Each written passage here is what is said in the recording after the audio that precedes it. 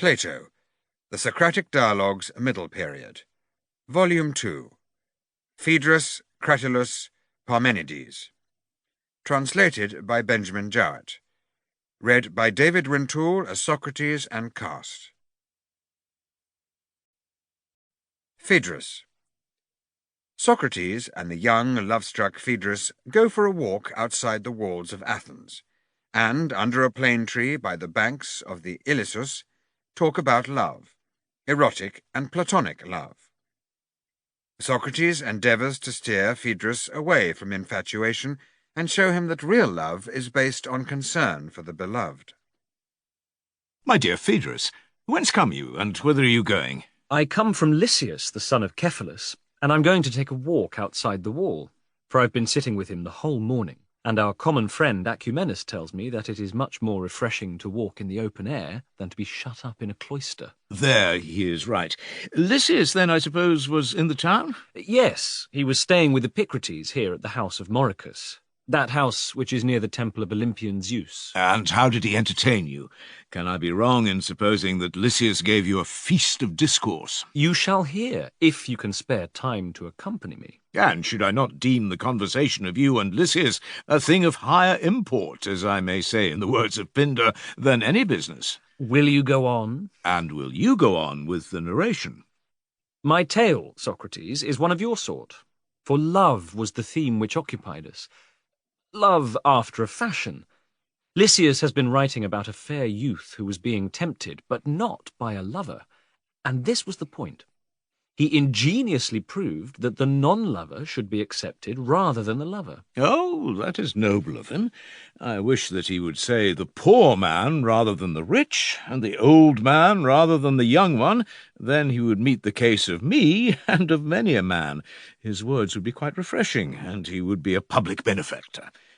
For me, I do so long to hear his speech, that if you walk all the way to Megara, and when you have reached the wall come back, as Herodotus recommends, without going in, I will keep you company.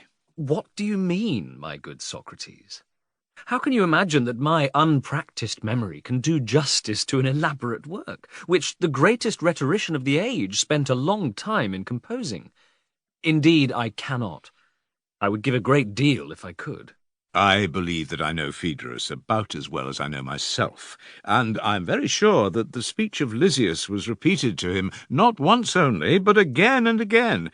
He insisted on hearing it many times over, and Lysias was very willing to gratify him. At last, when nothing else would do, he got hold of the book and looked at what he most wanted to see. This occupied him during the whole morning, and then, when he was tired with sitting, he went out to take a walk, not until, by the dog, as I believe, he had simply learned by heart the entire discourse, unless it was unusually long, and he went to a place outside the wall that he might practise his lesson. There he saw a certain lover of discourse, who had a similar weakness. He saw and rejoiced. Now, thought he, I shall have a partner in my revels, and he invited him to come and walk with him. But when the lover of discourse begged that he would repeat the tale, he gave himself airs and said, No, I cannot, as if he were indisposed, although, if the hearer had refused, he would sooner or later have been compelled by him to listen whether he would or no. Therefore, Phaedrus, bid him do at once what he will soon do, whether bidden or not. I see that you will not let me off until I speak in some fashion or other. Verily, therefore, my best plan is to speak as I best can. A very true remark, that of yours. I will do as I say. But believe me, Socrates, I did not learn the very words. Oh, no. Nevertheless, I have a general notion of what he said, and will give you a summary of the points in which the lover differed from the non-lover. Let me begin at the beginning. Yes, my sweet one, but you must first of all show what you have in your left hand under your cloak, for that roll, as I suspect, is the actual discourse. Now, much as I love you, I would not have you suppose that I am going to have your memory exercised at my expense, if you have Lysias himself here. Enough! I see that I have no hope of practising my art upon you. But if I am to read, where would you please to sit? Let us turn aside and go by the Ilissus. We will sit down at some quiet spot. I'm fortunate in not having my sandals, and as you never have any, I think that we may go along the brook and cool our feet in the water. This will be the easiest way, and at midday and in the summer is far from being unpleasant. Lead on, and look out for a place in which we can sit down. Do you see the tallest plane tree in the distance? Yes. There are shade and gentle breezes, and grass on which we may either sit or lie down. Move forward. I should like to know, Socrates, whether the place is not somewhere here, at which Boreas is said to have carried off Erythia from the banks of the Ilissus. Such is the tradition. And is this the exact spot? The little stream is delightfully clear and bright. I can fancy that there might be maidens playing near. I believe that the spot is not exactly here, but about a quarter of a mile lower down, where you cross to the temple of Artemis. And there is, I think, some sort of an altar of Boreas at the place. I have never noticed it. But I beseech you to tell me, Socrates, do you believe this tale? The wise are doubtful, and I should not be singular if, like them, I too doubted.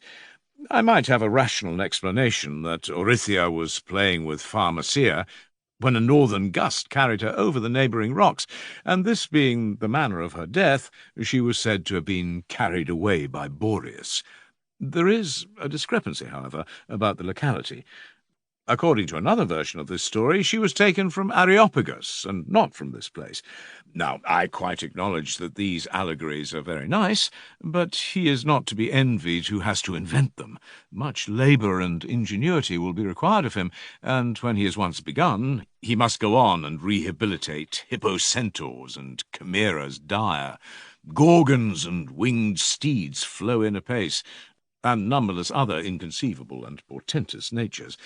And if he is sceptical about them, and would fain reduce them, one after another, to the rules of probability, this sort of crude philosophy will take up a great deal of time. Now, I have no leisure for such inquiries. Shall I tell you why? I must first know myself, as the Delphian inscription says. To be curious about that which is not my concern, while I am still in ignorance of my own self, would be ridiculous. And therefore I bid farewell to all this. The common opinion is enough for me. For, as I was saying, I want to know not about this, but about myself. Am I a monster more complicated and swollen with passion than the serpent Typho, or a creature of a gentler and simpler sort, to whom nature has given a diviner and lowlier destiny? But let me ask you, friend, have we not reached the plane tree to which you are conducting us? Yes, this is the tree. By Hera, a fair resting place, full of summer sounds and scents. Here is this lofty and spreading plane tree, and the agnus cast us high and clustering in the fullest blossom and the greatest fragrance, and the stream which flows beneath the plane tree is deliciously cold to the feet. Judging from the ornaments and images, this must be a spot sacred to Achelous and the nymphs. How delightful is the breeze, so very sweet, and there is a sound in the air, shrill and summer-like, which makes answer to the chorus of the cicadae.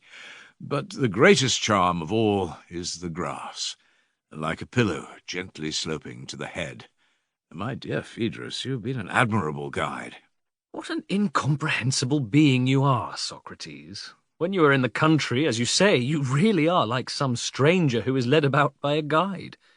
Do you ever cross the border? I rather think that you never venture even outside the gates. Very true, my good friend, and I hope that you will excuse me when you hear the reason, which is that I am a lover of knowledge, and the men who dwell in the city are my teachers, and not the trees or the country, though I do indeed believe that you have found a spell with which to draw me out of the city into the country, like a hungry cow before whom a bough or a bunch of fruit is waved. For only hold up before me in like manner a book, and you may lead me all round Attica and over the wide world. And now, having arrived, I intend to lie down. And do you choose any posture in which you can read best? Begin. Listen. You know how matters stand with me, and how, as I conceive, this affair may be arranged for the advantage of both of us. And I maintain that I ought not to fail in my suit, because I am not your lover. For lovers repent of the kindnesses which they have shown, when their passion ceases. But to the non-lovers who are free and not under any compulsion, no time of repentance ever comes. For they confer their benefits according to the measure of their ability, in the way which is most conducive to their own interest. Then again, lovers consider how by reason of their love they have neglected their own concerns and rendered service to others. And when to these benefits conferred they add on the troubles which they have endured, they think that they have long ago made to the beloved a very ample return. But the non-lover has no such tormenting recollections. He has never neglected his affairs or quarrelled with his relations. He has no troubles to add up or excuses to invent, and being well rid of all these evils, why should he not freely do what will gratify the beloved? If you say that the lover is more to be esteemed because his love is thought to be greater, for he is willing to say and do what is hateful to other men in order to please his beloved, that, if true, is only a proof that he will prefer any future love to his present, and will injure his old love at the pleasure of the new.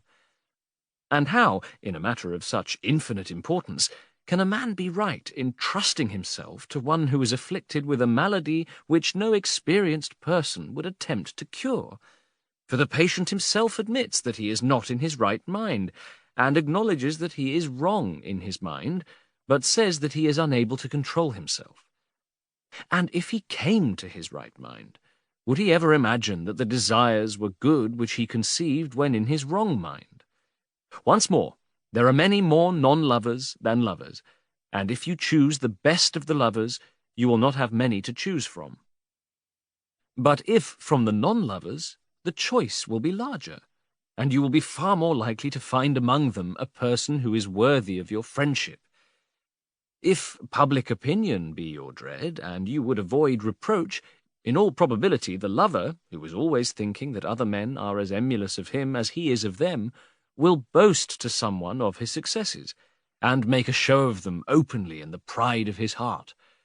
He wants others to know that his labour has not been lost. But the non-lover is more his own master, and is desirous of solid good and not of the opinion of mankind.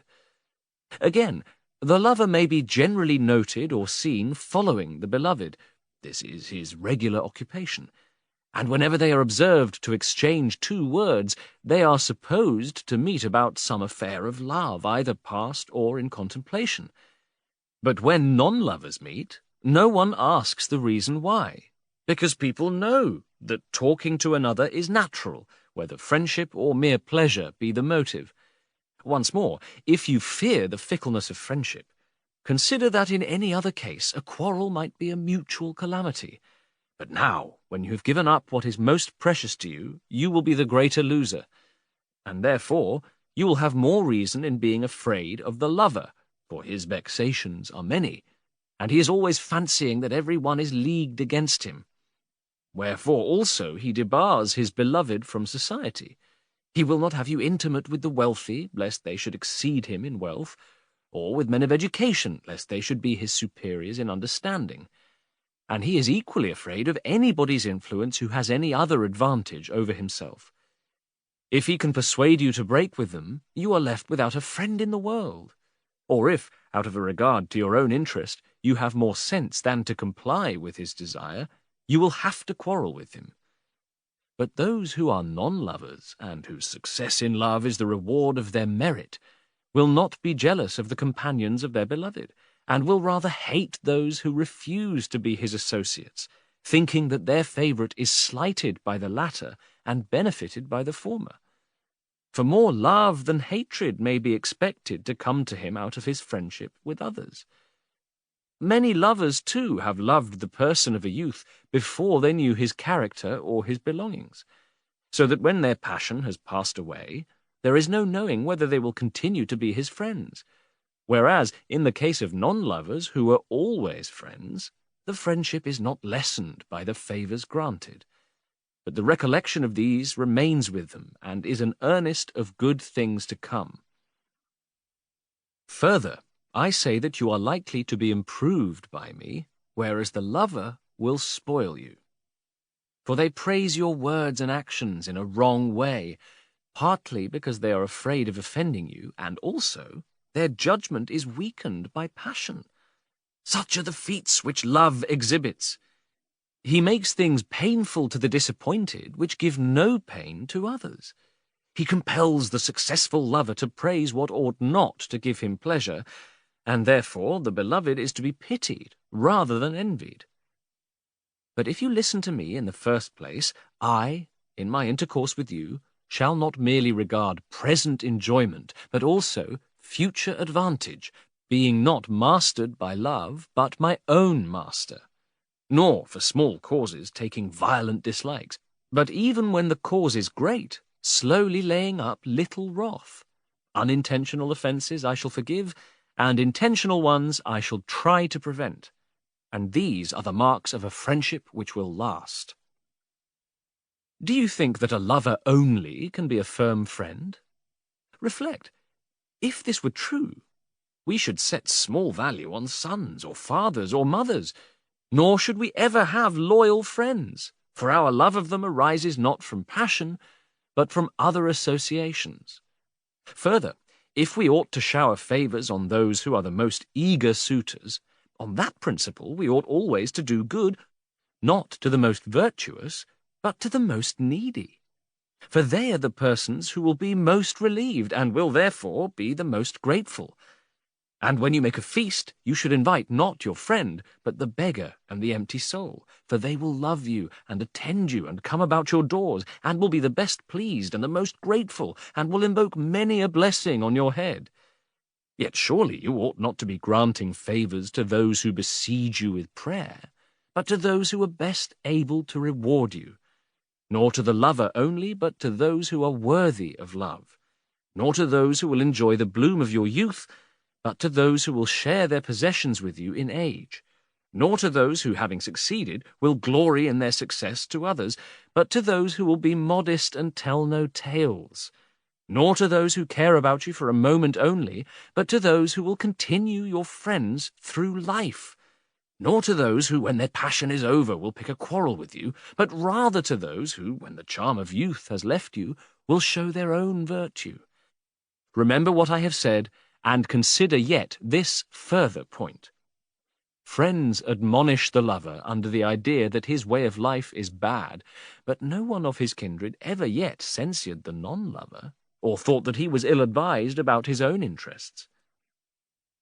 Perhaps you will ask me whether I propose that you should indulge every non-lover, to which I reply that not even the lover would advise you to indulge all lovers, for the indiscriminate favour is less esteemed by the rational recipient, and less easily hidden by him who would escape the censure of the world.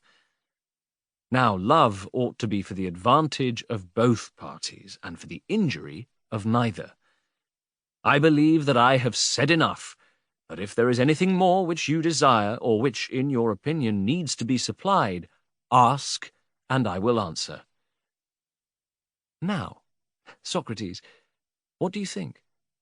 Is not the discourse excellent, more especially in the matter of the language? Yes, quite admirable. The effect on me was ravishing, and this I owe to you, Phaedrus, for I observed you while reading to be in an ecstasy, and thinking that you are more experienced in these matters than I am, I followed your example, and like you, my divine darling, I became inspired with a frenzy. Indeed, you are pleased to be merry. Do you mean that I'm not in earnest? Now, don't talk in that way, Socrates, but let me have your real opinion. I adjure you by Zeus, the god of friendship, to tell me whether you think that any Hellene could have said more or spoken better on the same subject. Well, but are you and I expected to praise the sentiments of the author, or only the clearness and roundness and finish and tournure of the language? As to the first, I willingly submit to your better judgment, for I am not worthy to form an opinion, having only attended to the rhetorical manner, and I was doubting whether this could have been defended even by Lysias himself. I thought, though I speak under correction, that he repeated himself 2 or 3 times, either from want of words or from want of pains, and also he appeared to me ostentatiously to exult in showing me how well he could say the same thing in 2 or 3 ways. Nonsense, Socrates. What you call repetition was the especial merit of the speech, for he omitted no topic of which the subject rightly allowed, and I do not think that anyone could have spoken better or more exhaustively. There I cannot go along with you.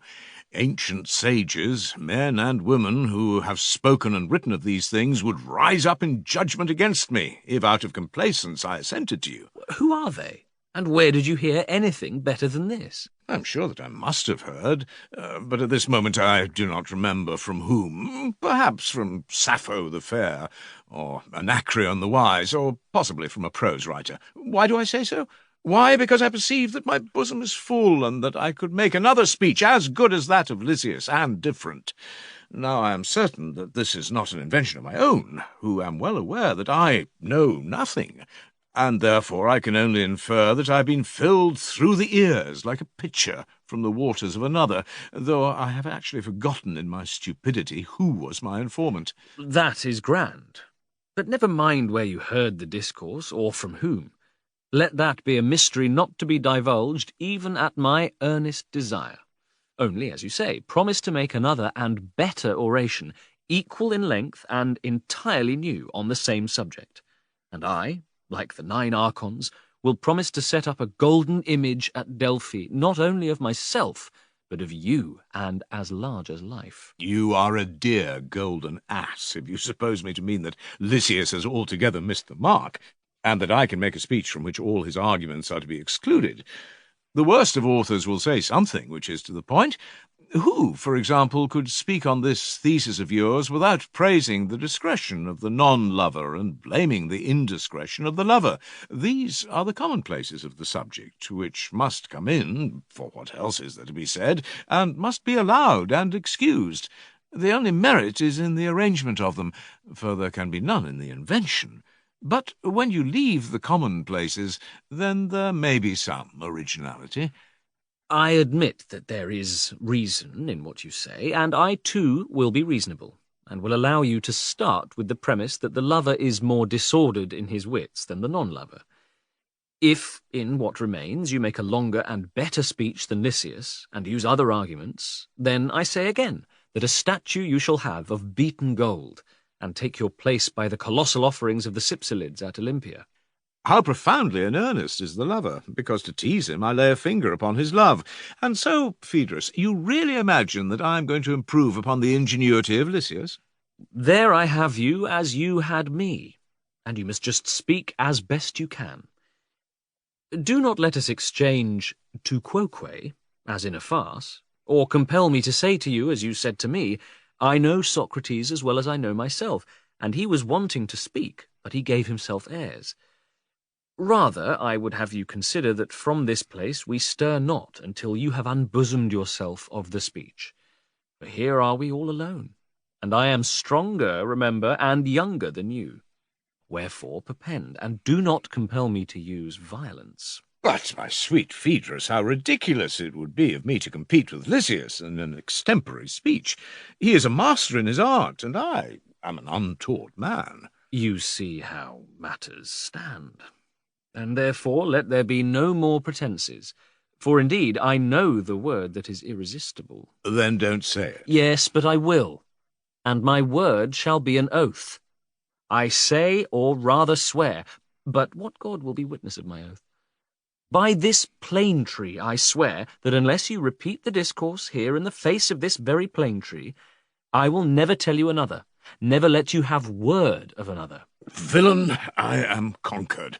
The poor lover of discourse has no more to say. Then why are you still at your tricks? I am not going to play tricks now that you have taken the oath, for I cannot allow myself to be starved. Proceed. Shall I tell you what I will do? What? I will veil my face and gallop through the discourse as fast as I can, for if I see you I shall feel ashamed and not know what to say. Only go on, and you may do anything else which you please. Come, O ye muses, melodious as you are called, whether you have received this name from the character of your strains, or because the Melians are a musical race. Help, oh, help me in the tale which my good friend here desires me to rehearse, in order that his friend, whom he always deemed wise, may seem to him to be wiser than ever. Once Upon a time, there was a fair boy, or more properly speaking, a youth. He was very fair and had a great many lovers, and there was one special cunning one who had persuaded the youth that he did not love him, but he really loved him all the same. And one day, when he was paying his addresses to him, he used this very argument, that he ought to accept the non-lover rather than the lover. His words were as follows: "All good counsel begins in the same way. A man should know what he is advising about, or his counsel will all come to naught. But people imagine that they know about the nature of things when they don't know about them, and not having come to an understanding at first, because they think that they know, they end, as might be expected, in contradicting one another and themselves. Now, you and I must not be guilty of this fundamental error which we condemn in others, but as our question is whether the lover or non-lover is to be preferred, let us first of all agree in defining the nature and power of love, and then, keeping our eyes upon the definition, and to this appealing, let us further inquire whether love brings advantage or disadvantage. Everyone sees that love is a desire, and we know also that non-lovers desire the beautiful and good. Now, in what way is the lover to be distinguished from the non-lover? Let us note that in every one of us there are two guiding and ruling principles which lead us whither they will. One is the natural desire of pleasure, the other is an acquired opinion which aspires after the best, and these two are sometimes in harmony and then again at war, and sometimes the one, sometimes the other conquers. When opinion, by the help of reason, leads us to the best, the conquering principle is called temperance. But when desire, which is devoid of reason, rules in us and drags us to pleasure, that power of misrule is called excess. Now, excess has many names, and many members, and many forms, and any of these forms, when very marked, gives a name neither honourable nor creditable to the bearer of the name. The desire of eating, for example, which gets the better of the higher reason and the other desires, is called gluttony, and he who is possessed by it is called a glutton. The tyrannical desire of drink, which inclines the possessor of the desire to drink, has a name which is all too obvious, and there can be as little doubt by what name any other appetite of the same family would be called. It will be the name of that which happens to be dominant. And now I think that you will perceive the drift of my discourse. But as every spoken word is in a manner plainer than the unspoken, I had better say further that the irrational desire which overcomes the tendency of opinion towards right, and is led away to the enjoyment of beauty, and especially of personal beauty, by the desires which are her own kindred, that supreme desire, I say, which by leading conquers, and by the force of passion is reinforced, from this very force receiving a name, is called love. And now, dear Phaedrus, I shall pause for an instant to ask whether you do not think me, as I appear to myself, inspired. Yes, Socrates, you seem to have a very unusual flow of words. Listen to me then in silence, for surely the place is holy, so that you must not wonder if, as I proceed, I appear to be in a divine fury, for already I am getting into dithyrambics. Nothing can be truer. The responsibility rests with you, but hear what follows, and perhaps the fit may be averted. All is in their hands above. I will go on talking to my youth. Listen. Thus, my friend, we have declared and defined the nature of the subject. Keeping the definition in view, let us now inquire what advantage or disadvantage is likely to ensue from the lover or the non-lover to him who accepts their advances. He who is the victim of his passions and the slave of pleasure will, of course, desire to make his beloved as agreeable to himself as possible. Now, to him who has a mind diseased, anything is agreeable which is not opposed to him, but that which is equal or superior is hateful to him, and therefore the lover will not brook any superiority or equality on the part of his beloved. He is always employed in reducing him to inferiority. And the ignorant is the inferior of the wise, the coward of the brave, the slow of speech of the speaker, the dull of the clever. These, and not these only, are the mental defects of the beloved, defects which, when implanted by nature, are necessarily a delight to the lover, and when not implanted, he must contrive to implant them in him, if he would not be deprived of his fleeting joy. And therefore he cannot help being jealous, and will debar his beloved from the advantages of society which would make a man of him, and especially from that society which would have given him wisdom, and thereby he cannot fail to do him great harm. That is to say, in his excessive fear lest he should come to be despised in his eyes, he will be compelled to banish from him divine philosophy, and there is no greater injury which he can inflict upon him than this. He will contrive that his beloved shall be wholly ignorant, and in everything shall look to him. He is to be the delight of the lover's heart, and a curse to himself. Verily, a lover is a profitable guardian and associate for him in all that relates to his mind. Let us next see how his master, whose law of life is pleasure and not good, will keep and train the body of his servant. Will he not choose a beloved who is delicate rather than sturdy and strong, one brought up in shady bowers and not in the bright sun, a stranger to manly exercises and the sweat of toil, accustomed only to a soft and luxurious diet, instead of the hues of health, having the colours of paint and ornament, and the rest of a piece, such a life as anyone can imagine, and which I need not detail at length. But I may sum up all that I have to say in a word, and pass on.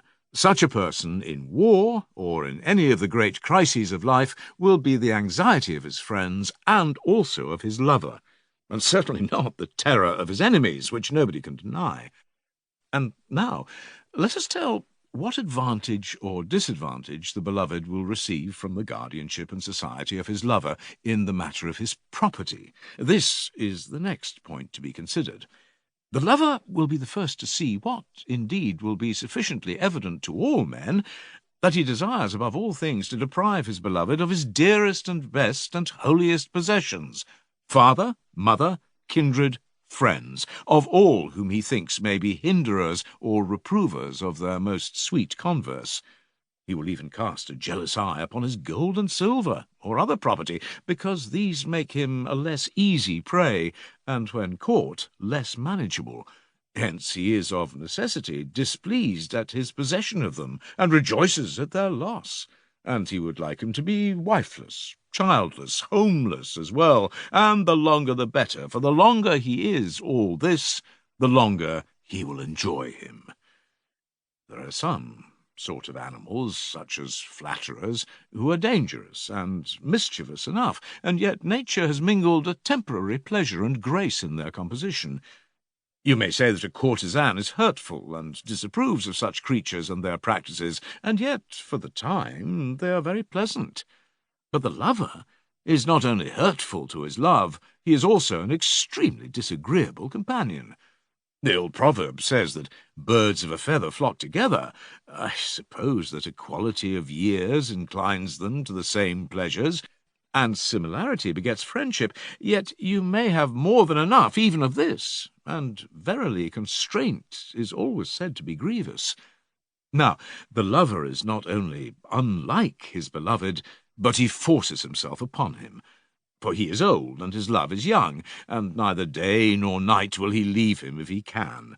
Necessity and the sting of desire drive him on, and allure him with the pleasure which he receives from seeing, hearing, touching, and perceiving him in every way, and therefore he is delighted to fasten upon him and to minister to him.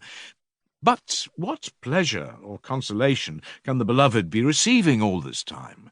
Must he not feel the extremity of disgust when he looks at an old, shrivelled face, and the remainder to match, which even in a description is disagreeable, and quite detestable when he is forced into daily contact with his lover? Moreover, he is jealously watched and guarded against everything and everybody, and has to hear misplaced and exaggerated praises of himself, and censures equally inappropriate, which are intolerable when the man is sober, and, besides being intolerable, are published all over the world in all their indelicacy and wearisomeness when he is drunk. And not only while his love continues is he mischievous and unpleasant, but when his love ceases, he becomes a perfidious enemy of him on whom he showered his oaths and prayers and promises, and yet could hardly prevail upon him to tolerate the tedium of his company, even from motives of interest. The hour of payment arrives, and now he is the servant of another master. Instead of love and infatuation, wisdom and temperance are his bosom's lords, but the beloved has not discovered the change which has taken place in him. When he asks for a return and recalls to his recollection former sayings and doings, he believes himself to be speaking to the same person, and the other, not having the courage to confess the truth, and not knowing how to fulfil the oaths and promises which he made when under the dominion of folly, and having now grown wise and temperate, does not want to do as he did, or to be as he was before, and so he runs away, and is constrained to be a defaulter. The oyster shell has fallen with the other side uppermost. He changes pursuit into flight, while the other is compelled to follow him with passion and imprecation, not knowing that he ought never from the first to have accepted a demented lover instead of a sensible non-lover, and that in making such a choice he was giving himself up to a faithless, morose, envious, disagreeable being, hurtful to his estate, hurtful to his bodily health, and still more hurtful to the cultivation of his mind, than which there neither is nor ever will be anything more honoured in the eyes both of gods and men. Consider this, fair youth, and know that in the friendship of the lover there is no real kindness. He has an appetite, and wants to feed upon you. As wolves love lambs, so lovers love their loves. But I told you so. I am speaking in verse, and therefore I had better make an end. Enough. I thought that you were only halfway, and were going to make a similar speech about all the advantages of accepting the non-lover. Why do you not proceed?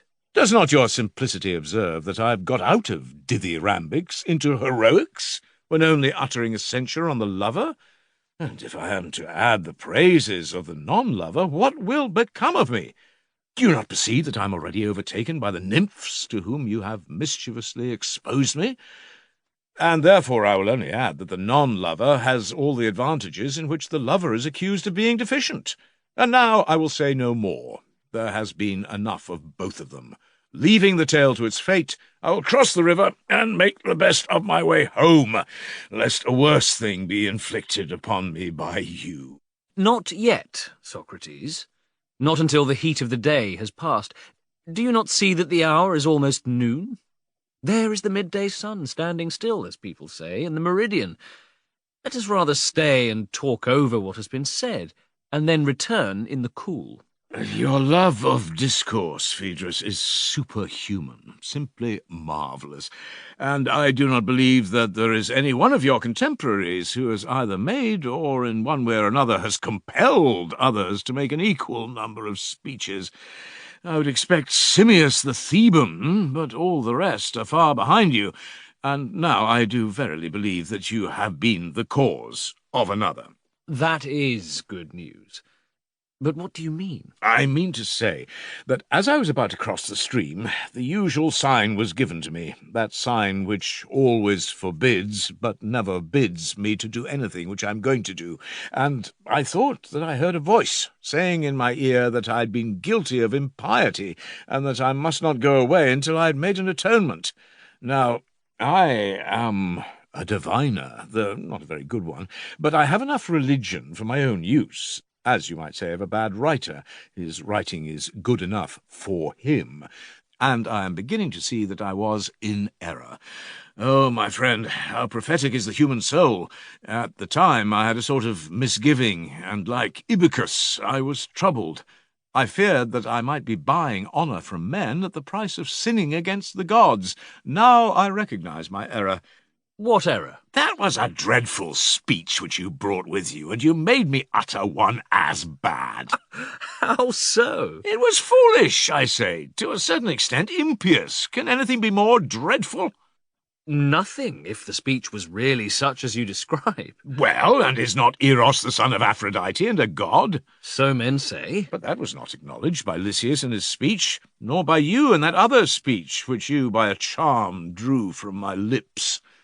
If love be, as he surely is, a divinity, he cannot be evil, yet this was the error of both the speeches. There was also a simplicity about them which was refreshing, having no truth or honesty in them.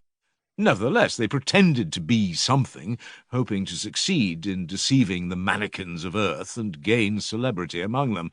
Wherefore I must have a purgation. And I bethink me of an ancient purgation of mythological error, which was devised not by Homer, for he never had the wit to discover why he was blind, but by Stesichorus, who was a philosopher, and knew the reason why. And therefore, when he lost his eyes, for that was the penalty which was inflicted upon him for reviling the lovely Helen, he at once purged himself, and the purgation was a recantation, which began thus. False is that word of mine. The truth is that thou didst not embark in ships, nor ever go to the walls of Troy.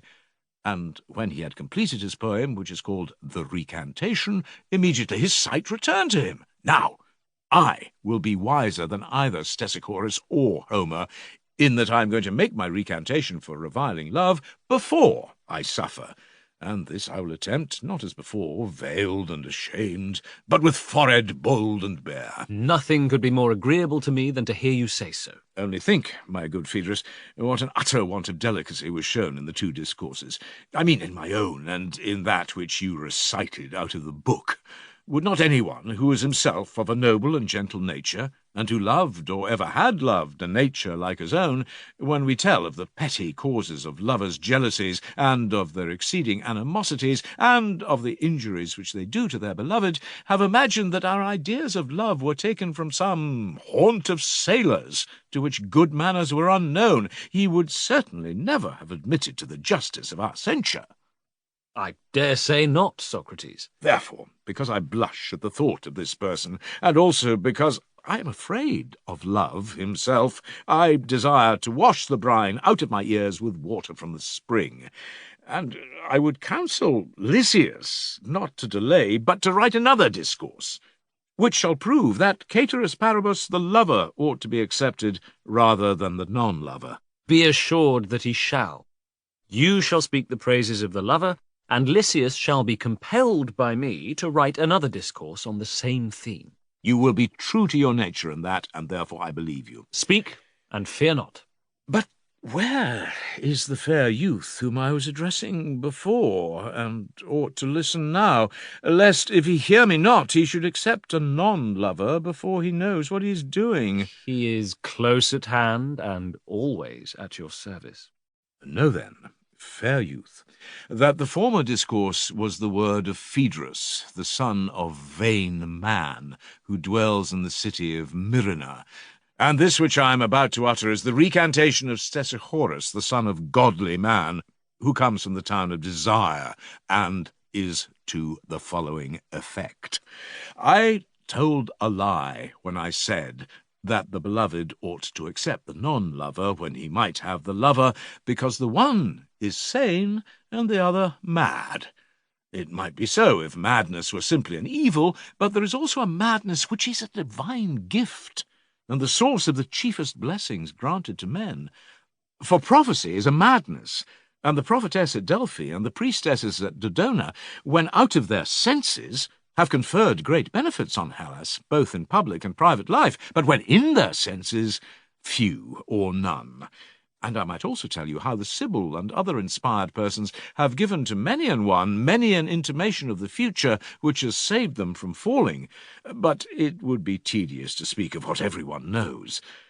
There will be more reason in appealing to the ancient inventors of names, who would never have connected prophecy, mantike, which foretells the future and is the noblest of arts, with madness, manike, or called them both by the same name, if they had deemed madness to be a disgrace or dishonour. They must have thought that there was an inspired madness, which was a noble thing, for the two words, mantike and manike, are really the same, and the letter T is only a modern and tasteless insertion. And this is confirmed by the name which was given by them to the rational investigation of futurity, whether made by the help of birds or of other signs. This, forasmuch as it is an art which supplies from the reasoning faculty mind, nous, and information, historia, to human thought, oesis, they originally termed oinoistike, but the word has been lately altered and made sonorous by the modern introduction of the letter omega, oinoistike and oinistike, and in proportion prophecy, mantike, is more perfect and august than augury, both in name and fact, in the same proportion, as the ancients testify, is madness superior to a sane mind, sophrosune, for the one is only of human, but the other of divine origin. Again, where plagues and mightiest woes have bred in certain families, owing to some ancient blood-guiltiness, there madness has entered with holy prayers and rites, and by inspired utterances found a way of deliverance for those who are in need, and he who has part in this gift, and is truly possessed and duly out of his mind, is, by the use of purifications and mysteries, made whole and exempt from evil, future as well as present, and has a release from the calamity which was afflicting him. The third kind is the madness of those who are possessed by the Muses, which, taking hold of a delicate and virgin soul, and their inspiring frenzy, awakens lyrical and all other numbers, with these adorning the myriad actions of ancient heroes for the instruction of posterity. But he who, having no touch of the Muses' madness in his soul, comes to the door and thinks that he will get into the temple by the help of art, he, I say, and his poetry are not admitted. The sane man disappears and is nowhere when he enters into rivalry with the madman. I might tell of many other noble deeds which have sprung from inspired madness. And therefore, let no one frighten or flutter us by saying that the temperate friend is to be chosen rather than the inspired, but let him further show that love is not sent by the gods for any good to lover or beloved. If he can do so, we will allow him to carry off the palm, and we, on our part, will prove in answer to him that the madness of love is the greatest of heaven's blessings, and the proof shall be one which the wise will receive and the witling disbelieve. But first of all, let us view the affections and actions of the soul, divine and human, and try to ascertain the truth about them. The beginning of our proof is as follows. The soul, through all her being, is immortal, for that which is ever in motion is immortal.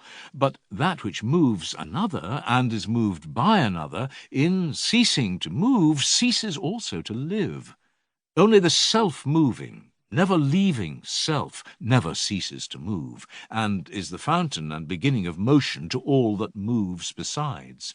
Now, the beginning is unbegotten, for that which is begotten has a beginning, but the beginning is begotten of nothing. For if it were begotten of something, then the begotten would not come from a beginning. But if unbegotten, it must also be indestructible. For if beginning were destroyed, there could be no beginning out of anything, nor anything out of a beginning, and all things must have a beginning. And therefore the self-moving is the beginning of motion, and this can neither be destroyed nor begotten, else the whole heavens and all creation would collapse and stand still, and never again have motion or birth. But if the self-moving is proved to be immortal, he who affirms that self-motion is the very idea and essence of the soul will not be put to confusion. For the body which is moved from without is soulless, but that which is moved from within has a soul. for such is the nature of the soul. But if this be true, must not the soul be the self-moving, and therefore of necessity unbegotten and immortal? Enough of the soul's immortality. Of the nature of the soul, though her true form be ever a theme of large and more than mortal discourse, let me speak briefly and in a figure, and let the figure be composite, a pair of winged horses and a charioteer. Now, the winged horses and the charioteers of the gods are all of them noble and of noble descent, but those of other races are mixed. The human charioteer drives his in a pair, and one of them is noble and of noble breed, and the other is ignoble and of ignoble breed, and the driving of them, of necessity, gives a great deal of trouble to him. I will endeavour to explain to you in what way the mortal differs from the immortal creature. The soul in her totality has the care of inanimate being everywhere, and traverses the whole heaven in divers forms appearing. When perfect and fully winged, she soars upward and orders the whole world, whereas the imperfect soul, losing her wings and drooping in her flight, at last settles on the solid ground. There, finding a home, she receives an earthly frame which appears to be self-moved, but is really moved by her power. And this composition of soul and body is called a living and mortal creature.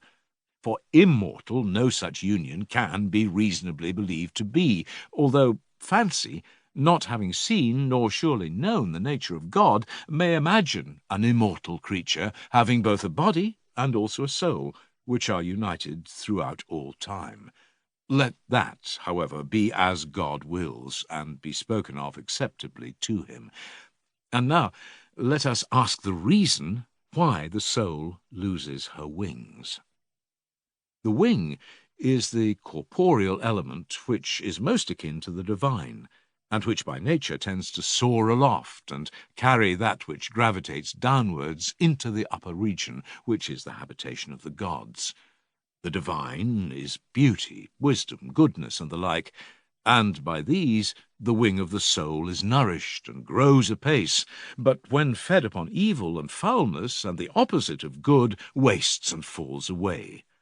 Zeus, the mighty lord, holding the reins of a winged chariot, leads the way in heaven, ordering all and taking care of all, and there follows him the array of gods and demigods, marshalled in 11 bands. Hestia alone abides at home in the house of heaven. Of the rest, they who are reckoned among the princely 12 march in their appointed order. They see many blessed sights in the inner heaven, and there are many ways to and fro, along which the blessed gods are passing, every one doing his own work. He may follow, who will and can, for jealousy has no place in the celestial choir. But when they go to banquet and festival, then they move up the steep to the top of the vault of heaven. The chariots of the gods, in even poise, obeying the rein, glide rapidly, but the others labour, for the vicious steed goes heavily, weighing down the charioteer to the earth when his steed has not been thoroughly trained, and this is the hour of agony and extremest conflict for the soul. For the immortals, when they are at the end of their course, go forth and stand upon the outside of heaven, and the revolution of the spheres carries them round, and they behold the things beyond. But of the heaven which is above the heavens, what earthly poet ever did or ever will sing worthily?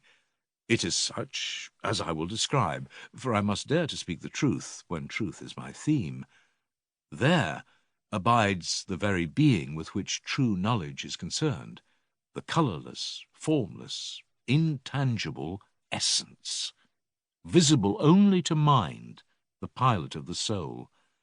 The divine intelligence, being nurtured upon mind and pure knowledge, and the intelligence of every soul which is capable of receiving the food proper to it, rejoices at beholding reality, and once more, gazing upon truth, is replenished and made glad, until the revolution of the worlds brings her round again to the same place. In the revolution she beholds justice and temperance, and knowledge absolute, not in the form of generation or of relation, which men call existence, but knowledge absolute in existence absolute. And beholding the other true existences in like manner, and feasting upon them, she passes down into the interior of the heavens, and returns home. And there the charioteer, putting up his horses at the stall, gives them ambrosia to eat and nectar to drink. Such is the life of the gods.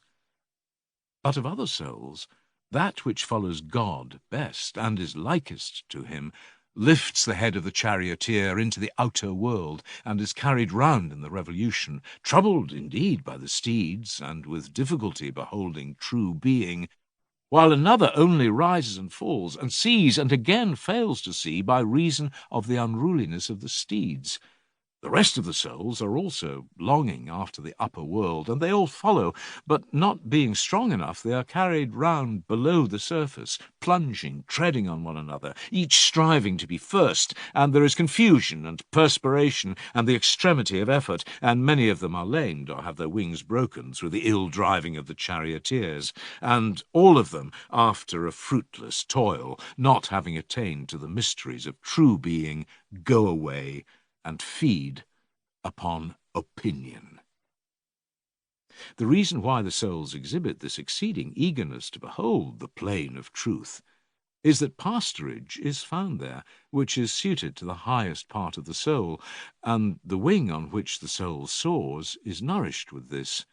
And there is a law of destiny, that the soul which attains any vision of truth in company with a god is preserved from harm until the next period, and if attaining always, is always unharmed. But when she is unable to follow, and fails to behold the truth, and through some ill hap sinks beneath the double load of forgetfulness and vice, and her wings fall from her, and she drops to the ground, then the law ordains that this soul shall at her first birth pass, not into any other animal, but only into man. And the soul which has seen most of truth shall come to the birth as a philosopher, or artist, or some musical and loving nature.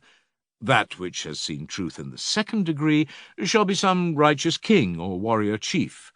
The soul which is of the third class shall be a politician, or economist, or trader. The fourth shall be a lover of gymnastic toils, or a physician. The fifth shall lead the life of a prophet, or hierophant. To the sixth, the character of poet, or some other imitative artist, will be assigned. To the seventh, the life of an artisan or husbandman. To the eighth, that of a sophist or demagogue. To the ninth, that of a tyrant. All these are states of probation, in which he who does righteously improves, and he who does unrighteously deteriorates his lot. 10,000 years must elapse before the soul of each one can return to the place from whence she came, for she cannot grow her wings in less. Only the soul of a philosopher, guileless and true, or the soul of a lover who is not devoid of philosophy, may acquire wings in the third of the recurring periods of 1,000 years. He is distinguished from the ordinary good man who gains wings in 3,000 years, and they who choose this life 3 times in succession have wings given to them and go away at the end of 3,000 years. But the others receive judgment when they have completed their first life, and after the judgment they go, some of them to the houses of correction which are under the earth and are punished, others to some place in heaven whither they are lightly borne by justice, and there they live in a manner worthy of the life which they led here when in the form of men. And at the end of the first 1,000 years, the good souls and also the evil souls both come to draw lots and choose their second life, and they may take any which they please. The soul of a man may pass into the life of a beast, or from the beast return again into the man, but the soul which has never seen the truth will not pass into the human form. For a man must have intelligence of universals, and be able to proceed from the many particulars of sense to one conception of reason. This is the recollection of those things which our soul once saw while following God, when, regardless of that which we now call being, she raised her head up towards the true being. And therefore the mind of the philosopher alone has wings. And this is just, For he is always, according to the measure of his abilities, clinging in recollection to those things in which God abides, and in beholding which he is, what he is. And he who employs aright these memories is ever being initiated into perfect mysteries, and alone becomes truly perfect. But as he forgets earthly interests and is wrapped in the divine, the vulgar deem him mad and rebuke him. They do not see that he is inspired. Thus far, I have been speaking of the fourth and last kind of madness, which is imputed to him who, when he sees the beauty of earth, is transported with the recollection of the true beauty. He would like to fly away, but he cannot. He is like a bird fluttering and looking upward and careless of the world below, and he is therefore thought to be mad. And I have shown this of all inspirations to be the noblest and highest, and the offspring of the highest to him who has or shares in it, and that he who loves the beautiful is called a lover because he partakes of it. For, as has been already said, every soul of man has in the way of nature beheld true being. This was the condition of her passing into the form of man. But all souls do not easily recall the things of the other world. They may have seen them for a short time only, or they may have been unfortunate in their earthly lot, and having had their hearts turned to unrighteousness through some corrupting influence, they may have lost the memory of the holy things which once they saw. Few only retain an adequate remembrance of them, and they, when they behold here any image of that other world, are rapt in amazement. But they are ignorant of what this rapture means, because they do not clearly perceive. For there is no light of justice or temperance, or any of the higher ideas which are precious to souls in the earthly copies of them. They are seen through a glass, dimly, and there are few who, going to the images, behold in them the realities, and these only with difficulty.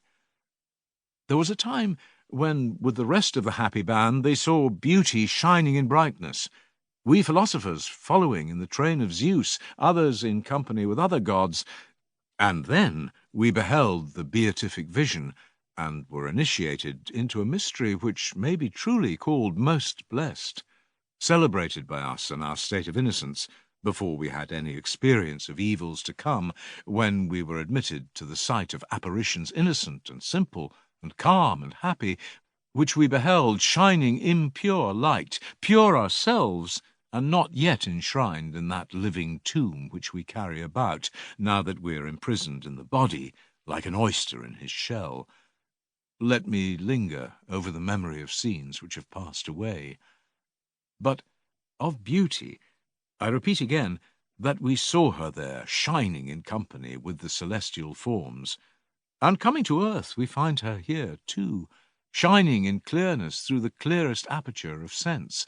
For sight is the most piercing of our bodily senses, though not by that is wisdom seen. Her loveliness would have been transporting if there had been a visible image of her, and the other ideas, if they had visible counterparts, would be equally lovely. But this is the privilege of beauty, that being the loveliest, she is also the most palpable to sight. Now, he who is not newly initiated, or who has become corrupted, does not easily rise out of this world to the sight of true beauty in the other. He looks only at her earthly namesake, and instead of being awed at the sight of her, he is given over to pleasure. And like a brutish beast, he rushes on to enjoy and beget. He consorts with wantonness, and is not afraid or ashamed of pursuing pleasure in violation of nature.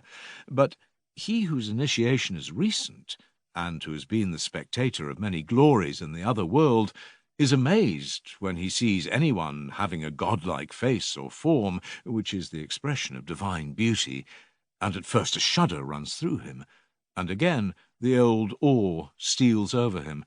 Then, looking upon the face of his beloved as of a god, he reverences him, and if he were not afraid of being thought a downright madman, he would sacrifice to his beloved as to the image of a god. Then, while he gazes on him, there is a sort of reaction, and the shudder passes into an unusual heat and perspiration, for, as he receives the effluence of beauty through the eyes, the wing moistens, and he warms. And, as he warms, The parts out of which the wing grew, and which had been hitherto closed and rigid, and had prevented the wing from shooting forth, are melted, and as nourishment streams upon him, the lower end of the wing begins to swell and grow from the root upwards, and the growth extends under the whole soul, for once the whole was winged. During this process, the whole soul is all in a state of ebullition and effervescence, which may be compared to the irritation and uneasiness in the gums at the time of cutting teeth, bubbles up and has a feeling of uneasiness and tickling.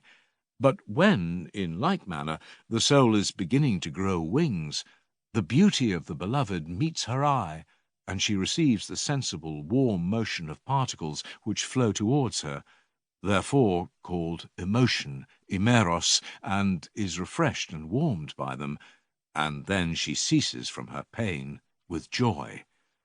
But when she is parted from her beloved, and her moisture fails, then the orifices of the passage out of which the wing shoots dry up and close, and intercept the germ of the wing, which, being shut up with the emotion, throbbing as with the pulsations of an artery, pricks the aperture which is nearest, until at length the entire soul is pierced and maddened and pained, and at the recollection of beauty is again delighted.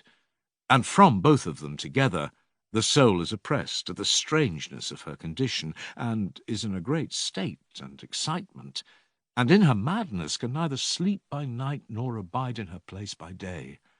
And wherever she thinks that she will behold the beautiful one, thither in her desire she runs. And when she has seen him, and bathed herself in the waters of beauty, her constraint is loosened, and she is refreshed, and has no more pangs and pains, and this is the sweetest of all pleasures at the time, and is the reason why the soul of the lover will never forsake his beautiful one, whom he esteems above all. He has forgotten mother and brethren and companions, and he thinks nothing of the neglect and loss of his property. The rules and proprieties of life on which he formerly prided himself he now despises, and is ready to sleep like a servant wherever he is allowed, as near as he can to his desired one, who is the object of his worship, and the physician who can alone assuage the greatness of his pain.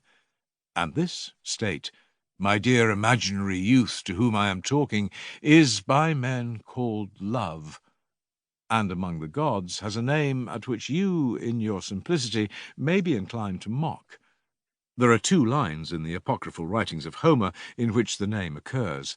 One of them is rather outrageous, and not altogether metrical. They are as follows: Mortals call him fluttering love, but the immortals call him winged one, because the growing of wings is a necessity to him. You may believe this, but not unless you like. At any rate, the lovers of lovers and their causes are such as I have described. Now the lover who is taken to be the attendant of Zeus is better able to bear the winged god, and can endure a heavier burden, but the attendants and companions of Ares, when under the influence of love, if they fancy that they have been at all wronged, are ready to kill and put an end to themselves and their beloved.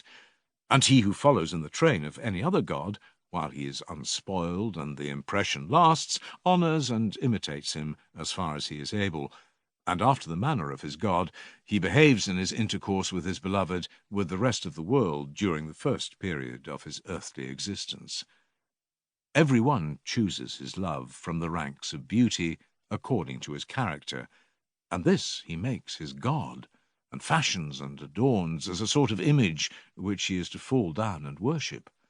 The followers of Zeus desire that their beloved should have a soul like him, and therefore they seek out someone of a philosophical and imperial nature, and when they have found him and loved him, they do all they can to confirm such a nature in him. And if they have no experience of such a disposition hitherto, they learn of anyone who can teach them, and themselves follow in the same way. And they have the less difficulty in finding the nature of their own god in themselves, because they have been compelled to gaze intensely on him. Their recollection clings to him, and they become possessed of him, and receive from him their character and disposition, so far as man can participate in God. The qualities of their god they attribute to the beloved, wherefore they love him all the more, and if, like the Bacchic nymphs, they draw inspiration from Zeus, they pour out their own fountain upon him, wanting to make him as like as possible to their own god. But those who are the followers of Hera seek a royal love, and when they have found him, they do just the same with him. And in like manner the followers of Apollo and of every other god, walking in the ways of their god, seek a love who is to be made like him whom they serve, and when they have found him, they themselves imitate their god, and persuade their love to do the same, and educate him into the manner and nature of the god as far as they each can. For no feelings of envy or jealousy are entertained by them towards their beloved, but they do their utmost to create in him the greatest likeness of themselves and of the god whom they honour. Thus fair and blissful to the beloved is the desire of the inspired lover, and the initiation of which I speak into the mysteries of true love, if he be captured by the lover and their purpose is effected. Now, the beloved is taken captive in the following manner. As I said at the beginning of this tale, I divided each soul into three, 2 horses and a charioteer, and one of the horses was good and the other bad. The division may remain, but I have not yet explained in what the goodness or badness of either consists, and to that I will now proceed. The right-hand horse is upright and cleanly made. He has a lofty neck and an aquiline nose. His colour is white, and his eyes dark. He is a lover of honour and modesty and temperance, and the follower of true glory. He needs no touch of the whip, but is guided by word and admonition only. The other is a crooked, lumbering animal, put together anyhow. He has a short, thick neck. He is flat-faced and of a dark colour, with grey eyes and blood-red complexion. The mate of insolence and pride, shag-eared and deaf, hardly yielding to whip and spur. Now, when the charioteer beholds the vision of love, and has his whole soul warmed through sense, and is full of the prickings and ticklings of desire, the obedient steed, then, as always under the government of shame, refrains from leaping on the beloved, but the other, heedless of the pricks and of the blows of the whip, plunges and runs away, giving all manner of trouble to his companion and the charioteer, whom he forces to approach the beloved and to remember the joys of love. They at first indignantly oppose him, and will not be urged on to do terrible and unlawful deeds, but at last, when he persists in plaguing them, they yield and agree to do as he bids them.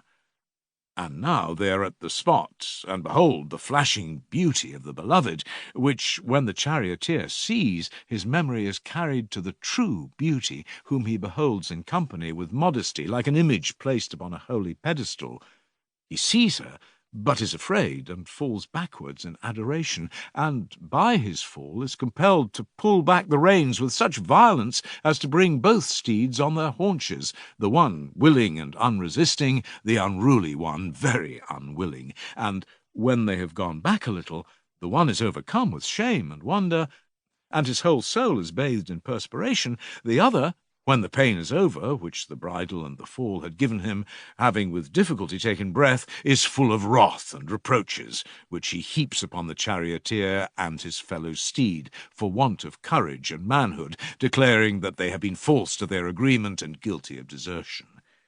Again they refuse, and again he urges them on, and will scarce yield to their prayer that he would wait until another time. When the appointed hour comes, they make as if they had forgotten, and he reminds them, fighting and neighing and dragging them on, until at length he, on the same thoughts intent, forces them to draw near again, and when they are near, he stoops his head and puts up his tail and takes the bit in his teeth and pulls shamelessly. Then the charioteer is worse off than ever. He falls back like a racer at the barrier, and with a still more violent wrench drags the bit out of the teeth of the wild steed, and covers his abusive tongue and jaws with blood, and forces his legs and haunches to the ground, and punishes him sorely. And when this has happened several times, and the villain has ceased from his wanton way, he is tamed and humbled, and follows the will of the charioteer. And when he sees the beautiful one, he is ready to die of fear. And from that time forward, the soul of the lover follows the beloved in modesty and holy fear. And so the beloved, who, like a god, has received every true and loyal service from his lover, not in pretence but in reality, being also himself of a nature friendly to his admirer, if in former days he has blushed to own his own passion and turned away his lover because his youthful companions or others slanderously told him that he would be disgraced, now, as years advance, at the appointed age and time, is led to receive him into communion. For fate, which has ordained that there shall be no friendship among the evil, has also ordained that there shall ever be friendship among the good. And the beloved, when he has received him into communion and intimacy, is quite amazed at the goodwill of the lover.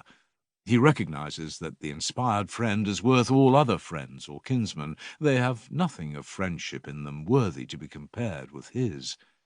And when this feeling continues, and he is nearer to him and embraces him, in gymnastic exercises and at other times of meeting, then the fountain of that stream, which Zeus, when he was in love with Ganymede, named Desire, overflows upon the lover, and some enters into his soul, and some, when he is filled, flows out again, and, as a breeze or an echo rebounds from the smooth rocks and returns whence it came, so does the stream of beauty, passing through the eyes, which are the windows of the soul, come back to the beautiful one, there arriving and quickening the passages of the wings, watering them and inclining them to grow, and filling the soul of the beloved also with love. And thus he loves, but he knows not what. He does not understand and cannot explain his own state. He appears to have caught the infection of blindness from another. The lover is his mirror, in whom he is beholding himself, but he is not aware of this. When he is with the lover, both cease from their pain, but when he is away, then he longs as he is longed for, and has love's image, love for love, anteros, lodging in his breast, which he calls and believes to be not love, but friendship only. And his desire is as the desire of the other, but weaker. He wants to see him, touch him, kiss him, embrace him, and probably not long afterwards his desire is accomplished. When they meet, the wanton steed of the lover has a word to say to the charioteer. He would like to have a little pleasure in return for many pains, but the wanton steed of the beloved says not a word, for he is bursting with passion which he understands not. He throws his arms round the lover and embraces him as his dearest friend. And when they are side by side, he is not in a state in which he can refuse the lover anything, if he ask him, although his fellow steed and the charioteer oppose him with the arguments of shame and reason. After this, their happiness depends upon their self-control. If the better elements of the mind, which lead to order and philosophy, prevail, then they pass their life here in happiness and harmony, masters of themselves and the orderly, enslaving the vicious and emancipating the virtuous elements of the soul. And when the end comes, they are light and winged for flight, having conquered in one of the three heavenly or truly Olympian victories. Nor can human discipline or divine inspiration confer any greater blessing on man than this. If, on the other hand, they leave philosophy and lead the lower life of ambition, then, probably after wine or in some other careless hour, the two wanton animals take the two souls when off their guard and bring them together, and they accomplish that desire of their hearts, which to the many is bliss. And this having once enjoyed, they continue to enjoy, yet rarely because they have not the approval of the whole soul. They, too, are dear, but not so dear to one another as the others, either at the time of their love or afterwards. They consider that they have given and taken from each other the most sacred pledges, and they may not break them and fall into enmity. At last they pass out of the body, unwinged, but eager to soar, and thus obtain no mean reward of love and madness. For those who have once begun the heavenward pilgrimage may not go down again to darkness and the journey beneath the earth, but they live in light always, happy companions in their pilgrimage, and when the time comes at which they receive their wings, they have the same plumage because of their love.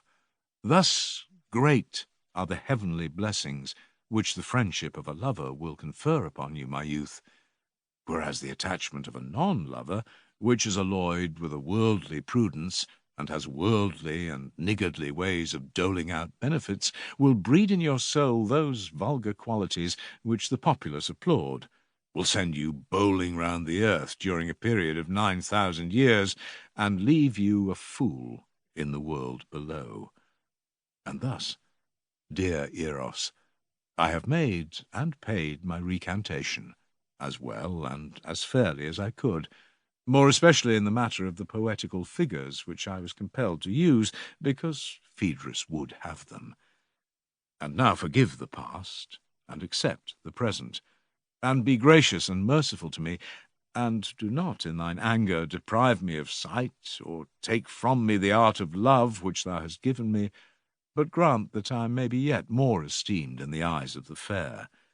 And if Phaedrus, or I myself, said anything rude in our first speeches, blame Lysias, who is the father of the brat, and let us have no more of his progeny. Bid him study philosophy, like his brother Polemarchus, and then his lover Phaedrus will no longer halt between two opinions, but will dedicate himself wholly to love and to philosophical discourses.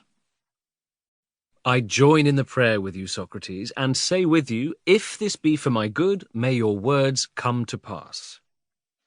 But why did you make your second oration so much finer than the first? I wonder why. And I begin to be afraid that I shall lose conceit of Lysias, and that he will appear tame in comparison, even if he be willing to put another as fine and as long as yours into the field, which I doubt.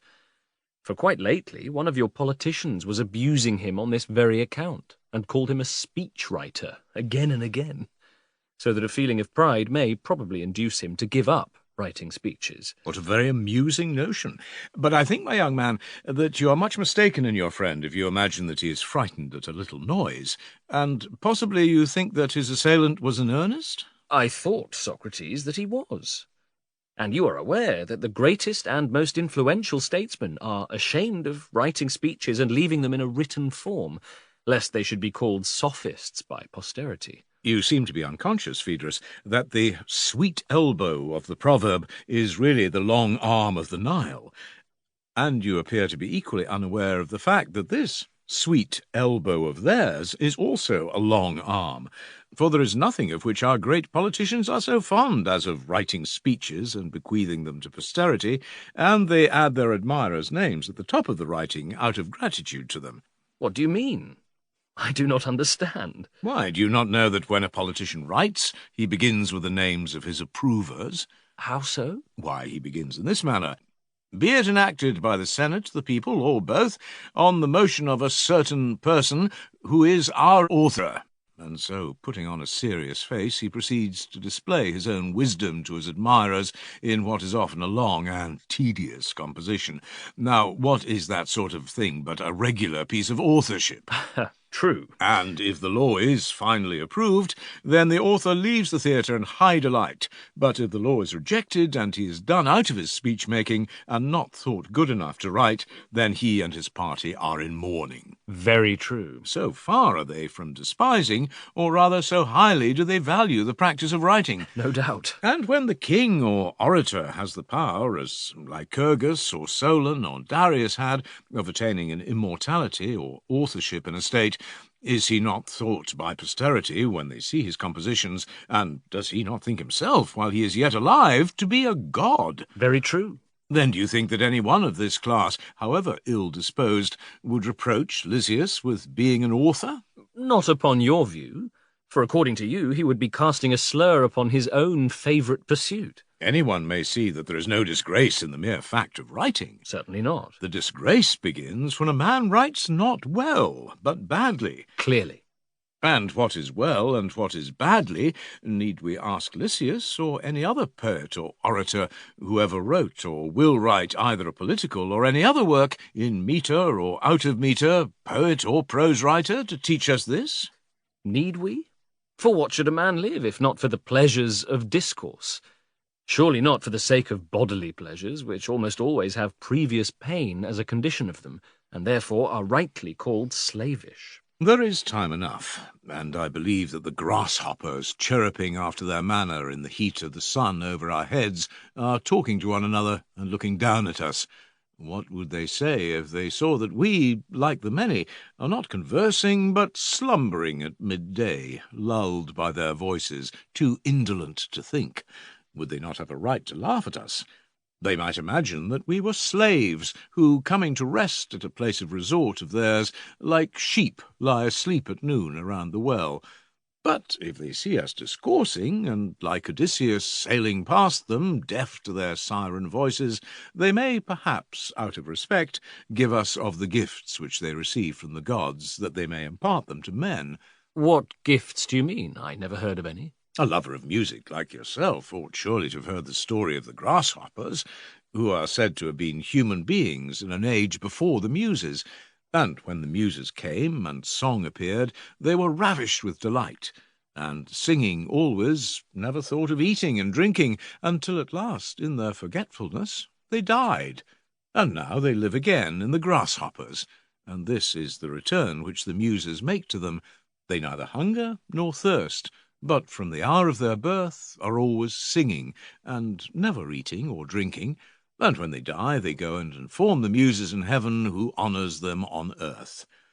They win the love of Terpsichore for the dancers by their report of them, of Erato for the lovers, and of the other Muses for those who do them honour, according to the several ways of honour them, of Calliope, the eldest Muse, and of Urania, who is next to her, for the philosophers, of whose music the grasshoppers make report to them, for these are the Muses who are chiefly concerned with heaven and thought, divine as well as human, and they have the sweetest utterance.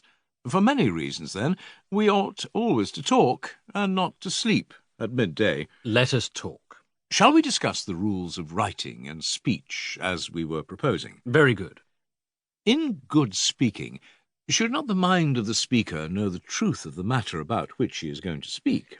And yet, Socrates, I have heard that he who would be an orator has nothing to do with true justice, but only with that which is likely to be approved by the many who sit in judgment, nor with the truly good or honourable, but only with opinion about them, and that from opinion comes persuasion, and not from the truth. The words of the wise are not to be set aside, for there is probably something in them, and therefore the meaning of the saying is not hastily to be dismissed. Very true. Let us put the matter thus. Suppose that I persuaded you to buy a horse and go to the wars.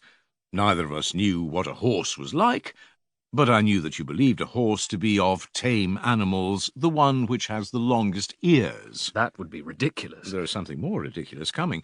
Suppose, further, that in sober earnest I, having persuaded you of this, went and composed a speech in honour of an ass, whom I entitled a horse, beginning, "A noble animal and a most useful possession, especially in war, and you may get on his back and fight, and he will carry baggage or anything."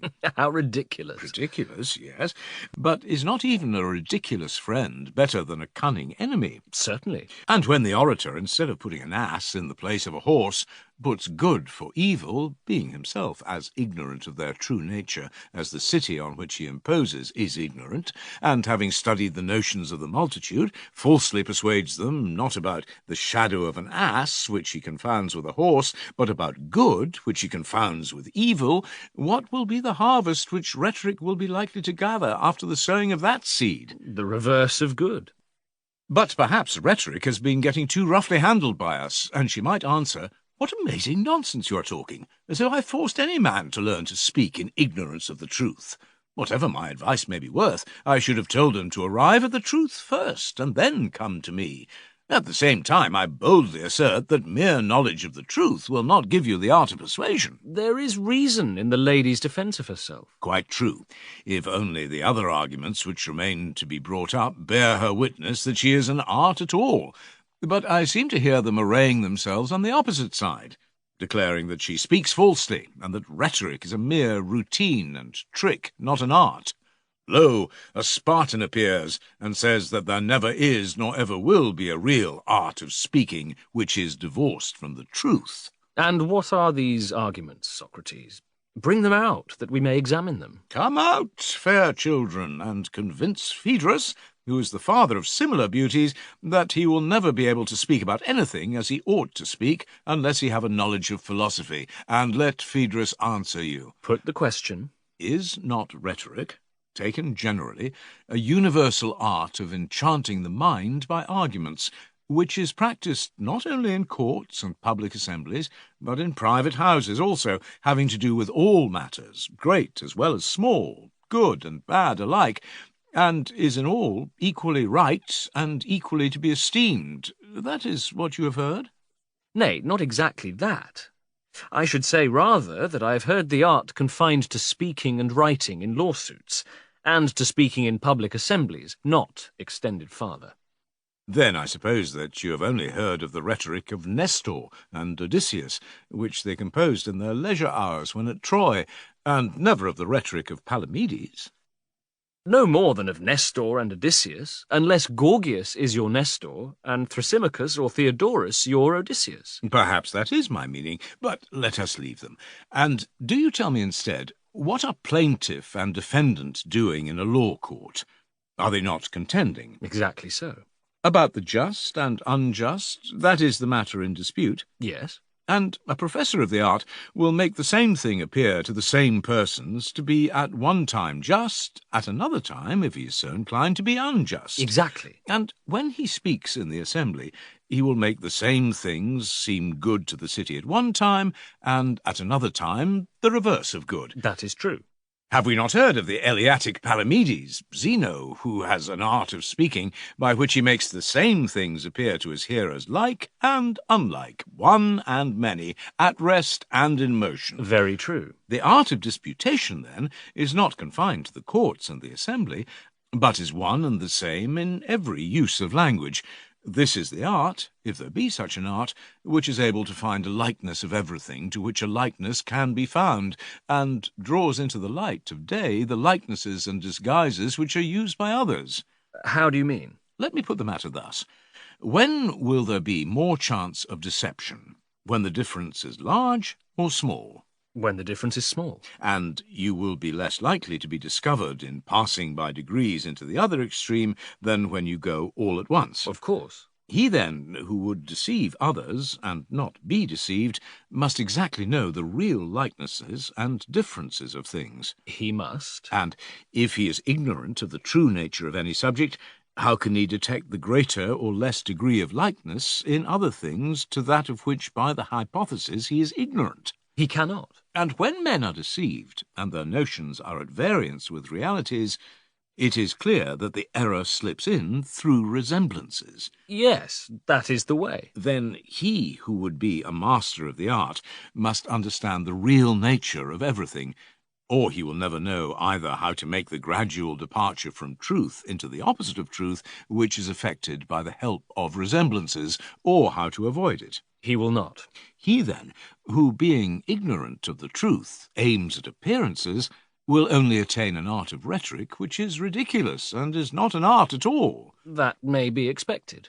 Shall I propose that we look at examples of art and want of art, according to our notion of them, in the speech of Lysias, which you have in your hand, and in my own speech? Nothing could be better. And indeed, I think that our previous argument has been too abstract and wanting in illustrations. Yes, and the two speeches happen to afford a very good example of the way in which the speaker who knows the truth may, without any serious purpose, steal away the hearts of his hearers. This piece of good fortune I attribute to the local deities, and perhaps the prophets of the Muses, who are singing over our heads, may have imparted their inspiration to me, for I do not imagine that I have any rhetorical art of my own. Granted, if you will only please to get on. Suppose that you read me the first words of Lysias's speech. You know how matters stand with me, and how, as I conceive, they might be arranged for our common interest. And I maintain that I ought not to fail in my suit because I am not your lover. For lovers repent— Enough. Now, shall I point out the rhetorical error of those words? Yes. Everyone is aware that about some things we are agreed, whereas about other things we differ. I think that I understand you, but will you explain yourself? When anyone speaks of iron and silver, is not the same thing present in the minds of all? Certainly. But when anyone speaks of justice and goodness, we part company and are at odds with one another and with ourselves. Precisely. Then in some things we agree, but not in others. That is true. In which are we more likely to be deceived, and in which has rhetoric the greater power? Clearly in the uncertain class. Then the rhetorician ought to make a regular division, and acquire a distinct notion of both classes, as well as that in which the many err, as of that in which they do not err. He who made such a distinction would have an excellent principle. Yes, and in the next place he must have a keen eye for the observation of particulars in speaking, and not make a mistake about the class to which they are to be referred. Certainly. Now, to which class does love belong? To the debatable, or to the undisputed class? To the debatable, clearly. For if not, do you think that love would have allowed you to say, as you did, that he is an evil both to the lover and the beloved, and also the greatest possible good? Capital. But will you tell me whether I defined love at the beginning of my speech? For, having been in an ecstasy, I cannot well remember. Yes, indeed. That you did, and no mistake. Then I perceive that the nymphs of Achelous and Pan, the son of Hermes, who inspired me, were far better rhetoricians than Lysias, the son of Cephalus. Alas, how inferior to them he is! But perhaps I am mistaken, and Lysias, at the commencement of his lover's speech, did insist on our supposing love to be something or other, which he fancied him to be, and according to this model he fashioned and framed the remainder of his discourse. Suppose we read his beginning over again. If you please, but you will not find what you want. Read, that I may have his exact words. You know how matters stand with me, and how, as I conceive, they might be arranged for our common interest, and I maintain I ought not to fail in my suit, because I am not your lover. For lovers repent of the kindnesses which they have shown when their love is over. Here he appears to have done just the reverse of what he ought, for he has begun at the end, and is swimming on his back through the flood to the place of starting. His address to the fair youth begins where the lover would have ended. Am I not right, sweet Phaedrus? Yes, indeed, Socrates, he does begin at the end. Then, as to the other topics, are they not thrown down anyhow? Is there any principle in them? Why should the next topic follow next in order, or any other topic? I cannot help fancying, in my ignorance, that he wrote off boldly just what came into his head. But I dare say that you would recognize a rhetorical necessity in the succession of the several parts of the composition. You have too good an opinion of me if you think that I have any such insight into his principles of composition. At any rate, you will allow that every discourse ought to be a living creature, having a body of its own, and a head and feet. There should be a middle, beginning, and end, adapted to one another and to the whole. Certainly. Can this be said of the discourse of Lysias? See whether you can find any more connection in his words than in the epitaph which is said by some to have been inscribed on the grave of Midas the Phrygian.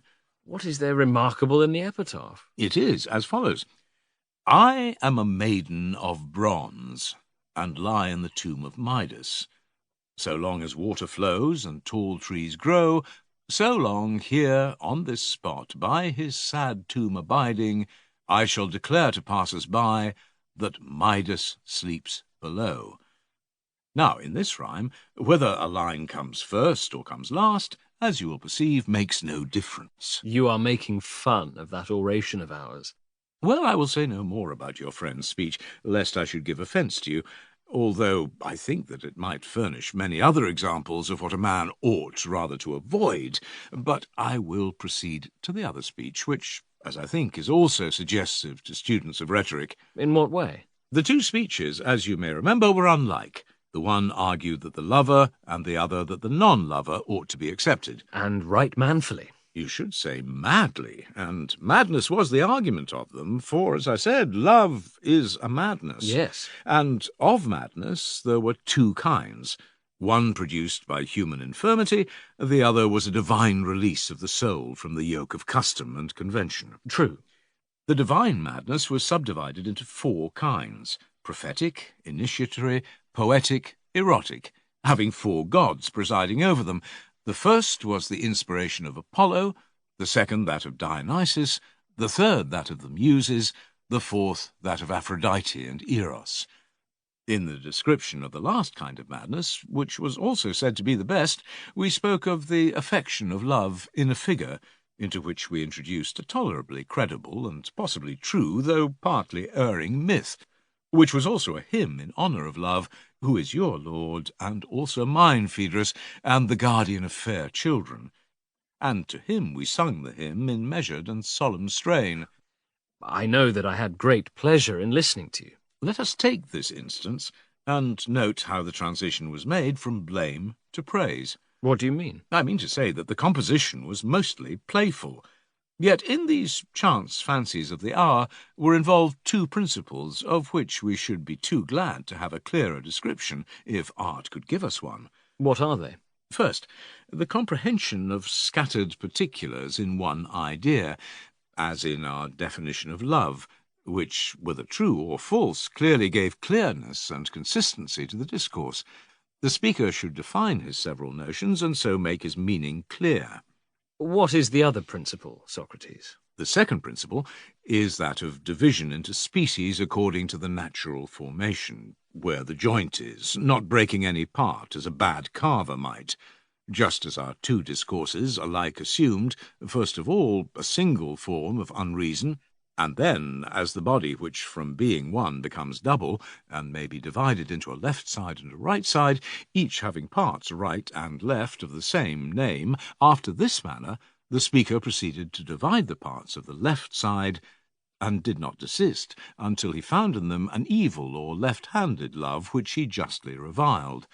And the other discourse, leading us to the madness which lay on the right side, found another love, also having the same name, but divine, which the speaker held up before us and applauded, and affirmed to be the author of the greatest benefits. Most true.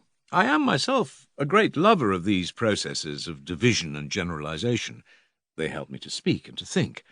And if I find any man who is able to see a one and many in nature, him I follow, and walk in his footsteps as if he were a god. And those who have this art I have hitherto been in the habit of calling dialecticians. But God knows whether the name is right or not, and I should like to know what name you would give to your or to Lysias's disciples, and whether this may not be that famous art of rhetoric which Thrasymachus and others teach and practice. Skilful speakers they are, and impart their skill to any who is willing to make kings of them and to bring gifts to them. Yes, they are royal men. But their art is not the same with the art of those whom you call, and rightly in my opinion, dialecticians. Still we are in the dark about rhetoric. What do you mean? The remains of it, if there be anything remaining which can be brought under rules of art, must be a fine thing, and at any rate is not to be despised by you and me. But how much is left? There is a great deal, surely, to be found in books of rhetoric. Yes, thank you for reminding me. There is the exordium, showing how the speech should begin, if I remember rightly. That is what you mean, the niceties of the art? Yes. Then follows the statement of facts, and upon that witnesses. Thirdly, proofs. Fourthly, probabilities are to come. The great Byzantine word-maker also speaks, if I am not mistaken, of confirmation and further confirmation. You mean the excellent Theodorus? Yes, and he tells how refutation or further refutation is to be managed, whether in accusation or defence. I ought also to mention the illustrious Parian Evenus, who first invented insinuations and indirect praises, and also indirect censures, which, according to some, he put into verse to help the memory. But shall I to dumb forgetfulness consign Tisius and Gorgias, who are not ignorant that probability is superior to truth, and who by force of argument make the little appear great, and the great little, disguise the new in old fashions, and the old in new fashions, and have discovered forms for everything, either short or going on to infinity. I remember Prodicus laughing when I told him of this. He said that he himself discovered the true rule of art, which was neither long nor short, but of a convenient length. Well done, Prodicus. Then there is Hippias, the Elean stranger, who probably agrees with him. Yes. And there is also Polus, who has treasuries of diplasiology and nomology and iconology, and who teaches in them the names of which Licymnius made him a present. They were to give a polish. Had not Protagoras something of the same sort? Yes, rules of correct diction and many other fine precepts. For the sorrows of a poor old man, or any other pathetic case, no one is better than the Chalcedonian giant. He can put a whole company of people into a passion and out of one again by his mighty magic, and is first-rate at inventing or disposing of any sort of calumny on any grounds, or none. All of them agree in asserting that a speech should end in recapitulation, though they do not all agree to use the same word. You mean that there should be a summing up of the arguments in order to remind the hearers of them? I have now said all that I have to say of the art of rhetoric. Have you anything to add? Not much. Nothing very important. Leave the unimportant, and let us bring the really important question into the light of day, which is, what power has this art of rhetoric, and when? A very great power in public meetings. It has, but I should like to know whether you have the same feeling as I have about the rhetoricians. To me, there seem to be a great many holes in their web. Give an example. I will.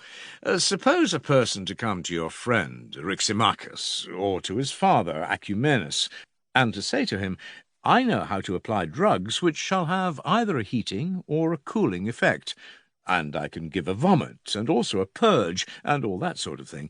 And knowing all this, as I do, I claim to be a physician, and to make physicians by imparting this knowledge to others. What do you suppose that they would say? They would be sure to ask him whether he knew to whom he would give his medicines, and when, and how much. And suppose that he were to reply, No, I know nothing of all that. I expect the patient who consults me to be able to do these things for himself. Well, they would say in reply that he is a madman or pedant who fancies that he is a physician because he has read something in a book, or has stumbled on a prescription or two, although he has no real understanding of the art of medicine. And suppose a person were to come to Sophocles or Euripides and say that he knows how to make a very long speech about a small matter, or a short speech about a great matter, and also a sorrowful speech, or a terrible or threatening speech, or any other kind of speech, and in teaching this fancies that he is teaching the art of tragedy. They, too, would surely laugh at him if he fancies that tragedy is anything but the arranging of these elements in a manner which will be suitable to one another and to the whole. But I do not suppose that they would be rude or abusive to him. Would they not treat him as a musician would a man who thinks that he is a harmonist because he knows how to pitch the highest and lowest notes? Happening to meet such an one, he would not say to him savagely, "Fool, you are mad," but, like a musician, in a gentle and harmonious tone of voice, he would answer, "My good friend, he who would be a harmonist must certainly know this, and yet he may understand nothing of harmony if he has not got beyond your stage of knowledge, for you only know the preliminaries of harmony, and not harmony itself." Very true. And will not Sophocles say to the display of the would-be tragedian that this is not tragedy, but the preliminaries of tragedy? And will not Acumenus say the same of medicine to the would-be physician? Quite true. And if Adrastus, the mellifluous, or Pericles heard of these wonderful arts, brachiologies and iconologies, and all the hard names which we have been endeavouring to draw into the light of day, what would they say? Instead of losing temper and applying uncomplimentary epithets, as you and I have been doing, to the authors of such an imaginary art, their superior wisdom would rather censure us as well as them. Have a little patience, Phaedrus and Socrates, they would say. You should not be in such a passion with those who, from some want of dialectical skill, are unable to define the nature of rhetoric, and consequently suppose that they have found the art in the preliminary conditions of it, and when these have been taught by them to others, fancy that the whole art of rhetoric has been taught by them. But as to using the several instruments of the art effectively, or making the composition a whole, an application of it such as this is, they regard as an easy thing which their disciples may make for themselves. I quite admit, Socrates, that the art of rhetoric which these men teach, and of which they write, is such as you describe. There I agree with you. But I still want to know where and how the true art of rhetoric and persuasion is to be acquired. The perfection which is required of the finished orator is, or rather must be, like the perfection of anything else, partly given by nature, but may also be assisted by art. If you have the natural power and add to it knowledge and practice, you will be a distinguished speaker. If you fall short in either of these, you will be to that extent defective. But the art, as far as there is an art, of rhetoric does not lie in the direction of Lysias or Thrasymachus. In what direction, then?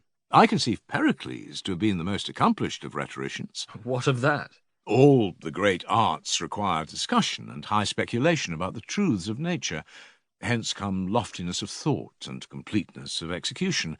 And this, as I conceive, was the quality which, in addition to his natural gifts, Pericles acquired from his intercourse with Anaxagoras, whom he happened to know. He was thus imbued with the higher philosophy, and attained the knowledge of mind and the negative of mind, which were favourite themes of Anaxagoras, and applied what suited his purpose to the art of speaking. Explain. Rhetoric is like medicine. How so? Why? Because medicine has to define the nature of the body, and rhetoric of the soul. If we would proceed, not empirically, but scientifically, in the one case to impart health and strength by giving medicine and food, in the other to implant the conviction or virtue which you desire by the right application of words and training. There, Socrates, I suspect that you are right. And do you think that you can know the nature of the soul intelligently without knowing the nature of the whole? Hippocrates the Asclepiad says that the nature even of the body can only be understood as a whole. Yes, friend, and he was right. Still, we ought not to be content with the name of Hippocrates, but to examine and see whether his argument agrees with his conception of nature. I agree. Then consider what truth, as well as Hippocrates, says about this or about any other nature.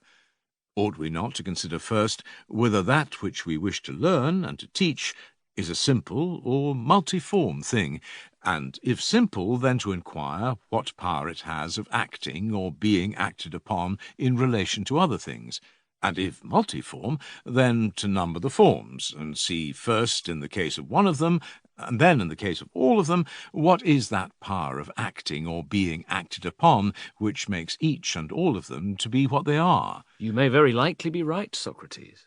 The method which proceeds without analysis is like the groping of a blind man. Yet surely he who is an artist ought not to admit of a comparison with the blind or deaf.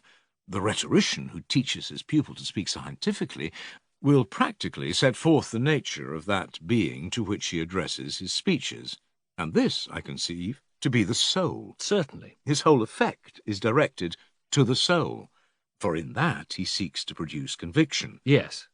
Then clearly Thrasymachus, or anyone else who teaches rhetoric in earnest, will give an exact description of the nature of the soul, which will enable us to see whether she be single and same, or, like the body, multiform. That is what we should call showing the nature of the soul. Exactly. He will explain, secondly, the mode in which she acts, or is acted upon. True. Thirdly, having classified men and speeches, and their kinds and affections, and adapted them to one another, he will tell the reasons of his arrangement, and show why one soul is persuaded by a particular form of argument, and not another. You have hit upon a very good way. Yes, that is the true and only way in which any subject can be set forth or treated by rules of art, whether in speaking or writing. But the writers of the present day, at whose feet you have sat, craftily conceal the nature of the soul which they know quite well, nor, until they adopt our method of reading and writing, can we admit that they write by rules of art. What is our method? I cannot give you the exact details, but I should like to tell you generally, as far as is in my power, how a man ought to proceed according to rules of art. Let me hear. Oratory is the art of enchanting the soul, and therefore he who would be an orator has to learn the differences of human souls. They are so many and of such a nature, and from them come the differences between man and man. Having proceeded thus far in his analysis, he will next divide speeches into their different classes. Such and such persons, he will say, are affected by this or that kind of speech in this or that way, and he will tell you why. The pupil must have a good theoretical notion of them first, and then he must have experience of them in actual life, and be able to follow them with all his senses about him, or he will never get beyond the precepts of his masters. But when he understands what persons are persuaded by what arguments, and sees the person about whom he was speaking in the abstract actually before him, and knows that it is he, and can say to himself, this is the man, or this is the character who ought to have a certain argument applied to him in order to convince him of a certain opinion, he who knows all this, and knows also when he should speak and when he should refrain, and when he should use pithy sayings, pathetic appeals, sensational effects, and all the other modes of speech which he has learned, when, I say, he knows the times and seasons of all these things, then, and not till then, he is a perfect master of his art. But if he fail in any of these points, whether in speaking or teaching or writing them, and yet declares that he speaks by rules of art, he who says, I don't believe you, has the better of him. Well, the teacher will say, is this, Phaedrus and Socrates, your account of the so-called art of rhetoric, or am I to look for another? He must take this, Socrates, for there is no possibility of another. And yet the creation of such an art is not easy. Very true, and therefore let us consider this matter in every light, and see whether we cannot find a shorter and easier road. There is no use in taking a long, rough, roundabout way if there be a shorter and easier one. And I wish that you would try and remember whether you have heard from Lysias or anyone else anything which might be of service to us. If trying would avail, then I might, but at the moment I can think of nothing. Suppose I tell you something which somebody who knows told me. Certainly. May not the wolf, as the proverb says, claim a hearing? Say what can be said for him. He will argue that it is no use in putting a solemn face on these matters, or in going round and round until you arrive at first principles. For, as I said at first, when the question is of justice and good, or is a question in which men are concerned who are just and good, either by nature or habit, he who would be a skilful rhetorician has no need of truth, for that in courts of law men literally care nothing about truth, but only about conviction, and this is based on probability, to which he who would be a skilful orator should therefore give his whole attention. And they say also that there are cases in which the actual facts, if they are improbable, ought to be withheld, and only the probability should be told either in accusation or defence, and that always in speaking the orator should keep probability in view and say goodbye to the truth. And the observance of this principle throughout a speech furnishes the whole art. That is what the professors of rhetoric do actually say, Socrates. I have not forgotten that we have quite briefly touched upon this matter already. With them, the point is all important. I dare say that you are familiar with Tisias. Does he not define probability to be that which the many think? Certainly he does. I believe that he has a clever and ingenious case of this sort. He supposes a feeble and valiant man to have assaulted a strong and cowardly one, and to have robbed him of his coat or of something or other. He is brought into court, and then Tisias says that both parties should tell lies. The coward should say that he was assaulted by more men than one. The other should prove that they were alone, and should argue thus: how could a weak man like me have assaulted a strong man like him? The complainant will not like to confess his own cowardice, and will therefore invent some other lie which his adversary will thus gain an opportunity of refuting. And there are other devices of the same kind which have a place in the system. Am I not right, Phaedrus? Certainly. Bless me, what a wonderfully mysterious art is this which Tisias, or some other gentleman, in whatever name or country he rejoices, has discovered. Shall we say a word to him or not? What shall we say to him? Let us tell him that, before he appeared, you and I were saying that the probability of which he speaks was engendered in the minds of the many by the likeness of the truth. And we had just been affirming that he who knew the truth would always know best how to discover the resemblances of the truth. If he has anything else to say about the art of speaking, we should like to hear him. But if not, we are satisfied with our own view, that unless a man estimates the various characters of his hearers, and is able to divide all things into classes, and to comprehend them under single ideas, He will never be a skilful rhetorician, even within the limits of human power. And this skill he will not attain without a great deal of trouble, which a good man ought to undergo, not for the sake of speaking and acting before men, but in order that he may be able to say what is acceptable to God, and always to act acceptably to him, as far as in him lies. For there is a saying of wiser men than ourselves, that a man of sense should not try to please his fellow servants. At least this should not be his first object, but his good and noble masters. And therefore, if the way is long and circuitous, marvel not at this. For where the end is great, there we may take the longer road, but not for lesser ends such as yours. Truly the argument may say, Tisias, that if you do not mind going so far, rhetoric has a fair beginning here. I think, Socrates, that this is admirable, if only practicable. But even to fail in an honourable object is honourable. True. Enough appears to have been said by us of a true and false art of speaking. Certainly. But there is something yet to be said of propriety and impropriety of writing. Yes. Do you know how you can speak or act about rhetoric in a manner which will be acceptable to God? No, indeed. Do you? I have heard a tradition of the ancients. Whether true or not, they only know. Although, if we had found the truth ourselves, do you think that we should care much about the opinions of men? Your question needs no answer. But I wish that you would tell me what you say that you have heard. At the Egyptian city of Naucratis, there was a famous old god whose name was Zeus. The bird which is called the ibis is sacred to him, and he was the inventor of many arts, such as arithmetic and calculation and geometry and astronomy and draughts and dice. But his great discovery was the use of letters.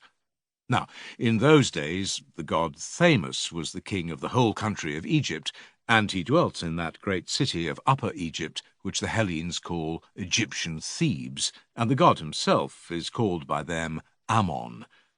To him came Zeus, and showed his inventions, desiring that the other Egyptians might be allowed to have the benefit of them. He enumerated them, and Thamus inquired about their several uses, and praised some of them and censured others, as he approved or disapproved of them. It would take a long time to repeat all that Thamus said to Zeus in praise or blame of the various arts. But when they came to letters, this, said Zeus, will make the Egyptians wiser and give them better memories.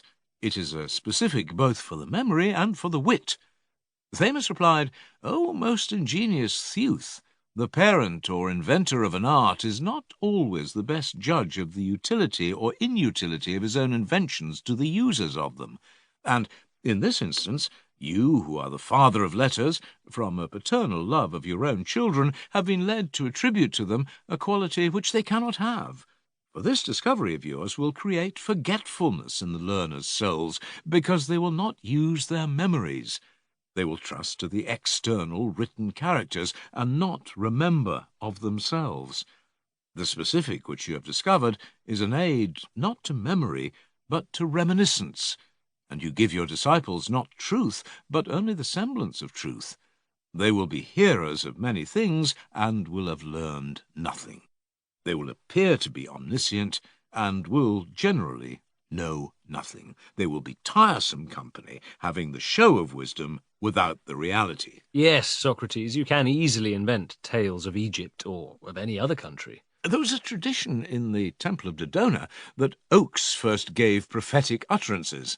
The men of old, unlike in their simplicity to young philosophy, deemed that if they heard the truth, even from oak or rock, it was enough for them, whereas you seem to consider not whether a thing is or is not true, but who the speaker is and from what country the tale comes. I acknowledge the justice of your rebuke, and I think that the Theban is right in his view about letters. He would be a very simple person, and quite a stranger to the oracles of Thamus or Ammon, who should leave in writing or receive in writing any art under the idea that the written word would be intelligible or certain, or who deemed that writing was at all better than knowledge and recollection of the same matters. That is most true. I cannot help feeling, Phaedrus, that writing is unfortunately like painting.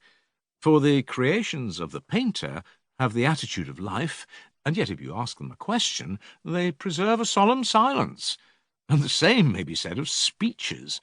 You would imagine that they had intelligence, but if you want to know anything and put a question to one of them, the speaker always gives one unvarying answer.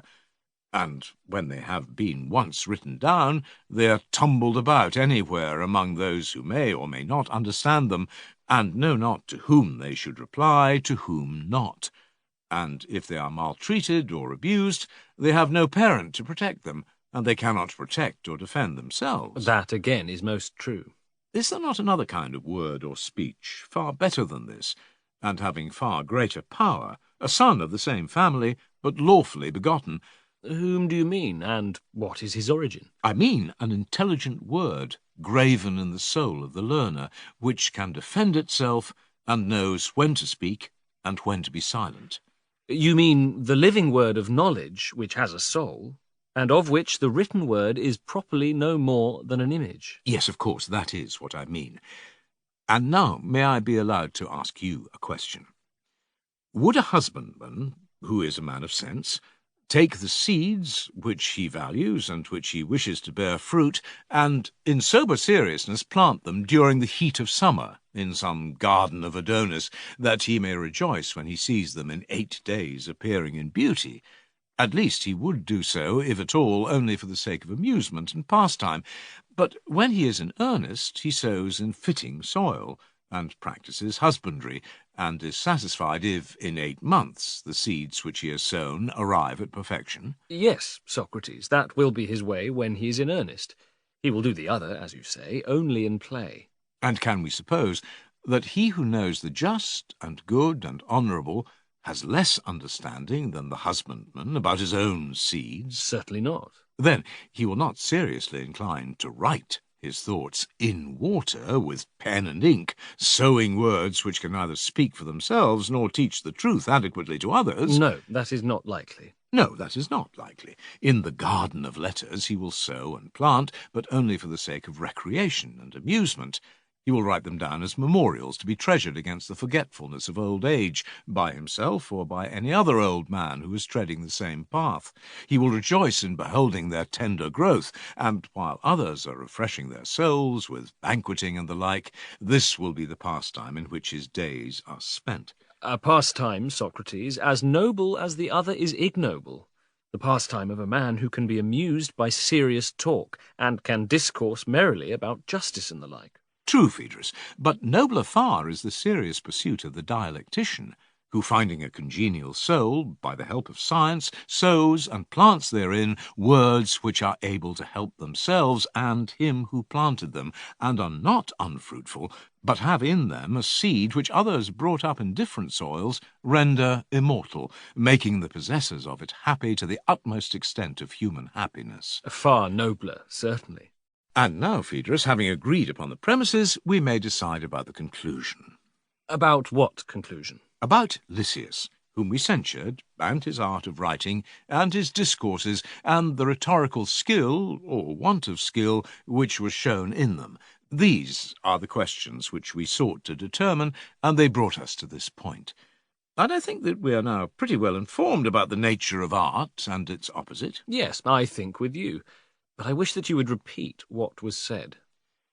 Until a man knows the truth of the several particulars of which he is writing or speaking, and is able to define them as they are, and having defined them again, to divide them until they can be no longer divided, and until, in like manner, he is able to discern the nature of the soul, and discover the different modes of discourse which are adapted to different natures, and to arrange and dispose them in such a way that the simple form of speech may be addressed to the simpler nature, and the complex and composite to the more complex nature, until he has accomplished all this, he will be unable to handle arguments according to rules of art, as far as their nature allows them to be subjected to art, either for the purpose of teaching or persuading.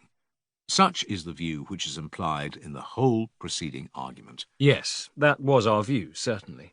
Secondly, as to the censure which was passed on the speaking or writing of discourses, and how they might be rightly or wrongly censured, did not our previous argument show— Show what? That whether Lysias or any other writer that ever was or will be, whether private man or statesman, proposes laws, and so becomes the author of a political treatise, fancying that there is any great certainty and clearness in his performance, the fact of his so writing is only a disgrace to him, whatever men may say.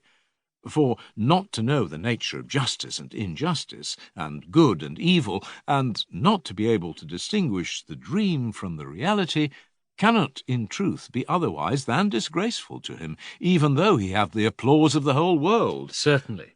But he who thinks that in the written word there is necessarily much which is not serious, and that neither poetry nor prose, spoken or written, is of any great value, if, like the compositions of the rhapsodes, they are only recited in order to be believed, and not with any view to criticism or instruction, and who thinks that even the best of writings are but a reminiscence of what we know, and that only in principles of justice and goodness and nobility, taught and communicated orally for the sake of instruction, and graven in the soul, which is the true way of writing, is their clearness and perfection and seriousness, and that such principles are a man's own and his legitimate offspring, being in the first place the word which he finds in his own bosom, secondly, the brethren and descendants and relations of his ideas, which have been duly implanted by him in the souls of others, and who cares for them and no others. This is the right sort of man, and you and I, Phaedrus, would pray that we may become like him. That is most assuredly my desire and prayer. And now the play is played out, and of rhetoric enough. Go and tell Lysias that to the fountain and school of the nymphs we went down, and were bidden by them to convey a message to him and to other composers of speeches, to Homer and other writers of poems, whether set to music or not, and to Solon and others who have composed writings in the form of political discourses which they would term laws. To all of them we are to say that if their compositions are based on knowledge of the truth, and they can defend or prove them when they are put to the test by spoken arguments which leave their writings poor in comparison of them, then they are to be called not only poets, orators, legislators, but are worthy of a higher name, befitting the serious pursuit of their life. What name would you assign to them? Wise I may not call them, for that is a great name which belongs to God alone. Lovers of wisdom, or philosophers, is their modest and befitting title. Very suitable. And he who cannot rise above his own compilations and compositions, which he has been long patching and piecing, adding some and taking away some, may be justly called poet, or speech-maker, or law-maker. Certainly. Now go and tell this to your companion. But there is also a friend of yours who ought not to be forgotten. Who is he? Socrates the Fair. What message will you send to him, and how shall we describe him? Socrates is still young, Phaedrus, but I am willing to hazard a prophecy concerning him. What would you prophesy? I think that he has a genius which soars above the orations of Lysias, and that his character is cast in a finer mould. My impression of him is that he will marvellously improve as he grows older, and that all former rhetoricians will be as children in comparison of him. And I believe that he will not be satisfied with rhetoric, but that there is in him a divine inspiration which will lead him to things higher still, for he has an element of philosophy in his nature. This is the message of the gods dwelling in this place, and which I will myself deliver to Isocrates, who is my delight, and do you give the other to Lysias, who is yours. I will. And now, as the heat is abated, let us depart. Should we not offer up a prayer, first of all, to the local deities? By all means. Beloved Pan, and all ye other gods who haunt this place, give me beauty in the inward soul, and may the outward and inward man be at one.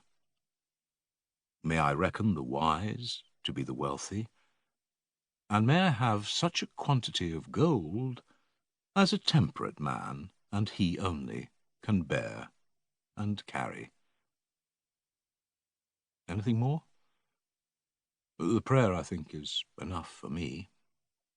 Ask the same for me, for friends should have all things in common. Let us go. Cratylus. What's in a name? The dialogue of Cratylus is concerned with names and their association with things. Where do names come from? Socrates investigates, along with Cratylus and Hermogenes, who opens the dialogue. With the exception of Greek names with common English pronunciations, the Greek spoken is that of the Attic Greek of Plato's time. Persons of the dialogue: Socrates, Hermogenes, Cratylus. Suppose that we make Socrates a party to the argument. If you please. I should explain to you, Socrates, that our friend Cratylus has been arguing about names. He says that they are natural and not conventional, not a portion of the human voice which men agree to use, but that there is a truth or correctness in them, which is the same for Hellenes as for barbarians. Whereupon I ask him whether his own name of Cratylus is a true name or not, and he answers yes. And Socrates? Yes. Then every man's name, as I tell him, is that which he is called. To this he replies, if all the world were to call you Hermogenes, that would not be your name. And when I am anxious to have a further explanation, he is ironical and mysterious, and seems to imply that he has a notion of his own about the matter, if he would only tell, and could entirely convince me if he chose to be intelligible. Tell me, Socrates, what this oracle means, or rather tell me, if you will be so good, what is your own view of the truth or correctness of names, which I would far sooner hear. Son of Hipponicus, there is an ancient saying that hard is the knowledge of the good, and the knowledge of names is a great part of knowledge. If I had not been poor, I might have heard the 50-drachma course of the great Prodigus, which is a complete education in grammar and language, these are his own words, and then I should have been at once able to answer your question about the correctness of names.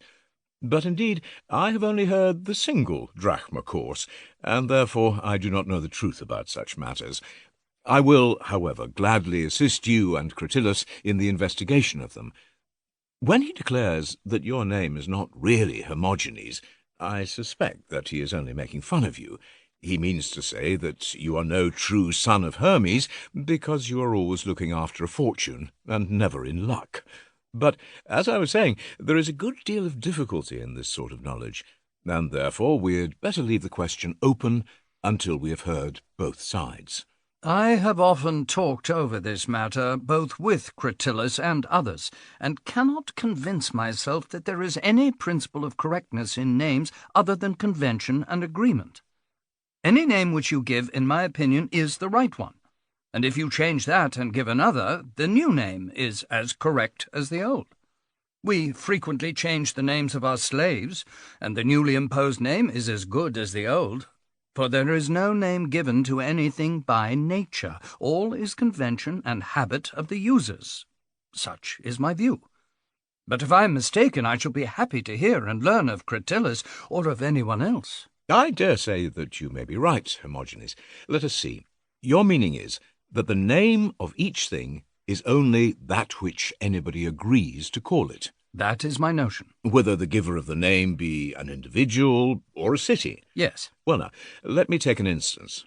Suppose that I call a man a horse, or a horse a man. You mean to say that a man will be rightly called a horse by me individually, and rightly called a man by the rest of the world, and a horse, again, would be rightly called a man by me, and a horse by the world. That is your meaning?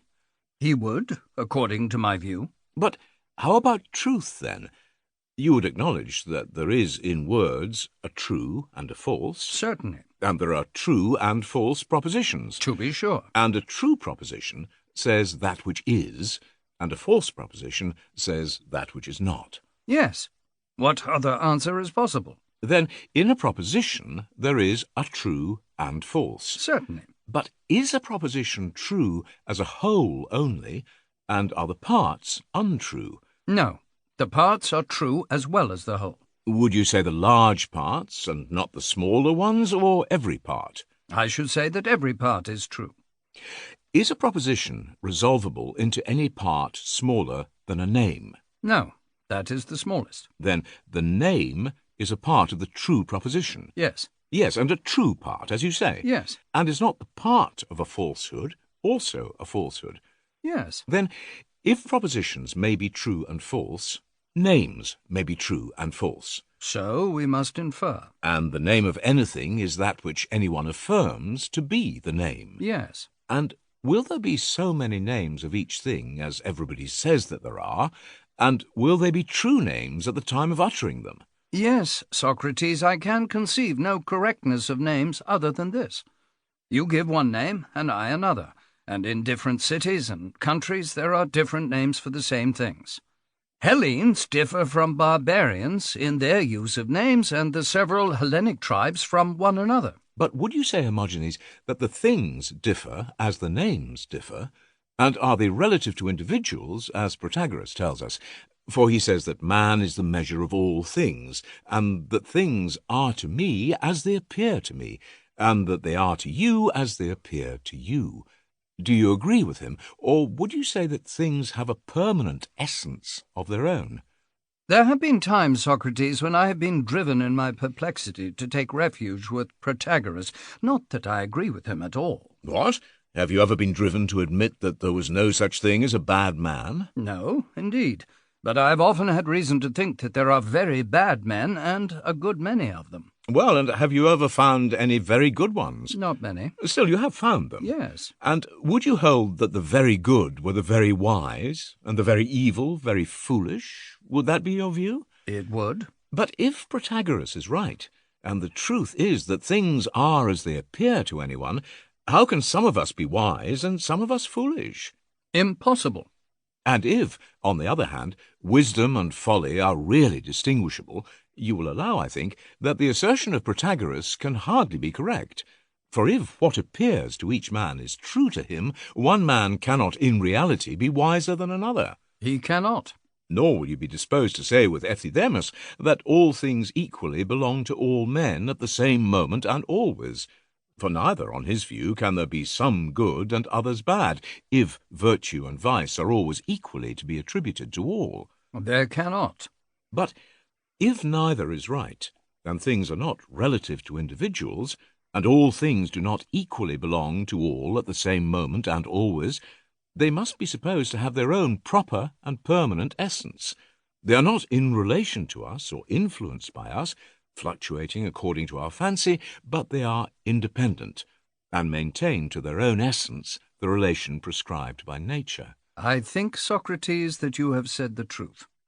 Does what I am saying apply only to the things themselves, or equally to the actions which proceed from them?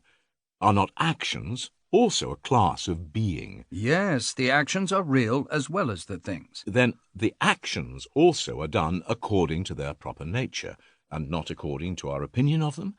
In cutting, for example, we do not cut as we please and with any chance instrument, but we cut with the proper instrument only, and according to the natural process of cutting. And the natural process is right and will succeed, but any other will fail and be of no use at all. I should say that the natural way is the right way. Again, in burning, not every way is the right way, but the right way is the natural way, and the right instrument, the natural instrument. True. And this holds good of all actions. Yes. And speech is a kind of action? True. And will a man speak correctly who speaks as he pleases? Will not the successful speaker rather be he who speaks in the natural way of speaking, and as things ought to be spoken, and with the natural instrument? Any other mode of speaking will result in error and failure. I quite agree with you. And is not naming a part of speaking? For in giving names, men speak. That is true. And if speaking is a sort of action, and has a relation to acts, is not naming also a sort of action? True. and we saw that actions were not relative to ourselves, but had a special nature of their own. Precisely. Then the argument would lead us to infer that names ought to be given according to a natural process and with a proper instrument, and not at our pleasure. In this and no other way shall we name with success. I agree. But again, that which has to be cut with something. Yes. And that which has to be woven or pierced has to be woven or pierced with something. Certainly. And that which has to be named with something. True. What is that with which we pierce? An awl. And that with which we weave? A shuttle. And that with which we name? A name. Very good. Then a name is an instrument. Certainly. Suppose that I ask, what sort of instrument is a shuttle? And you answer, a weaving instrument. Well. And I ask again, what do we do when we weave? The answer is that we separate or disengage the warp from the woof. Very true. And may not a similar description be given of an awl and of instruments in general? To be sure. And now, suppose that I ask a similar question about names. Will you answer me? Regarding the name as an instrument, what do we do when we name? I cannot say. Do we not give information to one another and distinguish things according to their natures? Certainly we do. Then a name is an instrument of teaching and of distinguishing natures, as the shuttle is of distinguishing the threads of the web. Yes. And the shuttle is the instrument of the weaver. Assuredly. Then the weaver will use the shuttle well, and well means like a weaver. And the teacher will use the name well, and well means like a teacher. Yes. And when the weaver uses the shuttle, whose work will he be using well? That of the carpenter. And is every man a carpenter, or the skilled only? Only the skilled. And when the piercer uses the awl, whose work will he be using well? That of the smith. And is every man a smith, or only the skilled? The skilled only. And when the teacher uses the name, whose work will he be using? There again I am puzzled. Cannot you at least say who gives us the names which we use? Indeed, I cannot. Does not the law seem to you to give us them? Yes, I suppose so. Then the teacher, when he gives us a name, uses the work of the legislator? I agree. And is every man a legislator, or the skilled only? The skilled only. Then, Hermogenes, not every man is able to give a name, but only a maker of names, and this is the legislator, who of all skilled artisans in the world is the rarest. True. And how does the legislator make names? And to what does he look? Consider this in the light of the previous instances. To what does the carpenter look in making the shuttle? Does he not look to that which is naturally fitted to act as a shuttle? And suppose the shuttle to be broken in making. Will he make another, looking to the broken one, or will he look to the form according to which he made the other? To the latter, I should imagine. Might not that be justly called the true or ideal shuttle? I think so. And whatever shuttles are wanted for the manufacture of garments, thin or thick, of flaxen, woolen, or other material, ought all of them to have the true form of the shuttle. And whatever is the shuttle best adapted to each kind of work, that ought to be the form which the maker produces in each case. Yes. And the same holds of other instruments. When a man has discovered the instrument which is naturally adapted to each work, he must express this natural form, and not others which he fancies, in the material, whatever it may be, which he employs. For example, he ought to know how to put into iron the forms of awls adapted by nature to their several uses. Certainly. And how to put into wood forms of shuttles adapted by nature to their uses. For the several forms of shuttles naturally answer to the several kinds of webs, and this is true of instruments in general. Yes. Then, as to names, ought not our legislator also to know how to put the true natural name of each thing into sounds and syllables, and to make and give all names with a view to the ideal name, if he is to be a namer in any true sense? And we must remember that different legislators will not use the same syllables, for neither does every smith, although he may be making the same instrument for the same purpose, make them all of the same iron. The form must be the same, but the material may vary, and still the instrument may be equally good of whatever iron made, whether in Hellas or in a foreign country. There is no difference. Very true. And the legislator, whether he be Hellene or barbarian, is not therefore to be deemed by you a worse legislator, provided he gives the true and proper form of the name in whatever syllables. This or that country makes no matter. Quite true. But who, then, is to determine whether the proper form is given to the shuttle, whatever sort of wood may be used, the carpenter who makes, or the weaver who is to use them? I should say, he who is to use them, Socrates. And who uses the work of the lyre-maker? Will not he be the man who knows how to direct what is being done, and who will also know whether the work is being well done or not? And who is he? The player of the lyre. And who will direct the shipwright? The pilot. And who will be best able to direct the legislator in his work, and will know whether the work is well done in this or any other country? Will not the user be the man? Yes. And this is he who knows how to ask questions. Yes. And how to answer them? Yes. And him who knows how to ask and answer you would call a dialectician. Yes, that would be his name. Then the work of the carpenter is to make a rudder, and the pilot has to direct him, if the rudder is to be well made. True. And the work of the legislator is to give names, and the dialectician must be his director, if the names are to be rightly given. That is true. Then, Hermogenes, I should say that this giving of names can be no such light matter as you fancy, or the work of light or chance persons.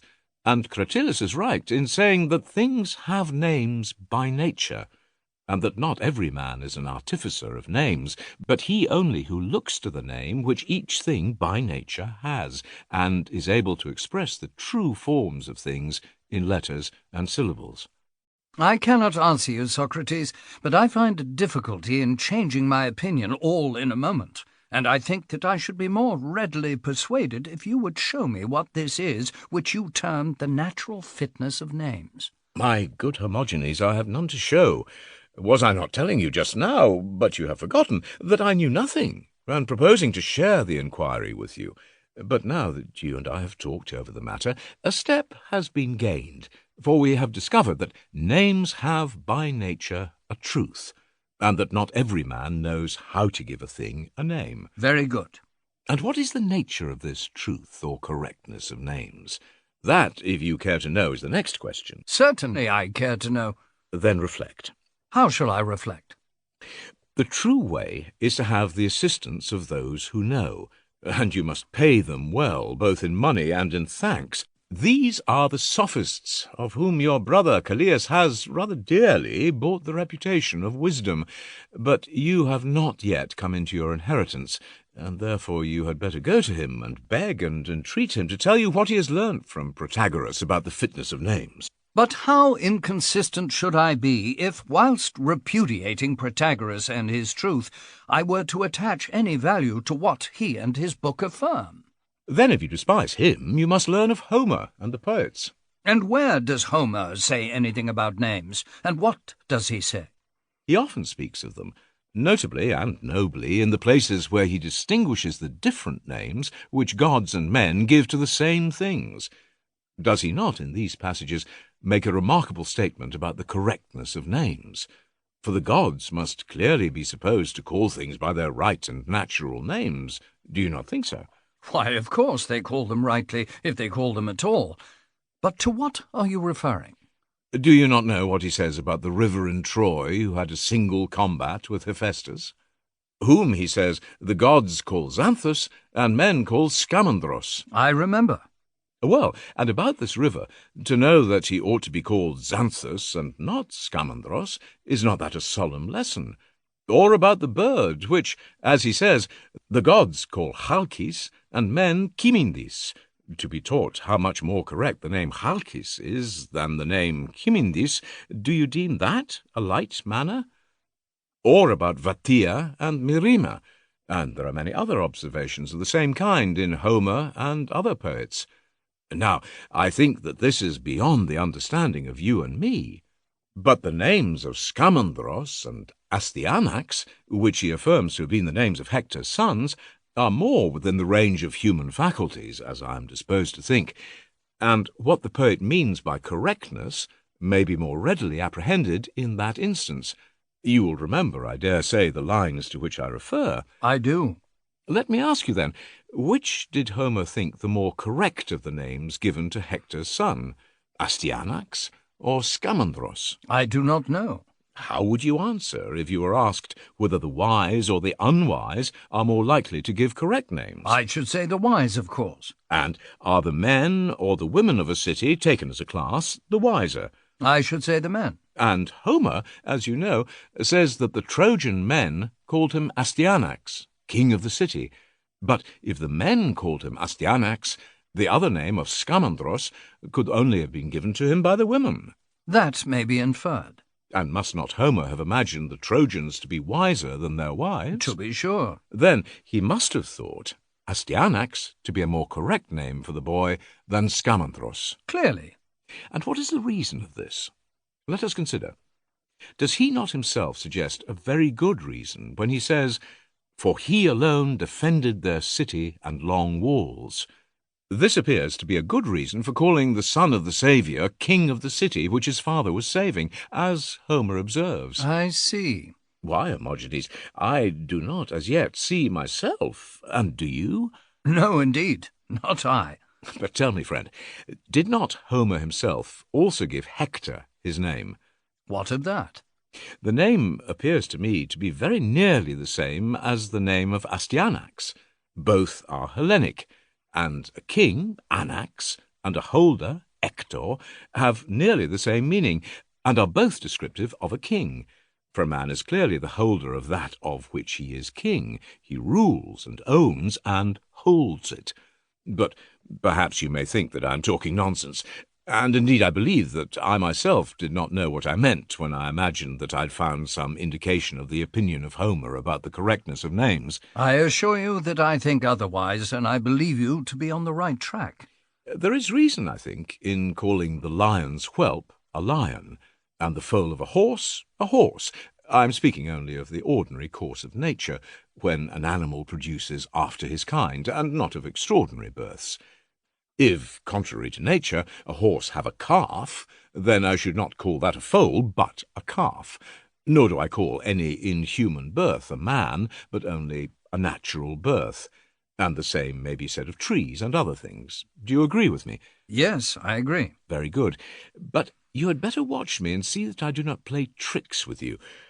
For on the same principle, the son of a king is to be called a king, and whether the syllables of the name are the same or not the same makes no difference, provided the meaning is retained.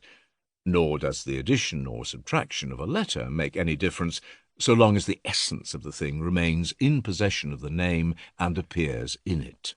What do you mean? A very simple matter. I may illustrate my meaning by the names of letters, which you know are not the same as the letters themselves, with the exception of the four epsilon, ypsilon, omicron, omega. The names of the rest, whether vowels or consonants, are made up of other letters which we add to them.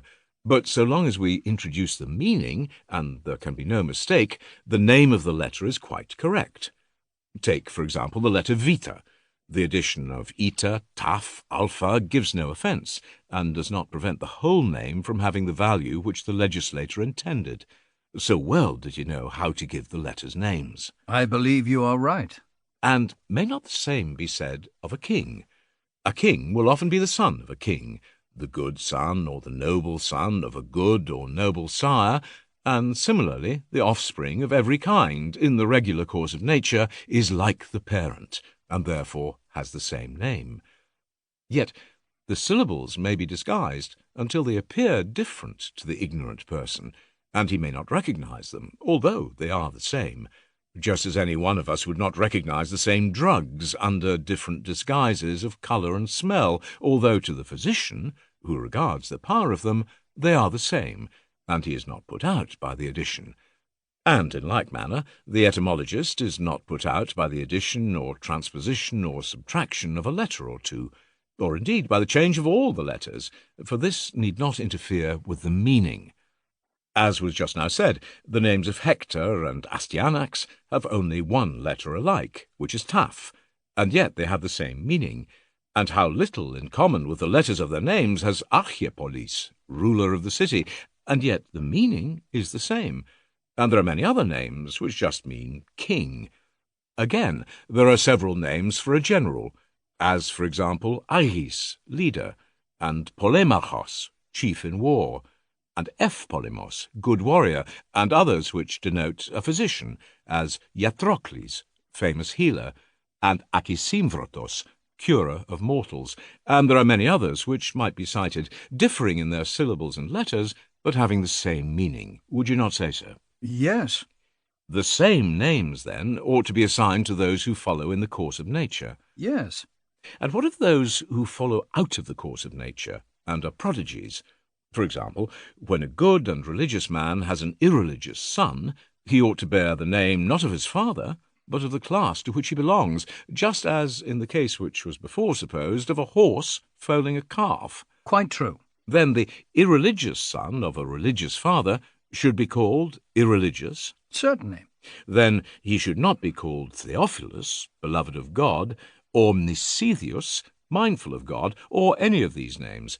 If names are correctly given, his should have an opposite meaning. Certainly, Socrates. Again, Hermogenes, there is Orestes, the man of the mountains, who appears to be rightly called, whether chance gave the name, or perhaps some poet who meant to express the brutality and fierceness and mountain wildness of his hero's nature. That is very likely, Socrates. And his father's name is also according to nature. Clearly. Yes, for as his name, so also is his nature. Agamemnon, admirable for remaining, is one who is patient and persevering in the accomplishment of his resolves, and by his virtue crowns them. And his continuance at Troy, with all the vast army, is a proof of that admirable endurance in him, which is signified by the name Agamemnon. I also think that Atreus is rightly called, for his murder of Chrysippus and his exceeding cruelty to Thyestes are damaging and destructive to his reputation. The name is a little altered and disguised so as not to be intelligible to everyone, but to the etymologist there is no difficulty in seeing the meaning. For whether you think of him as Atires, the stubborn, or as Athrestos, the fearless, or as Aperos, the destructive one, the name is perfectly correct in every point of view. And I think that Pelops is also named appropriately, for, as the name implies, he is rightly called Pelops, who sees what is near only, ota Pellas oron. How so? Because, according to the tradition, he had no forethought or foresight of all the evil which the murder of Myrtilus would entail upon his whole race in remote ages. He saw only what was at hand and immediate, or, in other words, Pellas, near, in his eagerness to win Hippodamia by all means for his bride.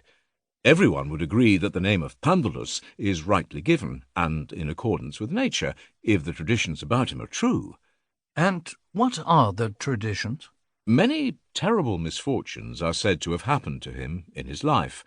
Last of all came the utter ruin of his country, and after his death he had the stone suspended, Palanthia, over his head in the world below. All this agrees wonderfully well with his name. You might imagine that some person who wanted to call him Palandathos, the most weighted down by misfortune, disguised the name by altering it into Tantalus, and into this form, by some accident of tradition, it has actually been transmuted. The name of Zeus, Zevs, who is his alleged father, has also an excellent meaning, although hard to be understood, because really like a sentence which is divided into two parts. For some call him Xena, and use the one half, and others who use the other half call him Thea. The two together signify the nature of the god, and the business of a name, as we were saying, is to express the nature.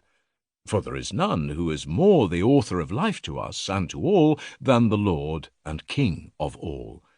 Wherefore we are right in calling him Xena and Thea, which are one name, although divided, meaning the God through whom all creatures always have life. The onzen aipazi, ti zoin iparchi.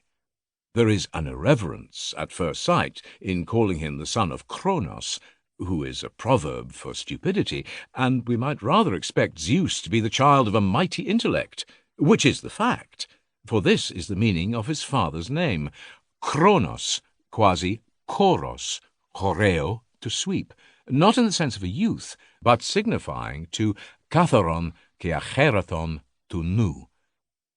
The pure and garnished mind, apo tu chorin. He, as we are informed by tradition, was begotten of Uranos, rightly so called, apo tu oran ta ano, from looking upwards, which, as philosophers tell us, is the way to have a pure mind, and the name Uranos is therefore correct. If I could remember the genealogy of Hesiod, I would have gone on and tried more conclusions of the same sort on the remoter ancestors of the gods. Then I might have seen whether this wisdom, which has come to me all in an instant, I know not whence, will or will not hold good to the end. You seem to me, Socrates, to be quite like a prophet newly inspired, and to be uttering oracles. Yes, Hermogenes, and I believe that I caught the inspiration from the great Euthyphro of the Prospaltian deme, who gave me a long lecture which commenced at dawn. He talked, and I listened, and his wisdom and enchanting ravishment has not only filled my ears, but taken possession of my soul. And today I shall let his superhuman power work and finish the investigation of names. That will be the way. But tomorrow, if you are so disposed, we will conjure him away, and make a purgation of him, if we can only find some priest or sophist who is skilled in purifications of this sort. With all my heart, for I am very curious to hear the rest of the inquiry about names. Then let us proceed. And where would you have us begin, now that we have got a sort of outline of the inquiry? Are there any names which witness of themselves that they are not given arbitrarily, but have a natural fitness? The names of heroes, and of men in general, are apt to be deceptive, because they are often called after ancestors, with whose names, as we were saying, they may have no business. Or they are the expression of a wish, like Efthychides, the son of good fortune, or Sosias, the saviour, or Theophilus, the beloved of God, and others. But I think that we'd better leave these, for there will be more chance of finding correctness in the names of immutable essences. There ought to have been more care taken about them when they were named, and perhaps there may have been some more than human power at work occasionally in giving them names. I think so, Socrates. Ought we not to begin with the consideration of the gods, and show that they are rightly named gods? Yes, that will be well. My notion would be something of this sort. I suspect that the sun, moon, earth, stars, and heaven, which are still the gods of many barbarians, were the only gods known to the aboriginal Hellenes. Seeing that they were always moving and running, from their running nature they were called gods or runners. Theus, Theondas, and when men became acquainted with the other gods, they proceeded to apply the same name to them all. Do you think that likely? I think it very likely indeed. What shall follow the gods? Must not demons and heroes and men come next? Demons? And what do you consider to be the meaning of this word? Tell me if my view is right. Let me hear. You know how Hesiod uses the word. I do not. Do you not remember that he speaks of a golden race of men who came first? Yes, I do. He says of them, "But now that fate has closed over this race, they are holy demons upon the earth, beneficent, averters of ills, guardians of mortal men." What is the inference? What is the inference? Why, I suppose that he means by the golden men, not men literally made of gold, but good and noble. And I'm convinced of this because he further says that we are the iron race. That is true. And do you not suppose that good men of our own day would by him be said to be of golden race? Very likely. And are not the good wise? Yes, they are wise. And therefore I have the most entire conviction that he called them demons because they were daimones, knowing or wise, and in our older Attic dialect the word itself occurs. Now he and other poets say truly that when a good man dies, he has honour and a mighty portion among the dead, and becomes a demon, which is a name given to him signifying wisdom. And I say, too, that every wise man who happens to be a good man is more than human, daimonion, both in life and death, and is rightly called a demon. Then I rather think that I am of one mind with you. But what is the meaning of the word hero? I think that there is no difficulty in explaining, for the name is not much altered, and signifies that they were born of love. What do you mean? Do you not know that the heroes are demigods? What then? All of them sprang either from the love of a god for a mortal woman, or of a mortal man for a goddess. Think of the word in the old Attic, and you will see better that the name Hieros is only a slight alteration of Eros, from whom the heroes sprang. Either this is the meaning, or, if not this, then they must have been skilful as rhetoricians and dialecticians, and able to put the question, erotan, for irin is equivalent to legin, and therefore, as I was saying, in the Attic dialect, the heroes turn out to be rhetoricians and questioners. All this is easy enough. The noble breed of heroes are a tribe of sophists and rhetors.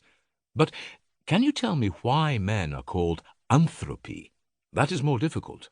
No, I cannot, and I would not even try if I could, because I think that you are the more likely to succeed. That is to say, you trust to the inspiration of Euthyphro. Of course. Your faith is not vain, for at this very moment a new and ingenious thought strikes me, and, if I am not careful, before tomorrow's dawn I shall be wiser than I ought to be. Now, attend to me, and first, remember that we often put in and pull out letters in words, and give names as we please, and change the accents. Take, for example, the word theophilos. In order to convert this from a sentence into a noun, we omit one of the iotas and sound the middle syllable grave instead of acute, as, on the other hand, letters are sometimes inserted in words instead of being omitted, and the acute takes the place of the grave. That is true. The name anthropos, which was once a sentence and is now a noun, appears to be a case just of this sort, for one letter, which is the alpha, has been omitted, and the acute on the last syllable has been changed to a grave. What do you mean? I mean to say that the word man implies that other animals never examine or consider or look up at what they see, but that man not only sees, opope, but considers and looks up at that which he sees, and hence he alone of all animals is rightly anthropos, meaning amathron or opopen. May I ask you to examine another word about which I am curious? Certainly. I will take that which appears to me to follow next in order. You know the distinction of soul and body. Of course. Let us endeavour to analyse them, like the previous words. You want me first of all to examine the natural fitness of the word psuche, soul, and then of the word soma, body? Yes. If I say what occurs to me at the moment, I should imagine that those who first used the name psuche meant to express that the soul, when in the body, is the source of life, and gives the power of breath and revival, anapsychon, and when this reviving power fails, then the body perishes and dies. And this, if I am not mistaken, they called psyche. But please stay a moment. I fancy that I can discover something which will be more acceptable to the disciples of Euthyphro, for I am afraid that they will scorn this explanation. What do you say to another? Let me hear. What is that which holds and carries and gives life and motion to the entire nature of the body? What else but the soul? Just that. And do you not believe with Anaxagoras that mind or soul is the ordering and containing principle of all things? Yes, I do. Then you may well call that power physiche, which carries and holds nature. Or physin oki kie eki, and this may be refined away into psyche. Certainly, and this derivation is, I think, more scientific than the other. It is so, but I cannot help laughing if I am to suppose that this was the true meaning of the name. But what shall we say of the next word? You mean soma, the body? Yes. And yet more variously if a little permutation is allowed. For some say that the body is the grave, sima, of the soul, which may be thought to be buried in our present life. Or again, the index of the soul, because the soul gives indications to, semeni, the body. Probably the Orphic poets were the inventors of the name, and they were under the impression that the soul is suffering the punishment of sin, and that the body is an enclosure or prison in which the soul is incarcerated, kept safe. Soma, sozete, as the name soma implies, until the penalty is paid. According to this view, not even a letter of the word need be changed. I think, Socrates, that we've said enough of this class of words. But have we any more explanations of the names of the gods, like that which you were giving of Zeus? I should like to know whether any similar principle of correctness is to be applied to them. Yes, indeed, Hermogenes, and there is one excellent principle which, as men of sense, we must acknowledge, that of the gods we know nothing, either of their natures or of the names which they give themselves, but we're sure that the names by which they call themselves, whatever they may be, are true, and this is the best of all principles. And the next best is to say, as in prayers, that we will call them by any sort or kind of names or patronymics which they like, because we do not know of any other. That also, I think, is a very good custom, and one which I should much wish to observe. Let us then, if you please, in the first place, announce to them that we are not inquiring about them. We do not presume that we are able to do so, but we are inquiring about the meaning of men in giving them these names. In this there can be small blame. I think, Socrates, that you are quite right, and I would like to do as you say. Shall we begin, then, with Hestia, according to custom? Yes, that will be very proper. What may we suppose him to have meant who gave the name Hestia? That is another and certainly a most difficult question. My dear Hermogenes, the first imposers of names must surely have been considerable persons. They were philosophers and had a good deal to say. Well, and what of them? They are the men to whom I should attribute the imposition of names. Even in foreign names, if you analyse them, a meaning is still discernible. For example, that which we term ousia is called by some essia, and by others ossia. Now that the essence of things should be called estia, which is akin to the first of these, essia equals estia, is rational enough. And there is reason in the Athenians calling that estia which participates in ousia. For in ancient times we too seem to have said essia for ousia, and this you may note to have been the idea of those who appointed that sacrifices should be first offered to estia, which was natural enough if they meant that estia was the essence of things. Those again who read ossia seem to have inclined to the opinion of Heraclitus, that all things flow and nothing stands. With them, the pushing principle, outhon, is the cause and ruling power of all things, and is therefore rightly called ossia. Enough of this, which is all that we who know nothing can affirm. Next, in order after Hestia, we ought to consider Rhea and Kronos, although the name of Kronos has been already discussed. But I dare say that I'm talking great nonsense. Why, Socrates? My good friend, I have discovered a hive of wisdom. Of what nature? Well, rather ridiculous, and yet plausible. How plausible? I fancy to myself Heraclitus repeating wise traditions of antiquity as old as the days of Kronos and Rhea, and of which Homer also spoke. How do you mean? Heraclitus is supposed to say that all things are in motion and nothing at rest. He compares them to the stream of a river, and says that you cannot go into the same water twice. That is true. Well then, how can we avoid inferring that he who gave the names of Kronos and Rhea to the ancestors of the gods agreed pretty much in the doctrine of Heraclitus? Is the giving of the names of streams to both of them purely accidental? Compare the line in which Homer, as I believe Hesiod also, tells of ocean, the origin of gods, and mother Tethys. And again, Orpheus says that the fair river of Ocean was the first to marry, and he espoused his sister Tethys, who was his mother's daughter. You see that this is a remarkable coincidence, and all in the direction of Heraclitus. I think that there is something in what you say, Socrates, but I do not understand the meaning of the name Tethys. Well, that is almost self-explained, being only the name of a spring, a little disguised. For that which is strained and filtered, diatomenon, ethumenon, may be likened to a spring, and the name Tethys is made up of these two words. The idea is ingenious, Socrates. To be sure. But what comes next? Of Zeus we have spoken. Yes? Then let us next take his two brothers, Poseidon, Poseidon, and Pluto, whether the latter is called by that or by his other name. By all means.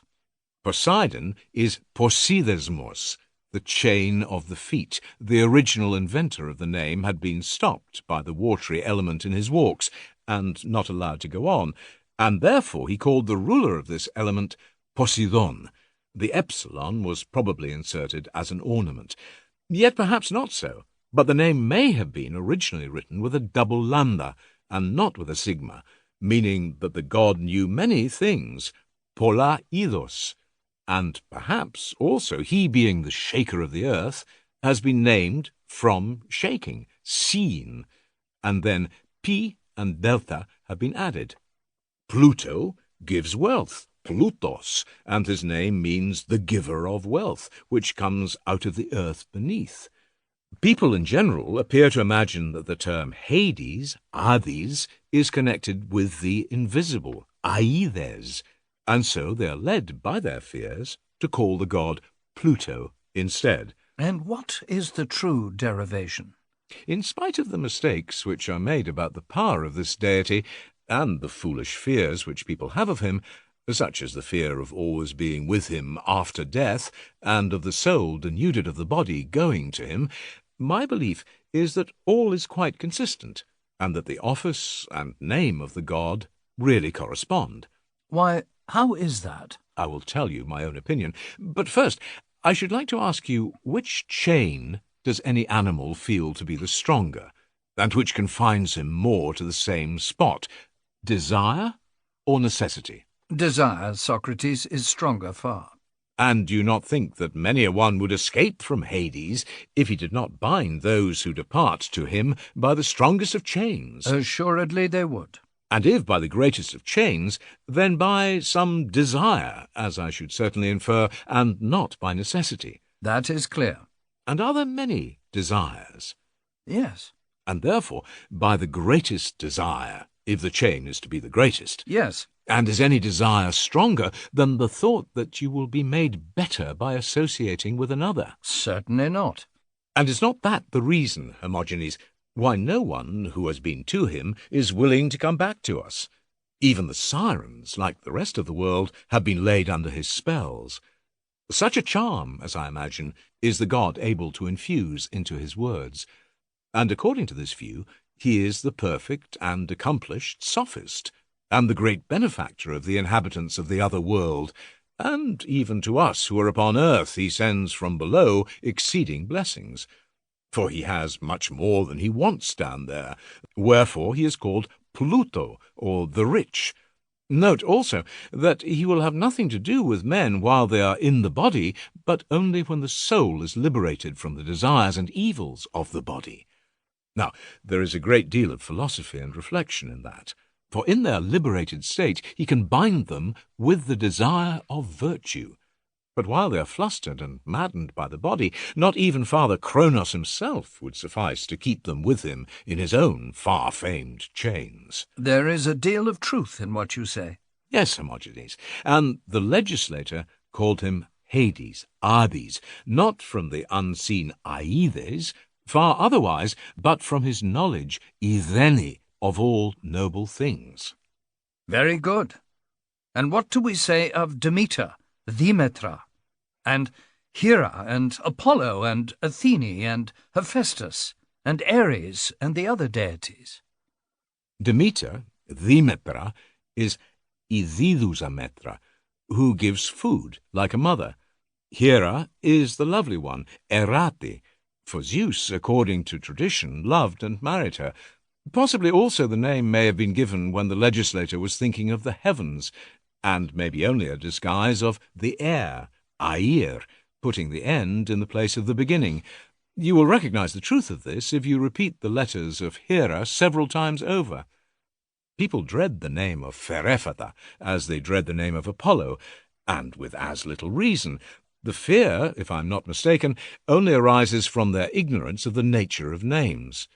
But they go changing the name into Persephone, Persephone, and they are terrified at this, whereas the new name means only that the goddess is wise, Sophie, foreseeing that all things in the world are in motion, phenomenon.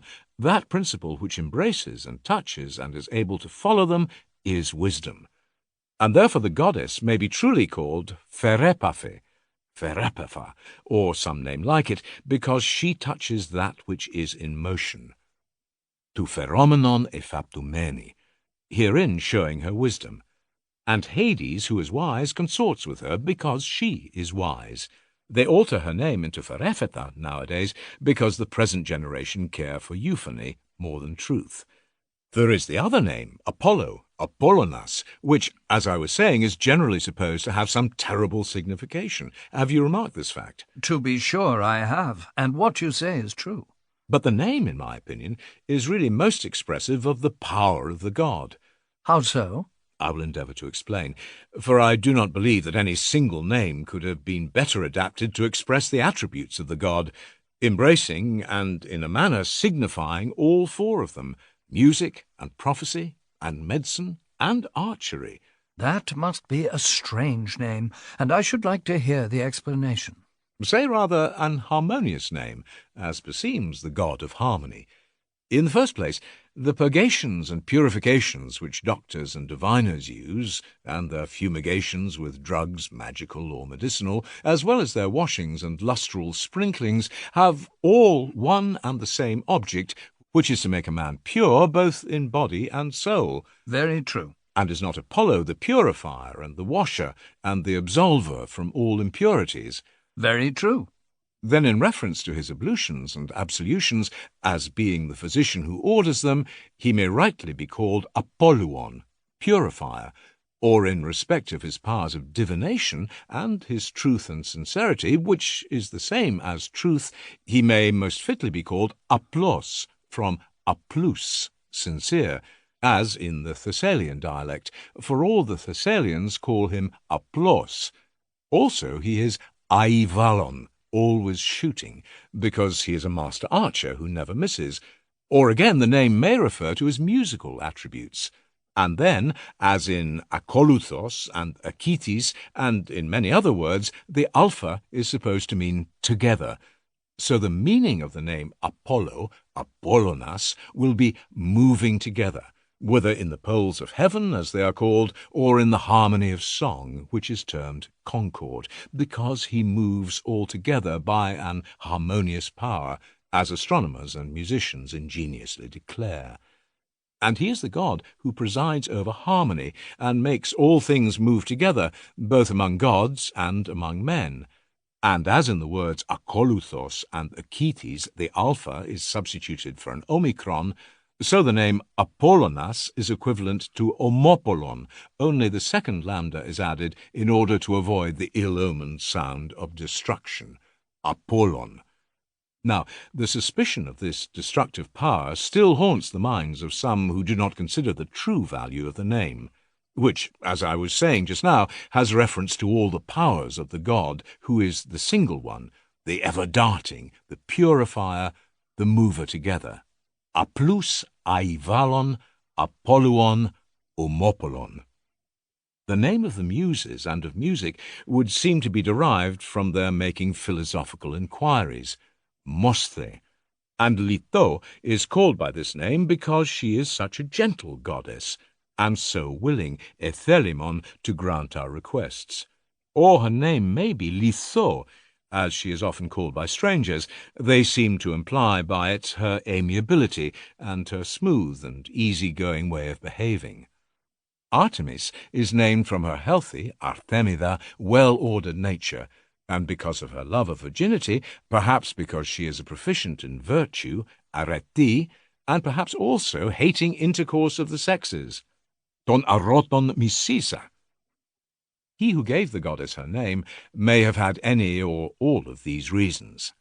What is the meaning of Dionysus, Dionysos, and Aphrodite, Aphrodite? Son of Hipponicus, you ask a solemn question. There is a serious and also a facetious explanation of both these names. The serious explanation is not to be had from me, but there is no objection to you hearing the facetious one, for the gods too love a joke. Dionysos is simply Didus Inon, giver of wine. Dionysos, as he might be called in fun, and Enos is properly Ionos, because wine makes those who drink think, iesthe, that they have a mind, nous, when they have none. The derivation of Aphrodite, born of the foam, Aphros, may be fairly accepted on the authority of Hesiod. Still, there remains Athene, whom you, Socrates, as an Athenian, will surely not forget. There are also Hephaestus and Ares. I am not likely to forget them. No, indeed. There is no difficulty in explaining the other appellation of Athene. What other appellation? We call her Pallas. To be sure. And we cannot be wrong in supposing that this is derived from armed dances. For the elevation of oneself or anything else above the earth, or by the use of the hands, we call shaking, balin, or dancing. That is quite true. Then that is the explanation of the name Pallas. Yes, but what do you say of the other name? Athene. Yes. That is a graver matter, and there, my friend, the modern interpreters of Homer may, I think, assist in explaining the view of the ancients. For most of these, in their explanations of the poet, assert that he meant by Athene mind, nous, and intelligence, Diania, and the maker of names appears to have had a similar notion about her, and indeed calls her by a still higher title, divine intelligence, Theou Noises, as though he would say, this is she who has the mind of God, Theona, using alpha as a dialectical variety for eta and taking away iota and sigma. Perhaps, however, the name Theona may mean she who knows divine things, Thea Nusa, better than others. Nor shall we be far wrong in supposing that the author of it wished to identify this goddess with moral intelligence, en ethinoisin, and therefore gave her the name Ethonoi, which, however, either he or his successors have altered into what they thought a nicer form and called her Athene. But what do you say of Hephaestus? Speak you of the princely lord of light, Phios Istora? Surely. Hephaestos is Phestos, and has added the eta by attraction. This is obvious to anybody. That is very probable until some more probable notion gets into your head. To prevent that, you had better ask what is the definition of Ares, Ares. What is Ares? Ares may be called, if you will, from his manhood, Aren, and manliness, or, if you please, from his hard and unchangeable nature, which is the meaning of Aratos. The latter is a derivation in every way appropriate to the god of war. Very true. And now, by the gods, let us have no more of the gods, for I am afraid of them. Ask about anything but them, and thou shalt see how the steeds of Ethithro can prance. Only one more god. I should like to know about Hermes, of whom I am said not to be a true son. Let us make him out, and then I shall know whether there is any meaning in what Cratylus says. I should imagine that the name Hermes, has to do with speech, and signifies that he is an interpreter. Herminefs, or messenger, or thief, or liar, or bargainer, all that sort of thing has a great deal to do with language. As I was telling you, the word Irene is expressive of the use of speech, and there is an often recurring Homeric word, emeseto, which means he contrived. Out of these two words, Irene and Mesaste, the legislator formed the name of the god who invented language and speech, and we may imagine him dictating to us the use of this name. "O my friends," says he to us, "seeing that he is the contriver of tales or speeches, you may rightly call him Iramis." And this has been improved by us, as we think, into Hermes. Iris, also appears to have been called from the verb to tell, irin, because she was a messenger. Then I am very sure that Cratylus was quite right in saying that I was no true son of Hermogenes, for I am not a good hand at speeches. There is also reason, my friend, in Pan being the double-formed son of Hermes. How do you make that out? You're aware that speech signifies all things, pan, and is always turning them round and round, and has two forms, true and false. Certainly. Is not the truth that is in him the smooth or sacred form which dwells above among the gods, whereas falsehood dwells among men below, and is rough, like the goat of tragedy, for tales and falsehoods have generally to do with the tragic or goatish life, and tragedy is the place of them. Very true. Then surely Pan, who is the declarer of all things, Pan, and the perpetual mover, aipollon, of all things, is rightly called Aipolos, goat-herd, he being the two-formed son of Hermes, smooth in his upper part and rough and goat-like in his lower regions. And, as the son of Hermes, he is speech, or the brother of speech, and that brother should be like brother is no marvel. But, as I was saying, my dear Hermogenes, let us get away from the gods. From these sort of gods, by all means, Socrates. But why should we not discuss another kind of gods? The sun, moon, stars, earth, ether, air, fire, water, the seasons, and the year. You impose a great many tasks upon me. Still, if you wish, I will not refuse. You will oblige me. How would you have me begin? Shall I take first of all him whom you mentioned first, the sun? Very good. The origin of the sun will probably be clearer in the Doric form, for the Dorians call him Alios, and this name is given to him because when he rises, he gathers, alisi, men together, or because he is always rolling in his course, i.e. elenion, about the earth, or from aiolin, of which the meaning is the same as pikilin, to variegate, because he variegates the productions of the earth. But what is Selene, the moon? That name is rather unfortunate for Anaxagoras. How so? The word seems to forestall his recent discovery that the moon receives her light from the sun. Why do you say so? The two words selas, brightness, and phos, light, have much the same meaning. Yes. This light about the moon is always new, neon, and always old, enon, if the disciples of Anaxagoras say truly, for the sun, in his revolution, always adds new light, and there is the old light of the previous month. Very true. The moon is not unfrequently called Selenia. True. And as she has a light which is always old and always new, enon, neon ai, she may very properly have the name Selenon eoaia, and this, when hammered into shape, becomes Selenia. A real dithyrambic sort of name, that, Socrates. But what do you say of the month and the stars? Mis, month, is called from miusthe, to lessen, because suffering diminution. The name of astra, stars, seems to be derived from astrapi, which is an improvement on anastropi, signifying the upsetting of the eyes. Anastrephin ora. What do you say of Pyr, fire, and Idor, water? I'm at a loss how to explain Pyr. Either the muse of Ephthithro has deserted me, or there is some very great difficulty in the word. Please, however, to note the contrivance which I adopt whenever I am in a difficulty of this sort. What is it? I will tell you, but I should like to know first whether you can tell me what is the meaning of Pyr. Indeed, I cannot. Shall I tell you what I suspect to be the true explanation of this and several other words? My belief is that they are of foreign origin, for the Hellenes, especially those who were under the dominion of the barbarians, often borrowed from them. What is the inference? Why, you know that anyone who seeks to demonstrate the fitness of these names according to the Hellenic language, and not according to the language from which the words are derived, is rather likely to be at fault. Yes, certainly. Well, then consider whether this Pyr is not foreign, for the word is not easily brought into relation with the Hellenic tongue, and the Phrygians may be observed to have the same word slightly changed, just as they have idor, water, and kines, dogs, and many other words. That is true.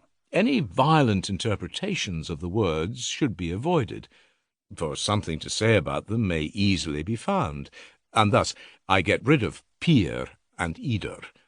Air, air, Hermogenes, may be explained as the element which raises, iri, things from the earth, or as ever-flowing, airi, or because the flux of the air is wind, and the poets call the winds air blasts, aites.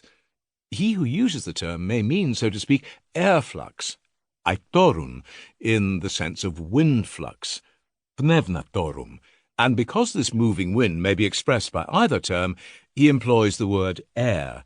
Air equals aetis rei.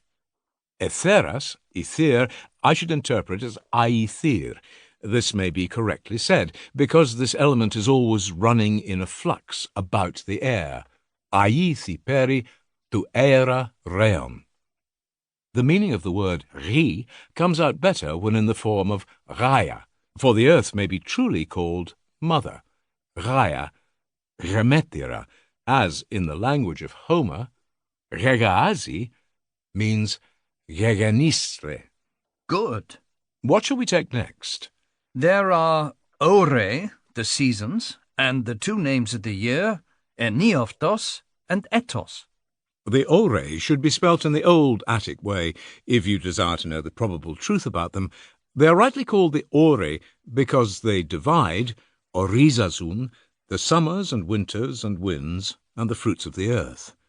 The words eniaftos and ethos appear to be the same, that which brings to light the plants and growths of the earth in their turn, and pass them in review within itself, eniafto exitasi. This is broken up into two words, eniaftos from eniafto and ethos from ethese, just as the original name of Zeus was divided into Xena and Thea, and the whole proposition means that his power of reviewing from within is one, but has two names, two words, ethos and eniaftos, being thus formed out of a single proposition. Indeed, Socrates, you make surprising progress. I am run away with. Very true. But am not yet at my utmost speed. I should very much like to know, in the next place, how you would explain the virtues. What principle of correctness is there in those charming words, wisdom, understanding, justice, and the rest of them? That is a tremendous class of names which you are disinterring. Still, as I have put on the lion's skin, I must not be faint of heart. And I suppose that I must consider the meaning of wisdom, phronesis, and understanding, synesis, and judgment, gnome, and knowledge, episteme, and all those other charming words, as you call them. Surely we must not leave off until we find out their meaning. By the dog of Egypt, I have not a bad notion which came into my head only this moment. I believe that the primeval givers of names were undoubtedly like too many of our modern philosophers, who, in their search after the nature of things, are always getting dizzy from constantly going round and round.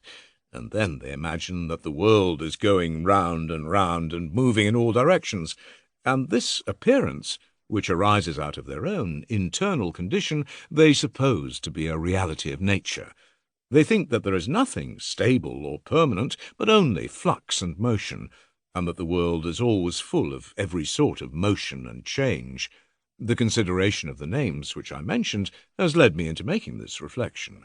How is that, Socrates? Perhaps you did not observe that in the names which have just been cited, the motion or flux or generation of things is most surely indicated. No, indeed, I never thought of it. Take the first of those which you mentioned. Clearly that is a name indicative of motion. What was the name? Phronesis, which may signify phoras kerou onisis, perception of motion and flux, or perhaps phoras onisis, the blessing of motion, but is at any rate connected with pheresthe, motion, gnome, judgment. Again, certainly implies the ponderation or consideration, nomisis, of generation, for to ponder is the same as to consider. Or, if you would rather, here is noesis, the very word just now mentioned, which is neu essis, the desire of the new. The word neos implies that the world is always in process of creation. The giver of the name wanted to express this longing of the soul, for the original name was neoisis and not noesis, but eta took the place of a double epsilon. The word sophrosini is salvation, soteria, of that wisdom, phronesis, which we were just now considering. Episteme, knowledge, is akin to this, and indicates that the soul which is good for anything follows, epithe, the motion of things, neither anticipating them nor falling behind them, wherefore the word should rather be read as epistemene, inserting epsilon ni. Sinuses, understanding, may be regarded in like manner as a kind of conclusion.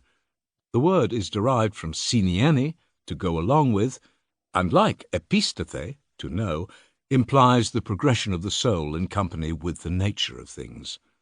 Sophia, wisdom, is very dark, and appears not to be of native growth. The meaning is touching the motion or stream of things.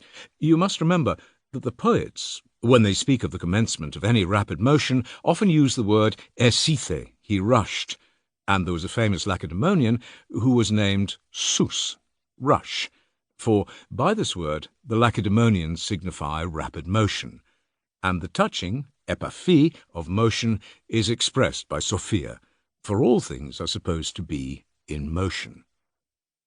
Good, agathon, is the name which is given to the admirable, agasto, in nature, for although all things move, still there are degrees of motion. Some are swifter, some slower, but there are some things which are admirable for their swiftness, and this admirable part of nature is called agathon. Dikeosynesis, justice, is clearly dikeosynesis, understanding of the just, but the actual word dikeon is more difficult. Men are only agreed to a certain extent about justice, and then they begin to disagree. For those who suppose all things to be in motion conceive the greater part of nature to be a mere receptacle, and they say that there is a penetrating power which passes through all this, and is the instrument of creation in all, and is the subtlest and swiftest element.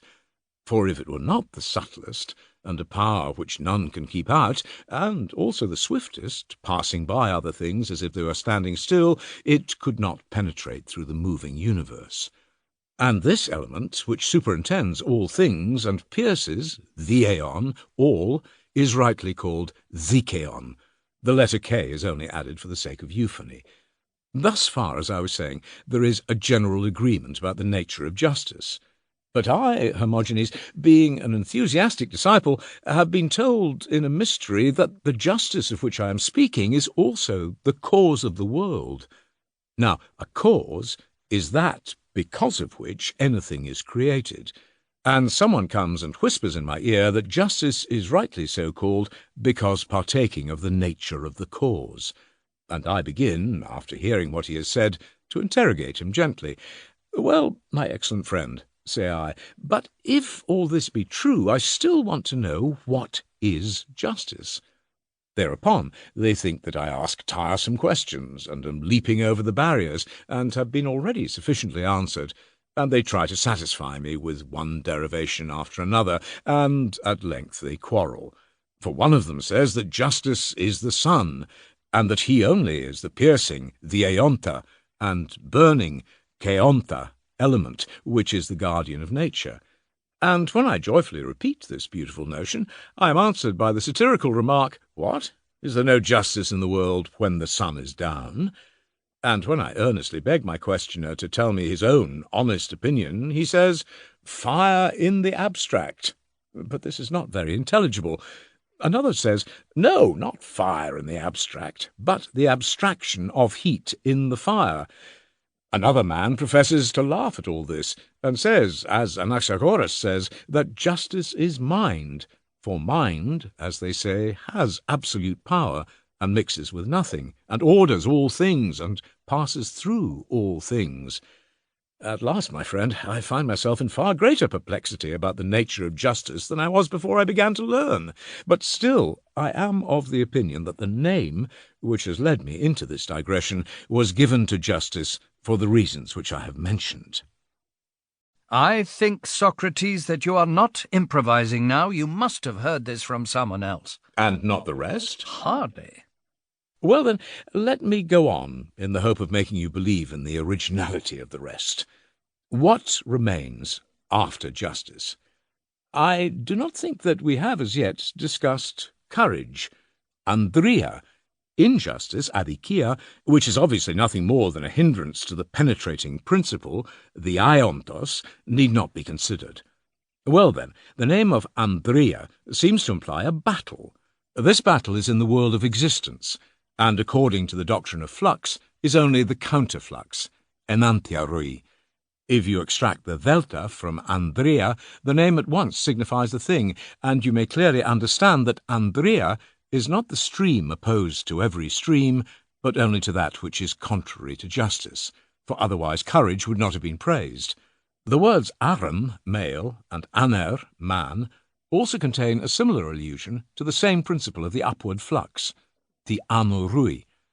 Rune, woman, I suspect to be the same word as run, birth. Thili, female, appears to be partly derived from thili, the teat, because the teat is like rain and makes things flourish. Tethelene. That is surely probable. Yes, and the very word thalin, to flourish, seems to figure the growth of youth, which is swift and sudden ever, and this is expressed by the legislator in the name, which is a compound of thin, running, and alesthe, leaping. Pray observe how I gallop away when I get on smooth ground. There are a good many names generally thought to be of importance, which have still to be explained. True. There is the meaning of the word techni, art, for example. Very true. That may be identified with echoni, and expresses the possession of mind. You have only to take away the taf and insert two omicrons, one between the he and ni, and another between the ni and eta. That is a very shabby etymology. Yes, my dear friend, but then you know that the original names have been long ago buried and disguised by people sticking on and stripping off letters for the sake of euphony, and twisting and bedizening them in all sorts of ways, and time, too, may have had a share in the change. Take, for example, the word kapoptron. Why is the letter rho inserted? This must surely be the addition of someone who cares nothing about the truth, but thinks only of putting the mouth into shape. And the additions are often such that at last no human being can possibly make out the original meaning of the word. Another example is the word sphinx, sphygos, which ought properly to be phinx, phygos, and there are other examples. That is quite true, Socrates. And yet, if you are permitted to put in and pull out any letters which you please, names will be too easily made, and any name may be adapted to any object. True. And therefore a wise dictator like yourself should observe the laws of moderation and probability. Such is my desire. And mine too, Hermogenes, but do not be too much of a precision, or you will unnerve me of my strength. When you have allowed me to add mechani, contrivance, to techni, art, I shall be at the top of my bent, for I conceive mechani to be a sign of great accomplishment. Anin, for Mikos, has the meaning of greatness, and these two, Mikos and Anin, make up the word mechani. But as I was saying, being now at the top of my bent, I should like to consider the meaning of the two words arete, virtue, and kakia, vice. Arete I do not as yet understand, but kakia is transparent, and agrees with the principles which preceded. For all things being in a flux, ionton, kakia is kakos ion, going badly, and this evil motion, when existing in the soul, has the general name of kakia, or vice, specially appropriated to it. The meaning of kakos ioni may be further illustrated by the use of thilia, cowardice, which ought to have come after andria, but was forgotten, and, as I fear, is not the only word which has been passed over. The lia signifies that the soul is bound with a strong chain, desmos, for lian means strength, and therefore the lia expresses the greatest and strongest bond of the soul. And aporia, difficulty, is an evil of the same nature, from alpha, not, and poreveste, to go, like anything else which is an impediment to motion and movement. Then the word kakia appears to mean kakos iani, or going badly, or limping and halting, of which the consequence is that the soul becomes filled with vice. And if kakia is the name of this sort of thing, arete will be the opposite of it, signifying in the first place ease of motion, then that the stream of the good soul is unimpeded, and has therefore the attribute of ever-flowing, without let or hindrance, and is therefore called arete, or more correctly, airite, ever-flowing, and may perhaps have had another form, irite, eligible, indicating that nothing is more eligible than virtue, and this has been hammered into arete. I dare say that you will deem this to be another invention of mine, but I think that if the previous word kakia was right, then arete is also right. But what is the meaning of kakon, which has played so great a part in your previous discourse?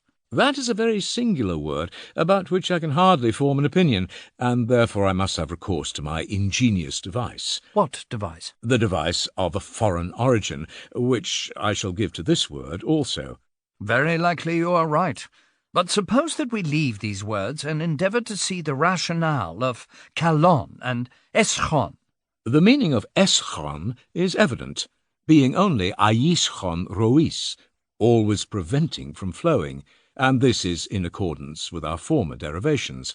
For the name-giver was a great enemy to stagnation of all sorts, and hence he gave the name aischorun to that which hindered the flux, aischon run, and that is now beaten together into eschrun. But what do you say of kalon? That is more obscure, yet the form is only due to the quantity, and has been changed by altering omicron ypsilon into omicron. What do you mean? This name appears to denote mind. How so? Let me ask you, what is the cause why anything has a name? Is not the principle which imposes the name the cause? Certainly. And must not this be the mind of gods, or of men, or of both? Yes. Is not mind that which called kalesan things by their names, and is not mind the beautiful, kalon? That is evident. And are not the works of intelligence and mind worthy of praise? And are not other works worthy of blame? Certainly. Physic does the work of a physician, and carpentering does the work of a carpenter. Exactly. And the principle of beauty does the works of beauty. Of course. And that principle we affirm to be mind. Very true. Then mind is rightly called beauty because she does the works which we recognize and speak of as the beautiful. That is evident. What more names remain to us? There are the words which are connected with agachthon and kalon, such as sympheron and lysitelon, ophelemon, kerthaleon, and their opposites. The meaning of sympheron, expedient, I think that you may discover for yourself by the light of the previous examples, for it is a sister word to episteme, meaning just the motion, pora, of the soul accompanying the world, and things which are done upon this principle are called symphora or sympheronta, because they are carried round with the world. That is probable. Again, kerdaleon, gainful, is called from kerdos, but you must alter the delta into ni if you want to get at the meaning, for this word also signifies good, but in another way. He who gave the name intended to express the power of admixture, keranimanon, and universal penetration in the good. In forming the word, however, he inserted a delta instead of a ni, and so made kerdos. Well, but what is lysitelon? Profitable. I suppose, Hermogenes, that people do not mean by the profitable the gainful or that which pays, lii, the retailer, but they use the word in the sense of swift. You regard the profitable, lysitellon, as that which, being the swiftest thing in existence, allows of no stay in things, and no pause or end of motion, but always, if there begins to be any end, lets things go again, lii, and makes motion immortal and unceasing. And in this point of view, as appears to me, the good is happily denominated lysitellon, being that which loses, lion, the end, telos, of motion. Ophelimon, the advantageous, is derived from ophelin, meaning that which creates and increases. This latter is a common Homeric word and has a foreign character. And what do you say of their opposites? Of such as are mere negatives, I hardly think that I need speak. Which are they? The words axymphoron, inexpedient, anapholes, unprofitable, alisiteles, unadvantageous, archedes, ungainful. True.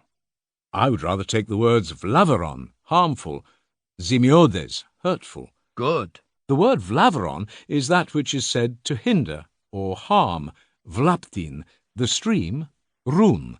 Vlapton is volumenon aptin, seeking to hold or bind, for aptin is the same as thine, and thine is always a term of censure. Volumenon aptin run, wanting to bind the stream, would probably be volapterun, and this, as I imagine, is improved into vlaveron. You bring out curious results, Socrates, in the use of names, and when I hear the word volapterun, I cannot help imagining that you're making your mouth into a flute and puffing away at some prelude to Athene. That is the fault of the makers of the name, Hermogenes, not mine. Very true, but what is the derivation of zimiodes? What is the meaning of zimiodes? Let me remark, Hermogenes, how right I was in saying that great changes are made in the meaning of words by putting in and pulling out letters. Even a very slight permutation will sometimes give an entirely opposite sense. I may instance the word theon, which occurs to me at the moment, and reminds me of what I was going to say to you. But the fine, fashionable language of modern times has twisted and disguised and entirely altered the original meaning both of theon and also of zimiodes, which in the old language is clearly indicated. What do you mean? I will try to explain. You are aware that our forefathers loved the sounds iota and delta, especially the women, who are most conservative of the ancient language. But now they change iota into eta, or epsilon, and delta into zeta. This is supposed to increase the grandeur of the sound. How do you mean? For example, in very ancient times they called the day either imera or emera, short e, which is called by us emera, long e. That is true. Do you observe that only the ancient form shows the intention of the giver of the name, of which the reason is that men long for imerusi, and love the light which comes after the darkness, and is therefore called imera, from imeros, desire. Clearly. But now the name is so travestied that you cannot tell the meaning, although there are some who imagine the day to be called emera because it makes things gentle. Emera, different accents. Such is my view. And you know that the ancients said theogon, and not zugon. They did so. And zugon, yoke, has no meaning. It ought to be theogon, which word expresses the binding of two together, thein arohi, for the purpose of drawing. This has been changed into zugon, and there are many other examples of similar changes. There are. Proceeding in the same train of thought, I may remark that the word theon, obligation, has a meaning which is the opposite of all the other appellations of good, for theon is here a species of good, and is nevertheless the chain, thesmos, or hinderer of motion, and therefore own brother of laveron. Yes, Socrates, that is quite plain. Not if you restore the ancient form, which is more likely to be the correct one, and read theon instead of theon. If you convert the epsilon into an iota after the old fashion, this word will then agree with other words meaning good. For theon, not theon, signifies the good, and is a term of praise, and the author of names has not contradicted himself, but in all these various appellations, theon, obligatory, ophelimon, advantageous, lysitellon, profitable, Kerdaleon, gainful, agathon, good, sympheron, expedient, ephperon, plenteous. The same conception is implied of the ordering or all-pervading principle which is praised, and the restraining and binding principle which is censured. And this is further illustrated by the word zimiodes, hurtful, which, if the zeta is only changed into delta, as in the ancient language, becomes themiodes. And this name, as you will perceive, is given to that which binds motion, lunti ion. What do you say of ithoni, pleasure, lipi, pain, epithemia, desire, and the like, Socrates? I do not think, Hermogenes, that there is any great difficulty about them. Edoni is ether, onisis, the action which tends to advantage, and the original form may be supposed to have been eoni, but this has been altered by the insertion of the delta. Lipi appears to be derived from the relaxation, liin, which the body feels when in sorrow. Ania, trouble, is the hindrance of motion, alpha and ieni.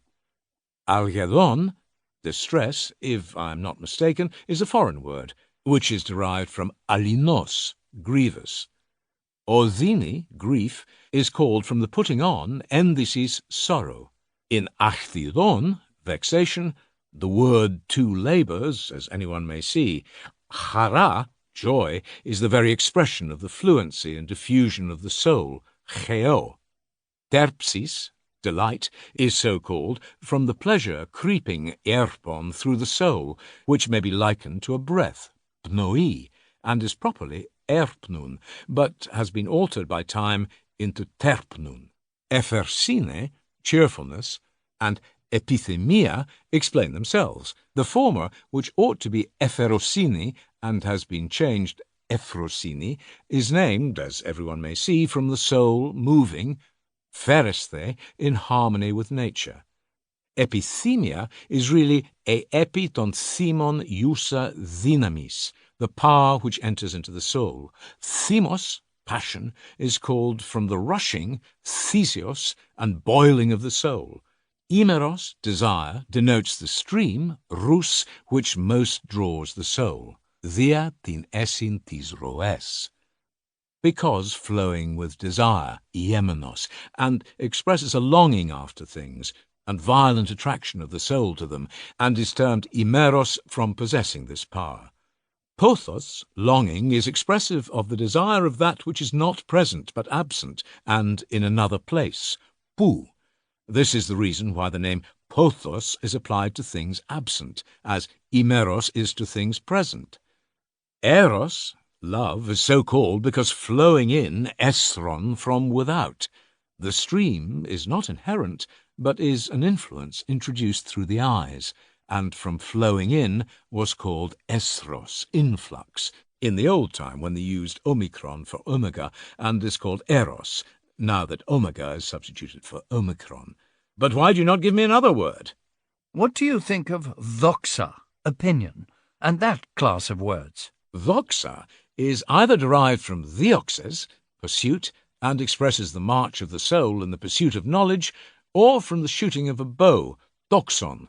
The latter is more likely, and is confirmed by iises, thinking, which is only isis, moving, and implies the movement of the soul to the essential nature of each thing. Just as vuli, counsel, has nothing to do with shooting, voli, and vulesthe, to wish, combines the notion of aiming and deliberating. All these words seem to follow doxa, and all involve the idea of shooting, just as avulia, absence of counsel, on the other hand, is a mishap or missing or mistaking of the mark or aim or proposal or object. You are quickening your pace now, Socrates. Why, yes, the end I now dedicate to God, not, however, until I have explained anangi, necessity, which ought to come next, and ekousion, the voluntary. Ekousion is certainly the yielding, ekon, and unresisting. The motion implied is yielding and not opposing. Yielding, as I was just now saying, to that motion which is in accordance with our will. But the necessary and resistant, being contrary to our will, implies error and ignorance. The idea is taken from walking through a ravine which is impassable and rugged and overgrown and impedes motion. And this is the derivation of the word anangion, necessary, anangeion, going through a ravine. But while my strength lasts, let us persevere, and I hope that you will persevere with your questions. Well then, let me ask about the greatest and noblest, such as aletheia, truth, and pseudos, falsehood, and on, being, not forgetting to inquire why the word onoma, name, which is the theme of our discussion, has this name of onoma. You know the word meisthe, to seek. Yes, meaning the same as zitin, to inquire. The word onoma seems to be a compressed sentence, signifying on ou zetema, for which there is a search, as is still more obvious in onomaston, notable, which states in so many words that real existence is that for which there is a seeking, on ou masma. Aletheia is also an agglomeration of ali, divine wandering, implying the divine motion of existence. Pseudos, falsehood, is the opposite of motion. Here is another ill name given by the legislator to stagnation and forced inaction, which he compares to sleep, ephedine. But the original meaning of the word is disguised by the addition of psi. On and ousia are eon with an iota broken off. This agrees with the true principle, for being, on, is also moving, eon, and the same may be said of not being, which is likewise called not going. Oukion, or oukion, equals oukion. You have hammered away at them manfully. But suppose that someone were to say to you, what is the word eon? And what are rheon and thun? Show me their fitness. You mean to say, how should I answer him? Yes. One way of giving the appearance of an answer has been already suggested. What way? To say that names which we do not understand are of foreign origin, and this is very likely the right answer, and something of this kind may be true of them, but also the original forms of words may have been lost in the lapse of ages.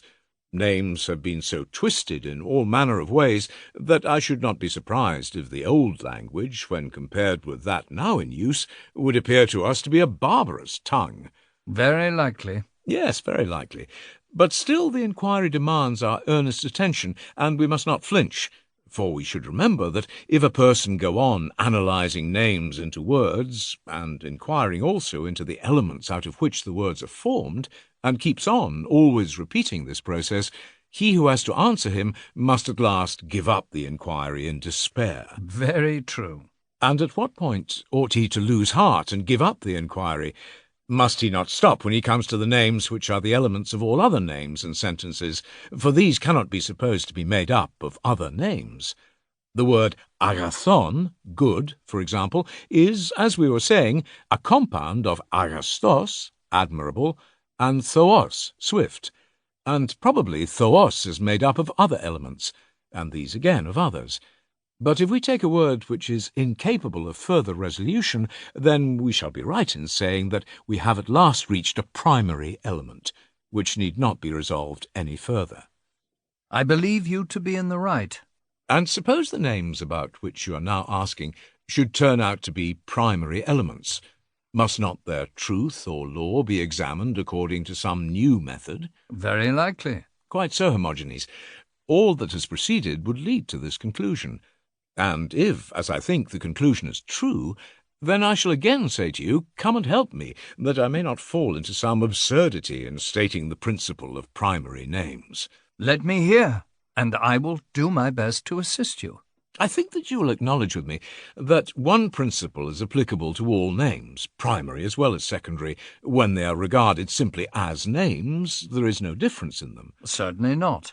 All the names that we have been explaining were intended to indicate the nature of things. Of course. And that this is true of the primary quite as much as of the secondary names is implied in their being names. Surely. But the secondary, as I conceive, derive their significance from the primary. That is evident. Very good. But then how do the primary names which precede analysis show the natures of things, as far as they can be shown, which they must do if they are to be real names? And here I will ask you a question. Suppose that we had no voice or tongue, and wanted to communicate with one another. Should we not, like the deaf and dumb, make signs with the hands and head and the rest of the body? There would be no choice, Socrates. We should imitate the nature of the thing. The elevation of our hands to heaven would mean lightness and upwardness. Heaviness and downwardness would be expressed by letting them drop to the ground. If we were describing the running of a horse or any other animal, we should make our bodies and their gestures as like as we could to them. I do not see that we could do anything else. We could not, for by bodily imitation only can the body ever express anything. Very true. And when we want to express ourselves, either with the voice or tongue or mouth, the expression is simply their imitation of that which we want to express. It must be so, I think. Then a name is a vocal imitation of that which the vocal imitator names or imitates. I think so. Nay, my friend, I'm disposed to think that we have not reached the truth as yet. Why not? Because if we have, we shall be obliged to admit that the people who imitate sheep or cocks or other animals name that which they imitate. Quite true. Then could I have been right in what I was saying? In my opinion, no. But I wish that you would tell me, Socrates, what sort of an imitation is a name? In the first place, I should reply, not a musical imitation, although that is also vocal, nor again an imitation of what music imitates. These, in my judgment, would not be naming. Let me put the matter as follows. All objects have sound and figure, and many have colour. Certainly. But the art of naming appears not to be concerned with imitations of this kind. The arts which have to do with them are music and drawing. True. Again, is there not an essence of each thing, just as there is a colour or sound? And is there not an essence of colour and sound, as well as of anything else which may be said to have an essence? I should think so. Well, and if anyone could express the essence of each thing in letters and syllables, would he not express the nature of each thing? Quite so. The musician and the painter were the two names which you gave to the other two imitators. What will this imitator be called? I imagine, Socrates, that he must be the namer, or name-giver, of whom we are in search. If this is true, then I think that we are in a condition to consider the names ron, stream, ieme, to go, schiesis, retention, about which you are asking, and we may see whether the namer has grasped the nature of them in letters and syllables in such a manner as to imitate the essence or not. Very good. But are these the only primary names, or are there others? There must be others. So I should expect. But how shall we further analyse them, and where does the imitator begin? Imitation of the essence is made by syllables and letters. Ought we not, therefore, first to separate the letters, just as those who are beginning rhythm first distinguish the powers of elementary and then of compound sounds, and when they have done so, but not before, they proceed to the consideration of rhythms? Yes. Must we not begin in the same way with letters, first separating the vowels and then the consonants and mutes, letters which are neither vowels nor semivowels, into classes, according to the received distinctions of the learned? Also the semivowels, which are neither vowels nor yet mutes, and distinguishing into classes the vowels themselves. And when we have perfected the classification of things, we shall give them names, and see whether, as in the case of letters, there are any classes to which they may be all referred, and hence we shall see their natures, and see, too, whether they have in them classes as there are in the letters, and when we have well considered all this, we shall know how to apply them to what they resemble, whether one letter is used to denote one thing, or whether there is to be an admixture of several of them. Just as in painting, the painter who wants to depict anything sometimes uses purple only, or any other colour, and sometimes mixes up several colours, as his method is when he has to paint flesh colour, or anything of that kind. He uses his colours as his figures appear to require them. And so, too, we shall apply letters to the expression of objects, either single letters when required, or several letters, and so we shall form syllables, as they are called, and from syllables make nouns and verbs, and thus at last from the combinations of nouns and verbs arrive at language, large and fair and whole. And as the painter made a figure, even so shall we make speech by the art of the namer or the rhetorician, or by some other art. Not that I am literally speaking of ourselves, but I was carried away, meaning to say that this was the way in which, not we, but the ancients formed language, and what they put together we must take to pieces in like manner if we are to attain a scientific view of the whole subject. And we must see whether the primary, and also whether the secondary elements are rightly given or not. For if they are not, the composition of them, my dear Hermogenes, will be a sorry piece of work, and in the wrong direction. That, Socrates, I can quite believe. Well, but do you suppose that you will be able to analyse them in this way? For I am certain that I should not. Much less am I likely to be able. Shall we leave them, then? Or shall we seek to discover, if we can, something about them, according to the measure of our ability, saying, by way of preface, as I said before of the gods, that of the truth about them we know nothing, and do but entertain human notions of them. And in this present inquiry, let us say to ourselves, before we proceed, that the higher method is the one which we, or others who would analyse language to any good purpose, must follow. But under the circumstances, as men say, we must do as well as we can. What do you think? I very much approve. That objects should be imitated in letters and syllables, and so find expression, may appear ridiculous, Hermogenes, but it cannot be avoided. There is no better principle to which we can look for the truth of first names. Deprived of this, we must have recourse to divine help, like the tragic poets, who in any perplexity have their gods waiting in the air, and must get out of our difficulty in like fashion by saying that the gods gave the first names, and therefore they are right. This will be the best contrivance, or perhaps that other notion may be even better still, of deriving them from some barbarous people, for the barbarians are older than we are. Or we may say that antiquity has cast a veil over them, which is the same sort of excuse as the last, for all these are not reasons, but only ingenious excuses for having no reasons concerning the truth of words. And yet any sort of ignorance of first or primitive names involves an ignorance of secondary words, for they can only be explained by the primary. Clearly, then, the professor of languages should be able to give a very lucid explanation of first names, or let him be assured he will only talk nonsense about the rest. Do you suppose this to be true? Certainly, Socrates. My first notions of original names are truly wild and ridiculous, though I have no objection to impart them to you, if you desire, and I hope that you will communicate to me in return anything better which you may have. Fear not, I will do my best.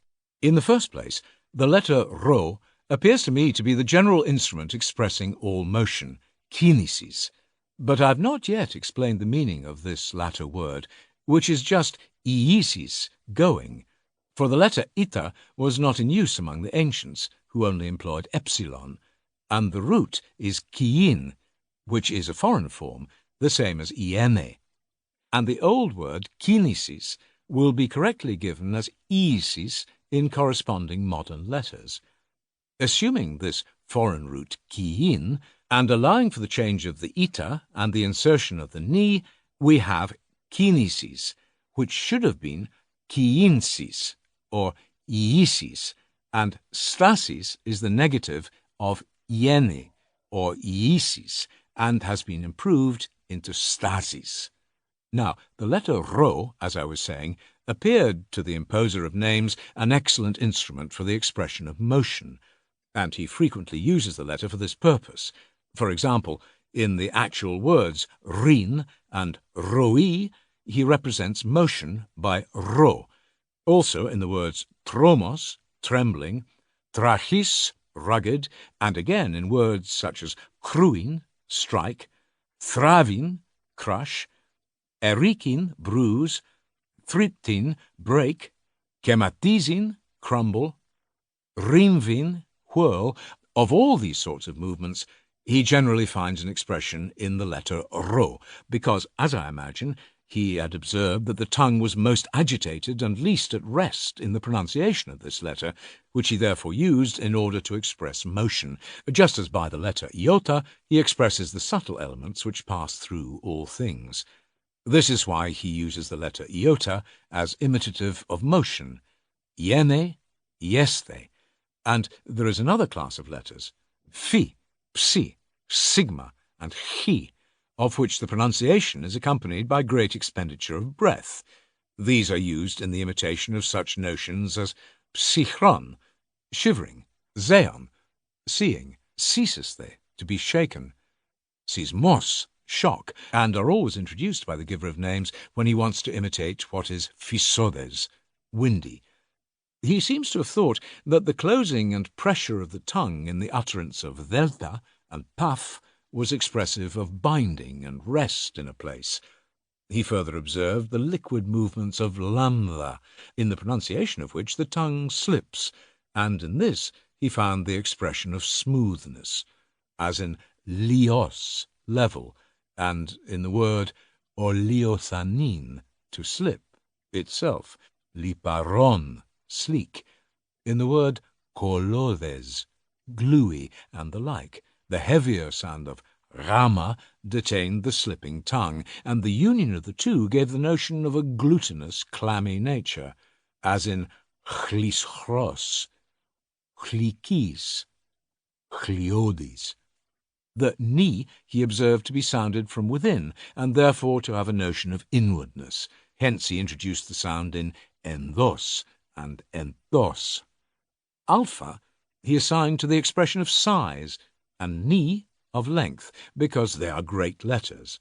Omicron was the sign of roundness, and therefore there is plenty of omicron mixed up in the word rogilon, round.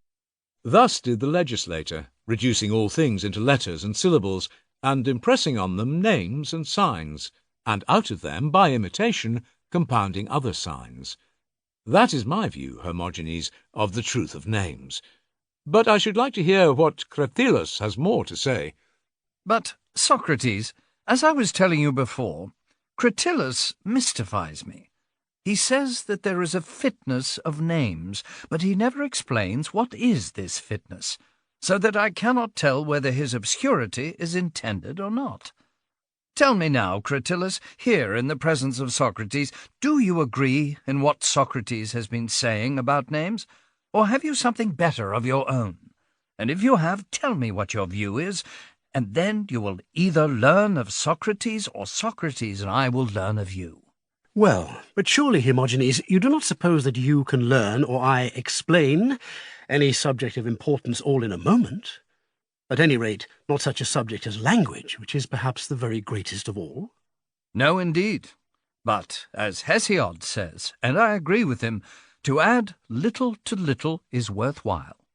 And therefore, if you think that you can add anything at all, however small, to our knowledge, take a little trouble and oblige Socrates, and me too, who certainly have a claim upon you. I am by no means positive, Cratylus, in the view which Hermogenes and myself have worked out, and therefore do not hesitate to say what you think, which, if it be better than my own view, I shall gladly accept. And I should not be at all surprised to find that you have found some better notion, for you have evidently reflected on these matters, and have had teachers, and if you have really a better theory of the truth of names, you may count me in the number of your disciples. You are right, Socrates, in saying that I have made a study of these matters, and I might possibly convert you into a disciple. But I fear that the opposite is more probable, and I already find myself moved to say to you what Achilles in the Prayers says to Ajax. Illustrious Ajax, son of Telamon, lord of the people, you appear to have spoken in all things much to my mind. And you, Socrates, appear to me to be an oracle, and to give answers much to my mind, whether you are inspired by Euthyphro, or whether some muse may have long been an inhabitant of your breast, unconsciously to yourself. Excellent Cratylus, I have long been wondering at my own wisdom. I cannot trust myself, and I think that I ought to stop and ask myself, what am I saying? For there is nothing worse than self-deception. When the deceiver is always at home and always with you, it is quite terrible. and therefore I ought often to retrace my steps and endeavour to look fore and aft, in the words of the aforesaid Homer. And now let me see, where are we? Have we not been saying that the correct name indicates the nature of the thing? Has this proposition been sufficiently proved? Yes, Socrates. What you say, as I am disposed to think, is quite true. Names, then, are given in order to instruct. Certainly. And naming is an art, and has artificers. Yes. And who are they? The legislators, of whom you spoke at first. And does this art grow up among men like other arts? Let me explain what I mean. Of painters, some are better and some worse. Yes. The better painters execute their works, their figures, better, and the worse execute them worse. And of builders also, the better sort build fairer houses, and the worse build them worse. True. And among legislators, there are some who do their work better and some worse? No, there I do not agree with you. Then you do not think that some laws are better and others worse? No. Or that one name is better than another? Certainly not. Then all names are rightly imposed? Yes, if they are names at all. Well, what do you say to the name of our friend Hermogenes, which was mentioned before? Assuming that he has nothing of the nature of Hermes in him, shall we say that this is a wrong name, or not his name at all? I should reply that Hermogenes is not his name at all, but only appears to be his, and is really the name of somebody else, who has the nature which corresponds to it. And if a man were to call him Hermogenes, would he not be even speaking falsely? For there may be a doubt whether you can call him Hermogenes if he is not. What do you mean? Are you maintaining that falsehood is impossible? For if this is your meaning, I should answer that there have been plenty of liars in all ages. Why, Socrates, how can a man say that which is not? Say something and yet say nothing? Or is not falsehood saying the thing which is not? Your argument, friend, is too subtle for a man of my age, but I should like to know whether you're one of those philosophers who think that falsehood may be spoken, but not said. Neither spoken nor said. Not uttered nor addressed? For example, if a person saluting you in a foreign country were to take your hand and say, "Hail, Athenian stranger, Hermogenes, son of Smicryon," these words, whether spoken, said, uttered, or addressed, would have no application to you, but only to our friend Hermogenes, or perhaps to nobody at all. In my opinion, Socrates, the speaker would only be talking nonsense. Well, but that will be quite enough for me if you'll tell me whether the nonsense would be true or false, or partly true or partly false, which is all that I want to know. I should say that he would be putting himself in motion to no purpose, and that his words would be an unmeaning sound like the noise of hammering at a brazen pot. But let us see, Cratylus, whether we cannot find a meeting point. For you would admit that the name is not the same with the thing named. I should. And would you further acknowledge that the name is an imitation of the thing? Certainly. And would you say that pictures are also imitations of things, but in another way? Yes. I believe you may be right, but I do not rightly understand you. Please to say, then, whether both sorts of imitation, both pictures or words, are not equally attributable and applicable to the things of which they are the imitation. They are. First, look at the matter thus. You may attribute the likeness of the man to the man, and of the woman to the woman, and so on. Certainly. And conversely, you may attribute the likeness of the man to the woman, and of the woman to the man. Very true. And are both modes of assigning them right, or only the first? Only the first. That is to say, the mode of assignment which attributes to each that which belongs to them and is like them. That is my view. Now then, as I am desirous that we, being friends, should have a good understanding about the argument, let me state my view to you. The first mode of assignment, whether applied to figures or to names, I call right, and when applied to names only, true as well as right. And the other mode of giving and assigning the name which is unlike, I call wrong, and in the case of names, false as well as wrong. That may be true, Socrates, in the case of pictures. They may be wrongly assigned, but not in the case of names. They must be always right. Why? What is the difference? May I not go to a man and say to him, "This is your picture," showing him his own likeness, or perhaps the likeness of a woman, and when I say show, I mean bring before the sense of sight. Certainly. And may I not go to him again and say, "This is your name?" For the name, like the picture, is an imitation. May I not say to him, "This is your name?"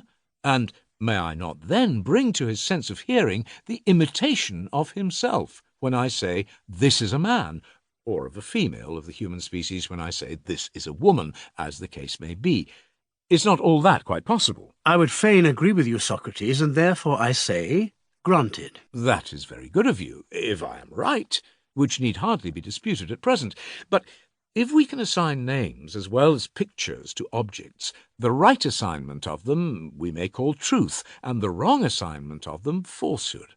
Now, if there be such a wrong assignment of names, there may also be a wrong or inappropriate assignment of verbs. And if of names and verbs, then of the sentences which are made up of them. What do you say, Cratylus? I agree, and think that what you say is very true. And further, primitive nouns may be compared to pictures, and in pictures you may either give all the appropriate colours and figures, or you may not give them all. Some may be wanting, or there may be too many or too much of them, may there not? Very true. And he who gives all gives a perfect picture or figure, and he who takes away or adds also gives a picture or figure, but not a good one. Yes. In like manner, he who by syllables and letters imitates the nature of things, if he gives all that is appropriate, will produce a good image, or in other words, a name. But if he subtracts, or perhaps adds a little, he will make an image, but not a good one. Whence I infer that some names are well and others ill made. That is true. Then the artist of names may be sometimes good, or he may be bad. Yes. And this artist of names is called the legislator. Yes. Then, like other artists, the legislator may be good, or he may be bad. It must surely be so if our former admissions hold good. Very true, Socrates, but the case of language, you see, is different. For when, by the help of grammar, we assign the letters alpha or beta, or any other letters to a certain name, then if we add or subtract or misplace a letter, the name which is written is not only written wrongly, but not written at all, and in any of these cases becomes other than a name. But I doubt whether your view is altogether correct, Cratylus. How so? I believe that what you say may be true about numbers, which must be just what they are, or not be at all. For example, the number 10 at once becomes other than 10 if a unit be added or subtracted, and so of any other number. But this does not apply to that which is qualitative, or to anything which is represented under an image. I should say rather that the image, if expressing in every point the entire reality, would no longer be an image. Let us suppose the existence of two objects. One of them shall be Cratylus, and the other the image of Cratylus, and we will suppose further that some god makes not only a representation, such as a painter would make of your outward form and colour, but also creates an inward organisation like yours, having the same warmth and softness, and into this infuses motion and soul and mind such as you have, and in a word copies all your qualities and places them by you in another form. Would you say that this was Cratylus and the image of Cratylus, or that there were two Cratyluses? I should say that there were two Cratyluses. Then you see, my friend, that we must find some other principle of truth in images and also in names, and not insist that an image is no longer an image when something is added or subtracted. Do you not perceive that images are very far from having qualities which are the exact counterpart of the realities which they represent? Yes, I see. But then how ridiculous would be the effect of names on things if they were exactly the same with them, and no one would be able to determine which were the names and which were the realities. Quite true. Then fear not, but have the courage to admit that one name may be correctly and another incorrectly given, and do not insist that the name shall be exactly the same with the thing, but allow the occasional substitution of a wrong letter, and if of a letter, also of a noun in a sentence, and if of a noun in a sentence, also of a sentence which is not appropriate to the matter, and acknowledge that the thing may be named and described so long as the general character of the thing which you are describing is retained. And this, as you will remember, was remarked by Hermogenes and myself in the particular instance of the names of the letters.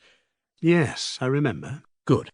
And when the general character is preserved, even if some of the proper letters are wanting, still the thing is signified. Well, if all the letters are given, not well when only a few of them are given. I think that we had better admit this, lest we be punished like travellers in Aegina who wander about the street late at night, and be likewise told by Truth herself that we have arrived too late. Or if not, you must find out some new notion of correctness of names, and no longer maintain that a name is the expression of a thing in letters or syllables, for if you say both, you will be inconsistent with yourself. I quite acknowledge, Socrates, what you say to be very reasonable. Then, as we are agreed thus far, let us ask ourselves whether a name, rightly imposed, ought not to have the proper letters. Yes. And the proper letters are those which are like the things. Yes. Enough, then, of names which are rightly given. And in names which are incorrectly given, the greater part may be supposed to be made up of proper and similar letters, of which there would be no likeness. But there will be likewise a part which is improper and spoils the beauty and formation of the word. You would admit that? There would be no use, Socrates, in my quarrelling with you, since I cannot be satisfied that a name which is incorrectly given is a name at all. Do you admit a name to be the representation of a thing? Yes, I do. But do you not allow that some nouns are primitive and some derived? Yes, I do. Then, if you admit that primitive or first nouns are representations of things, is there any better way of framing representations than by assimilating them to the objects as much as you can? Or do you prefer the notion of Hermogenes, and of many others, who say that names are conventional, and have a meaning to those who have agreed about them and who have previous knowledge of the things intended by them, and that convention is the only principle, and whether you abide by our present convention, or make a new and opposite one, according to which you call small great and great small, that, they would say, makes no difference, if you are only agreed. Which of these two notions do you prefer? Representation by likeness, Socrates, is infinitely better than representation by any chance sign. Very good. But if the name is to be like the thing, the letters out of which the first names are composed must also be like things. Returning to the image of the picture, I would ask, how could anyone ever compose a picture which would be like anything at all if there were not pigments in nature which resembled the things imitated, and out of which the picture is composed? Impossible. No more could names ever resemble any actually existing thing, unless the original elements of which they are compounded bore some degree of resemblance to the objects of which the names are the imitation. And the original elements are letters. Yes. Let me now invite you to consider what Hermogenes and I were saying about sounds. Do you agree with me that the letter rho is expressive of rapidity, motion, and hardness? Were we right or wrong in saying so? I should say that you were right. And that lambda was expressive of smoothness and softness and the like? There again, you were right. And yet, as you are aware, that which is called by us sclerotis is by the Eretrians called scleroter. Very true. But are the letters rho and sigma equivalents? And is there the same significance to them in the termination rho which there is to us in sigma? Or is there no significance to one of us? Nay, surely there is a significance to both of us. In as far as they are like, or in as far as they are unlike? In as far as they are like. Are they altogether alike? Yes, for the purpose of expressing motion. And what do you say of the insertion of the lambda? For that is expressive not of hardness, but of softness. Why, perhaps the letter lambda is wrongly inserted, Socrates, and should be altered into rho, as you were saying to Hermogenes, and in my opinion rightly, when you spoke of adding and subtracting letters upon occasion. Good, but still the word is intelligible to both of us. When I say skleros, hard, you know what I mean. Yes, my dear friend, and the explanation of that is custom. And what is custom but convention? I utter a sound which I understand, and you know that I understand the meaning of the sound. This is what you're saying. Yes. And if when I speak you know my meaning, there is an indication given by me to you. Yes. This indication of my meaning may proceed from unlike as well as from like, for example, in the lambda of sclerotes. But if this is true, then you have made a convention with yourself, and the correctness of a name turns out to be a convention, since letters which are unlike are indicative equally with those which are like, if they are sanctioned by custom and convention. And even supposing that you distinguish custom from convention ever so much, still you must say that the signification of words is given by custom and not by likeness, for custom may indicate by the unlike as well as by the like. But as we are agreed thus far, Cratylus, for I shall assume that your silence gives consent, then custom and convention must be supposed to contribute to the indication of our thoughts. For suppose we take the instance of number. How can you ever imagine, my good friend, that you will find names resembling every individual number, unless you allow that which you term convention and agreement to have authority in determining the correctness of names? I quite agree with you that words should, as far as possible, resemble things. But I fear that this dragging in of resemblance, as Hermogenes says, is a shabby thing, which has to be supplemented by the mechanical aid of convention with a view to correctness. For I believe that if we could always, or almost always, use likenesses, which are perfectly appropriate, this would be the most perfect state of language, as the opposite is the most imperfect. But let me ask you, what is the force of names, and what is the use of them? The use of names, Socrates, as I should imagine, is to inform. The simple truth is that he who knows names knows also the things which are expressed by them. I suppose you mean to say, Cratylus, that as the name is, so also is the thing, and that he who knows the one will also know the other, because they are similars, and all similars fall under the same, art or science, and therefore you would say that he who knows names will also know things. That is precisely what I mean. But let us consider, what is the nature of this information about things, which, according to you, is given us by names? Is it the best sort of information? Or is there any other? What do you say? I believe that to be both the only and the best sort of information about them. There can be no other. But do you believe that in the discovery of them, he who discovers the names discovers also the things? Or is this only the method of instruction?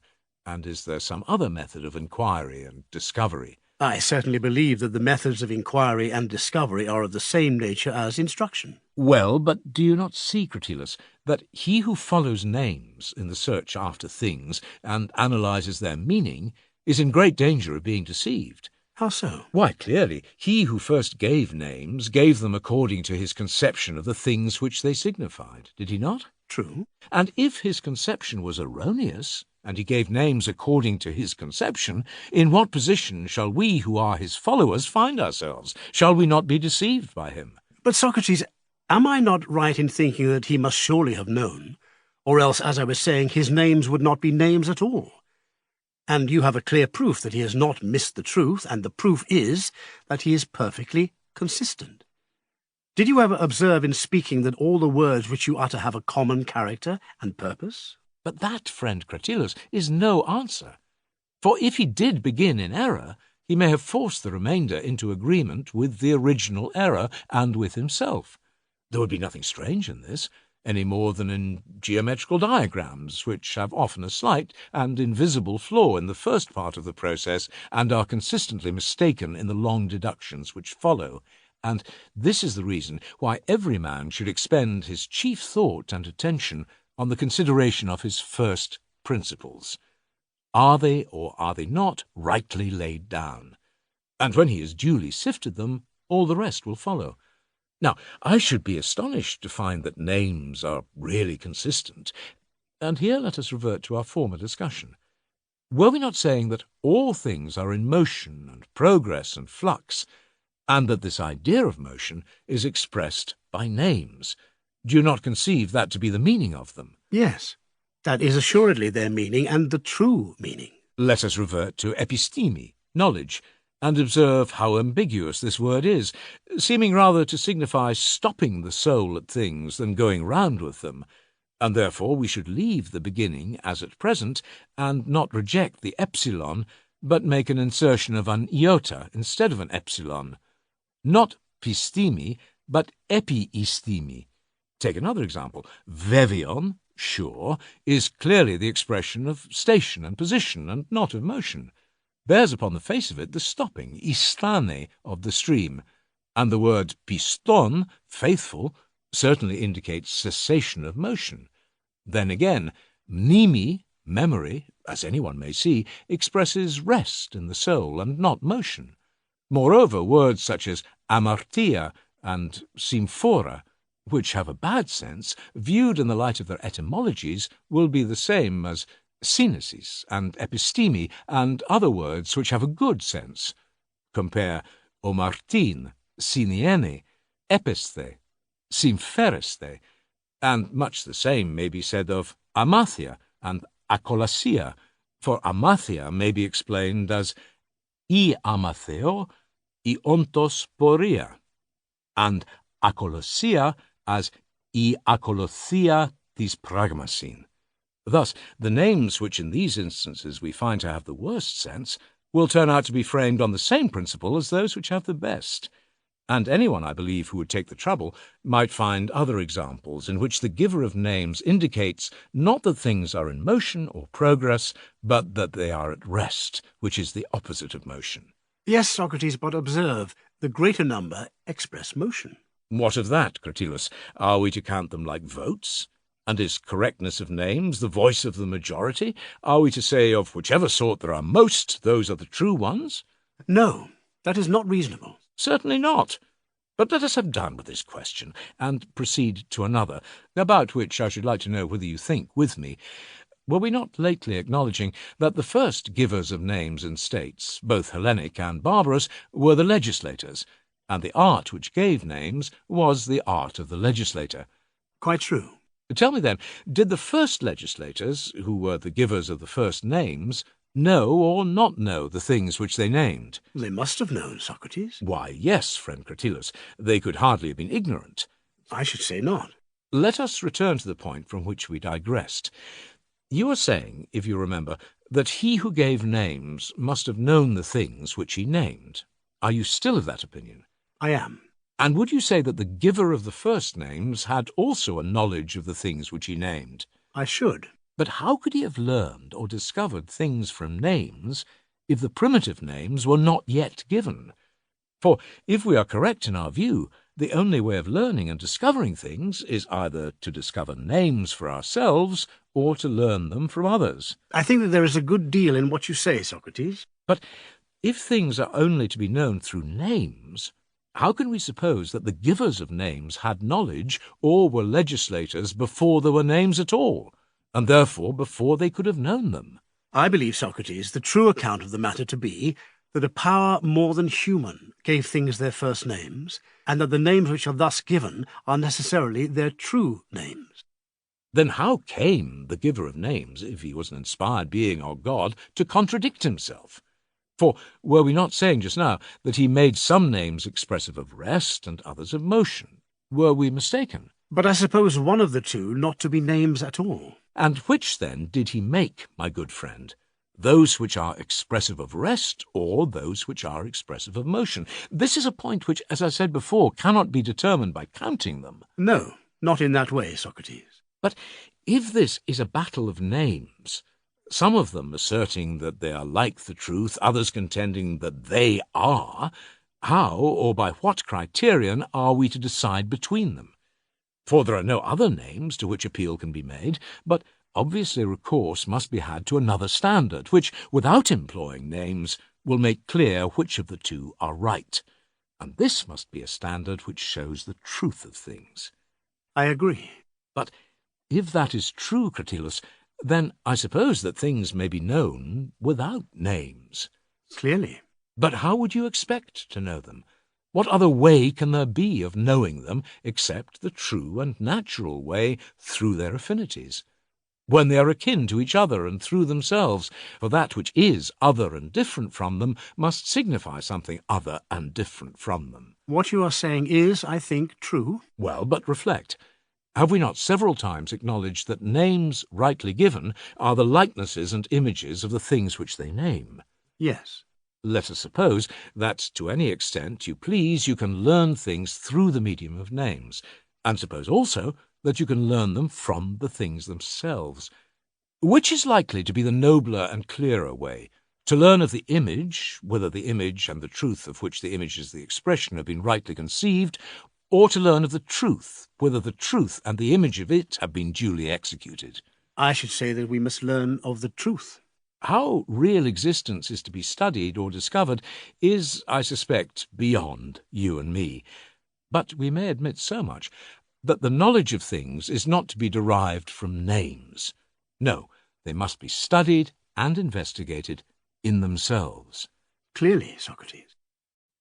There is another point. I should not like us to be imposed upon by the appearance of such a multitude of names, all tending in the same direction. I myself do not deny that the givers of names did really give them under the idea that all things were in motion and flux, which was their sincere, but I think mistaken, opinion. And having fallen into a whirlpool themselves, they are carried round and want to drag us in after them. There is a matter, Master Cratylus, about which I often dream, and should like to ask your opinion. Tell me whether there is, or is not, any absolute beauty or good, or any other absolute existence. Certainly, Socrates, I think so. Then let us seek the true beauty, not asking whether a face is fair or anything of that sort, for all such things appear to be in a flux, but let us ask whether the true beauty is not always beautiful. Certainly. And can we rightly speak of a beauty which is always passing away, and is first this and then that? Must not the same thing be born and retire and vanish while the word is in our mouths? Undoubtedly. Then how can that be a real thing which is never in the same state? For obviously things which are the same cannot change while they remain the same. And if they are always the same and in the same state, and never depart from their original form, they can never change or be moved. Certainly they cannot. Nor yet can they be known by anyone, for at the moment that the observer approaches, then they become other and of another nature, so that you cannot get any further in knowing their nature or state, for you cannot know that which has no state. True. Nor can we reasonably say, Cratylus, that there is knowledge at all, if everything is in a state of transition, and there is nothing abiding. For knowledge, too, cannot continue to be knowledge unless continuing always to abide and exist. But if the very nature of knowledge changes, at the time when the change occurs, there will be no knowledge.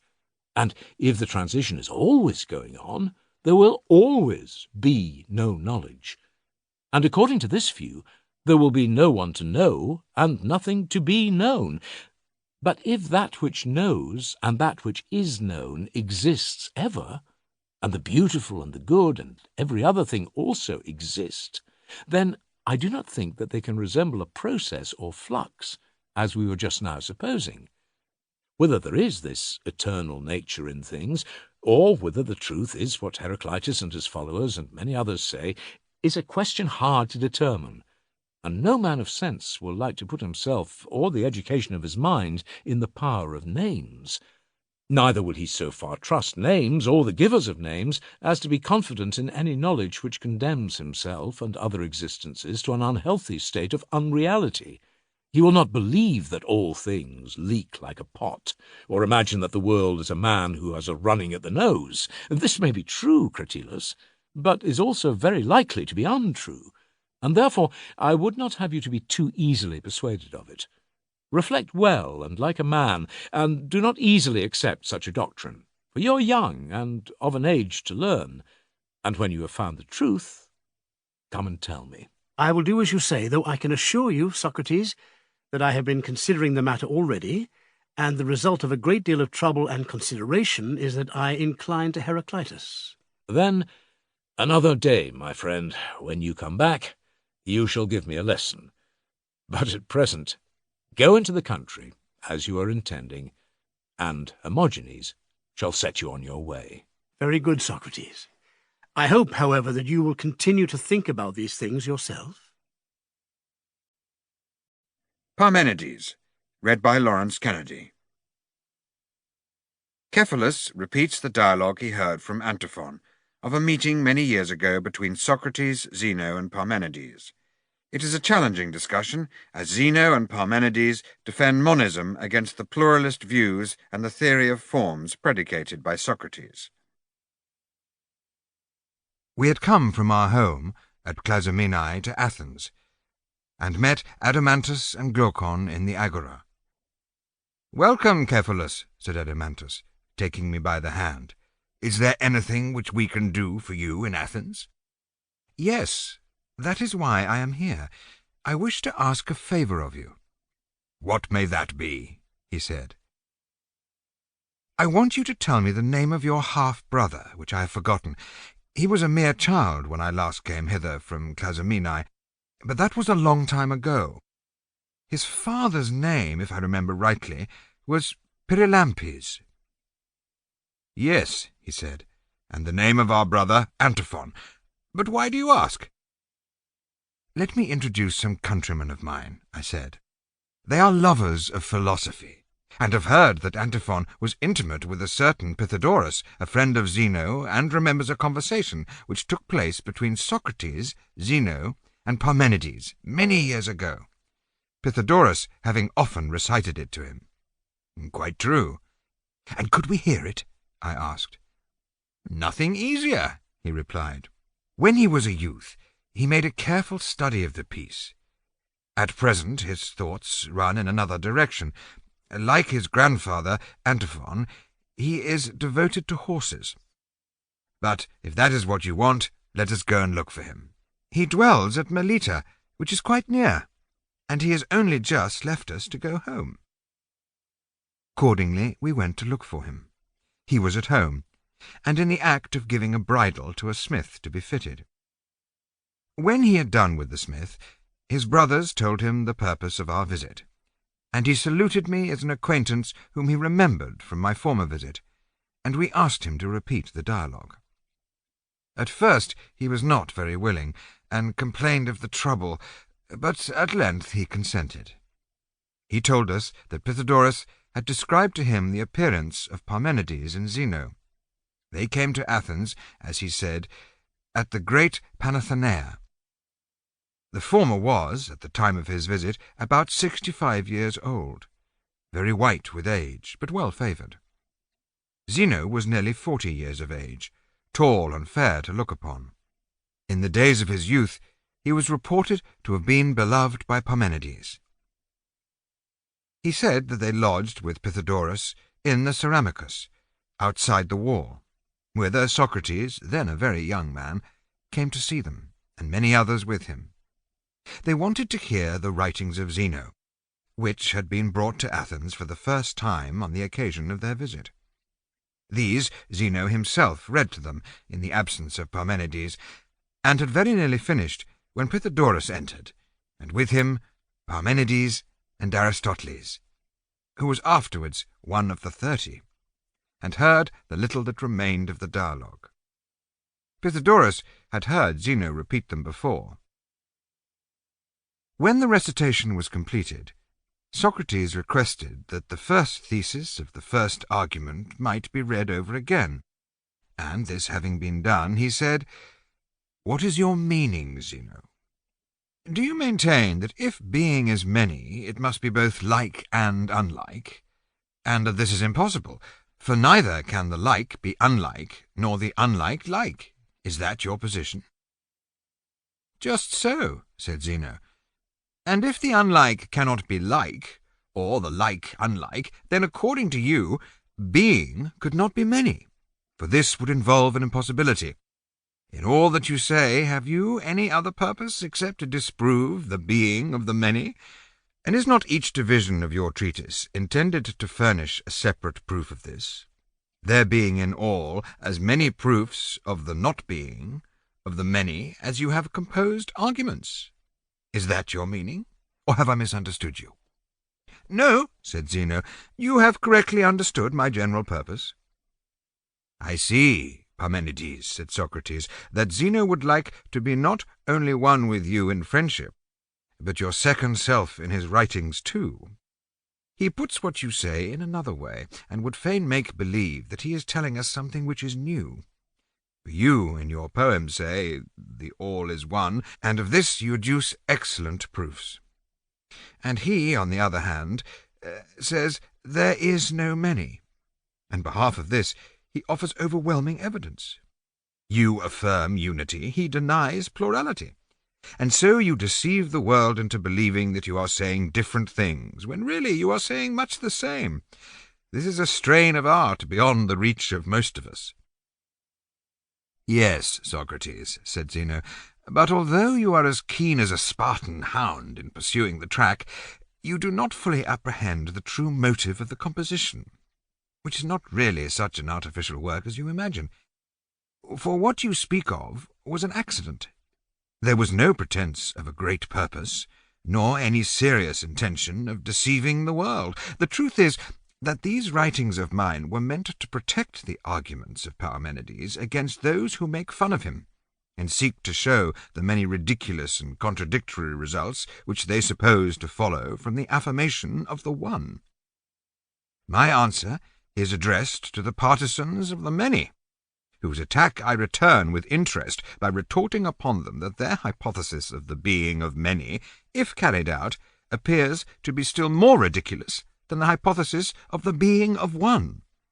Zeal for my master led me to write the book in the days of my youth, but someone stole the copy, and therefore I had no choice whether it should be published or not. The motive, however, of writing was not the ambition of an elder man, but the pugnacity of a young one. This you do not seem to see, Socrates, though in other respects, as I was saying, your notion is a very just one. I understand, said Socrates, and quite accept your account. But tell me, Zeno, do you not further think that there is an idea of likeness in itself, and another idea of unlikeness, which is the opposite of likeness, and that in these two you and I and all other things to which we apply the term many participate? Things which participate in likeness become in that degree and manner like, and so far as they participate in unlikeness become in that degree unlike, or both like and unlike in the degree in which they participate in both.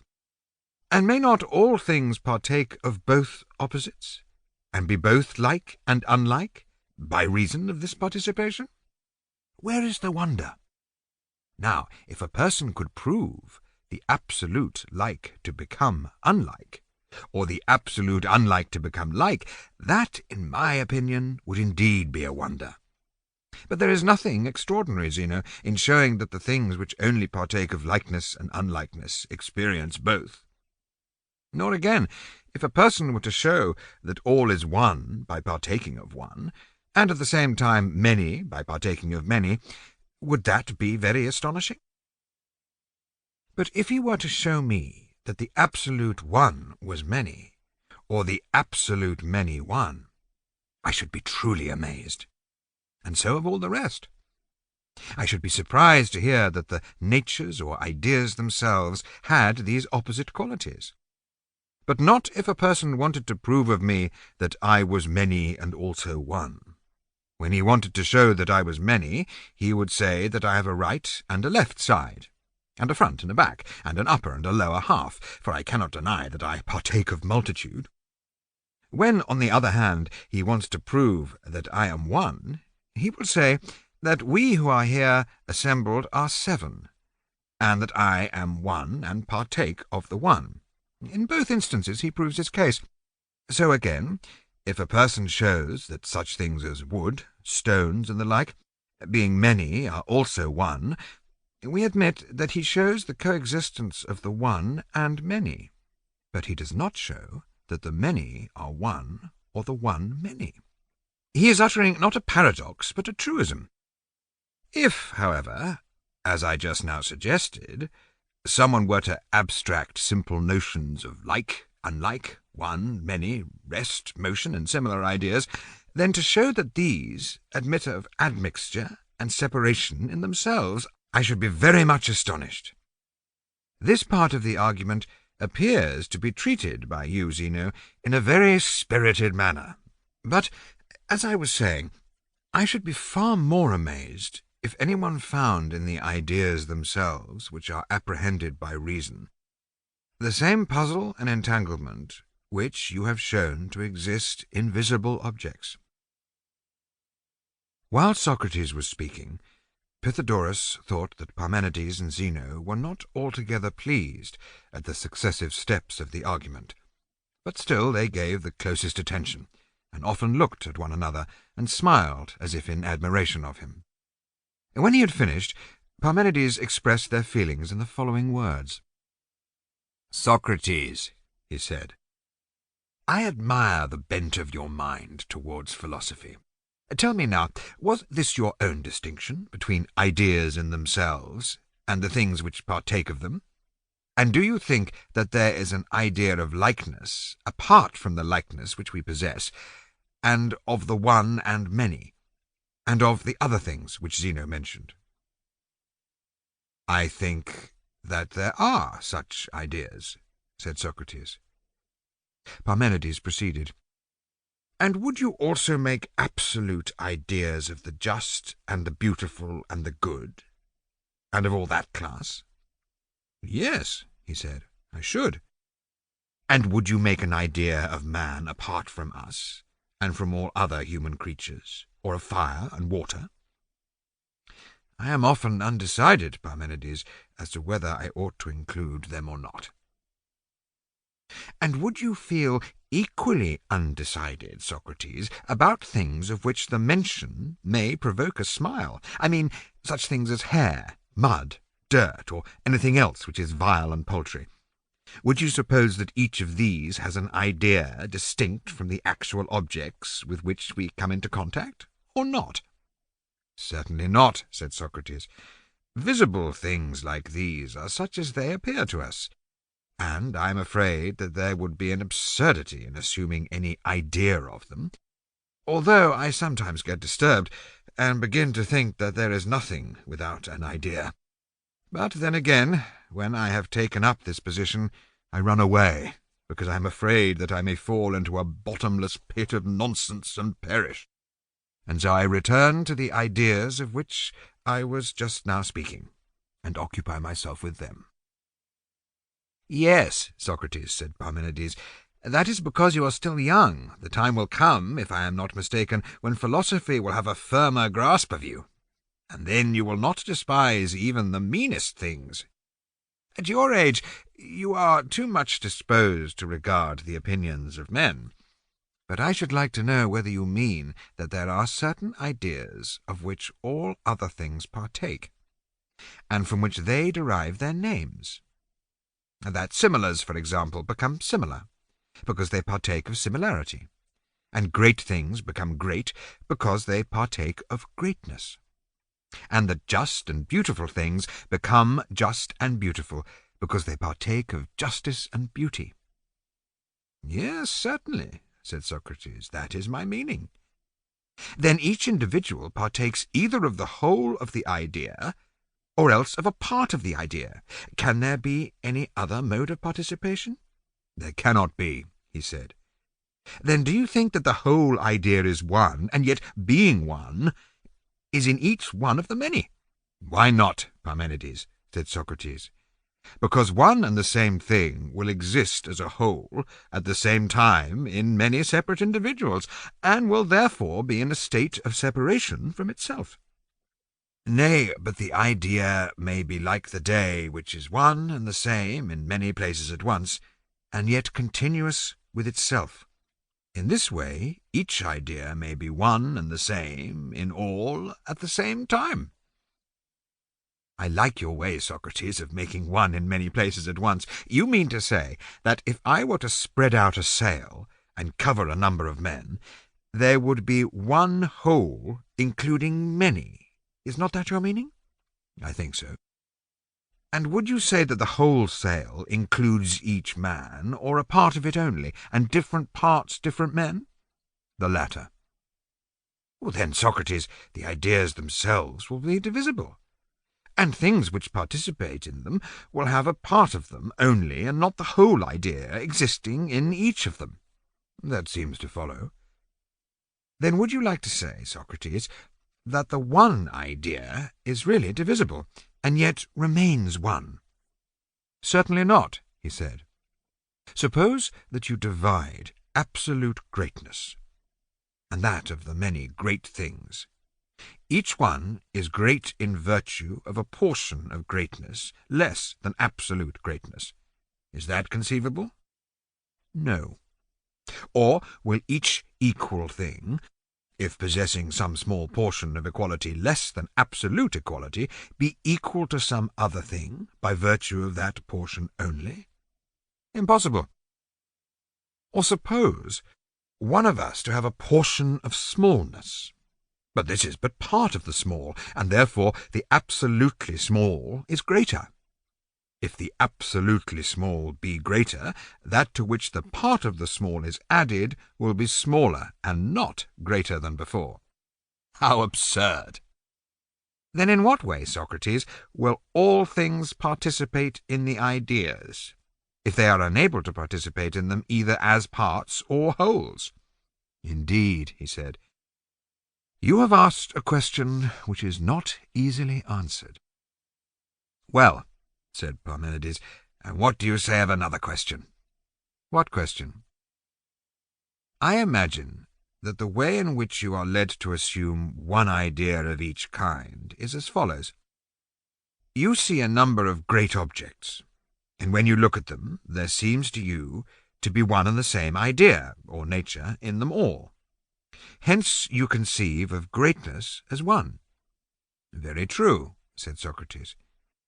And if you go on and allow your mind in like manner to embrace in one view the idea of greatness and of great things which are not the idea, and to compare them, will not another greatness arise, which will appear to be the source of all these?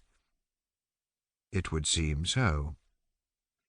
Then another idea of greatness now comes into view over and above absolute greatness, and the individuals which partake of it, and then another over and above all these, by virtue of which they will all be great, and so each idea, instead of being one, will be infinitely multiplied.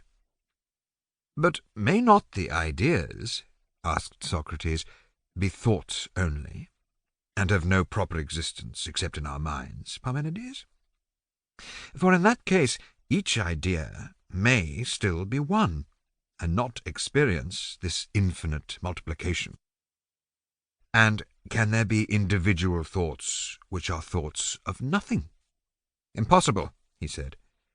The thoughts must be of something. Yes, or something which is, or which is not. Of something which is. Must it not be of a single something, which the thought recognizes as attaching to all, being a single form or nature? Yes. And will not the something which is apprehended as one and the same in all be an idea? From that, again, there is no escape. Then, said Parmenides, if you say that everything else participates in the ideas, must you not say either that everything is made up of thoughts, and that all things think, or that they are thoughts but have no thought? The latter view, Parmenides, is no more rational than the previous one. In my opinion, the ideas are, as it were, patterns fixed in nature, and other things are like them, and resemblances of them. What is meant by the participation of other things in the ideas is really a simulation to them. But if, said he, the individual is like the idea, must not the idea also be like the individual, in so far as the individual is a resemblance of the idea? That which is like cannot be conceived of as other than the like of like. Impossible. And when two things are alike, must they not partake of the same idea? Well, they must. And will not that of which the two partake, and which makes them alike, be the idea itself? Certainly. Then the idea cannot be like the individual, or the individual like the idea. For if they are alike, some further idea of likeness will always be coming to light, and if that be like anything else, another, and new ideas will be always arising, if the idea resembles that which partakes of it. Quite true. The theory, then, that other things participate in the ideas by resemblance has to be given up, and some other mode of participation devised. It would seem so. Do you see, then, Socrates, how great is the difficulty of affirming the ideas to be absolute? Yes, indeed. And further, let me say that as yet you only understand a small part of the difficulty which is involved if you make of each thing a single idea, parting it off from other things. What difficulty? He said. There are many, but the greatest of all is this. If an opponent argues that these ideas, being such as we say they ought to be, must remain unknown, no one can prove to him that he is wrong, unless he who denies their existence be a man of great ability and knowledge, and is willing to follow a long and laborious demonstration. He will remain unconvinced, and still insist that they cannot be known. What do you mean, Parmenides? Said Socrates.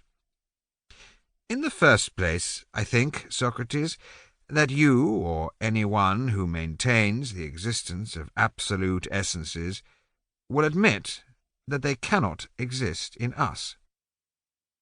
No, said Socrates, for then they would be no longer absolute.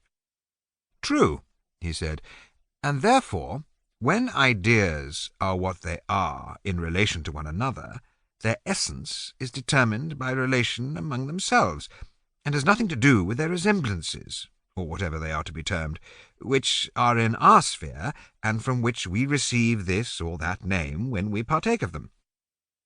And the things which are within our sphere, and have the same names with them, are likewise only relative to one another, and not to the ideas which have the same names with them, but belong to themselves, and not to them. What do you mean? Said Socrates.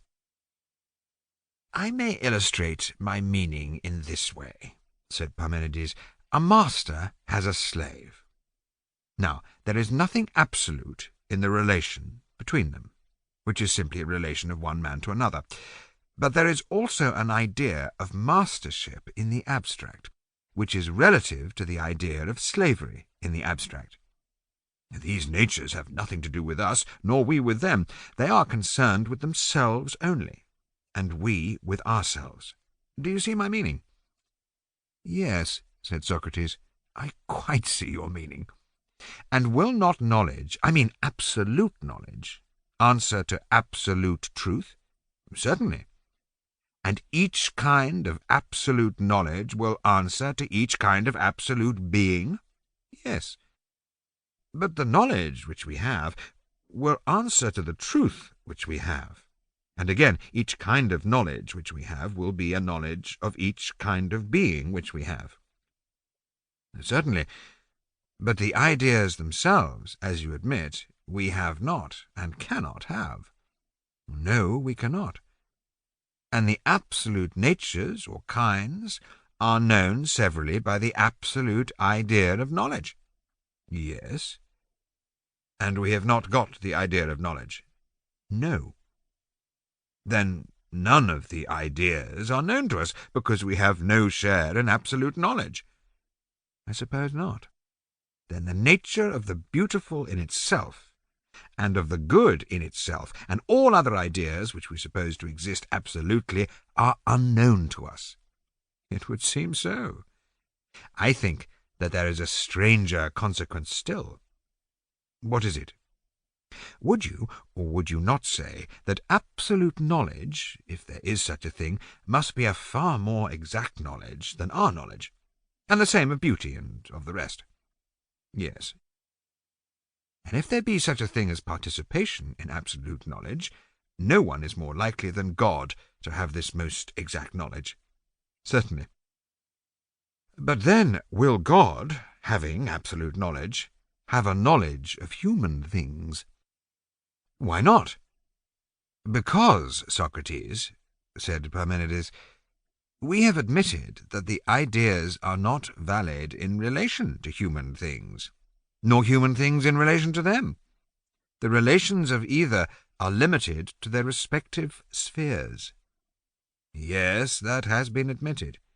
And if God has this perfect authority and perfect knowledge, his authority cannot rule us, nor his knowledge know us, or any human thing, just as our authority does not extend to the gods, nor our knowledge know anything which is divine, so by parity of reason they, being gods, are not our masters, neither do they know the things of men.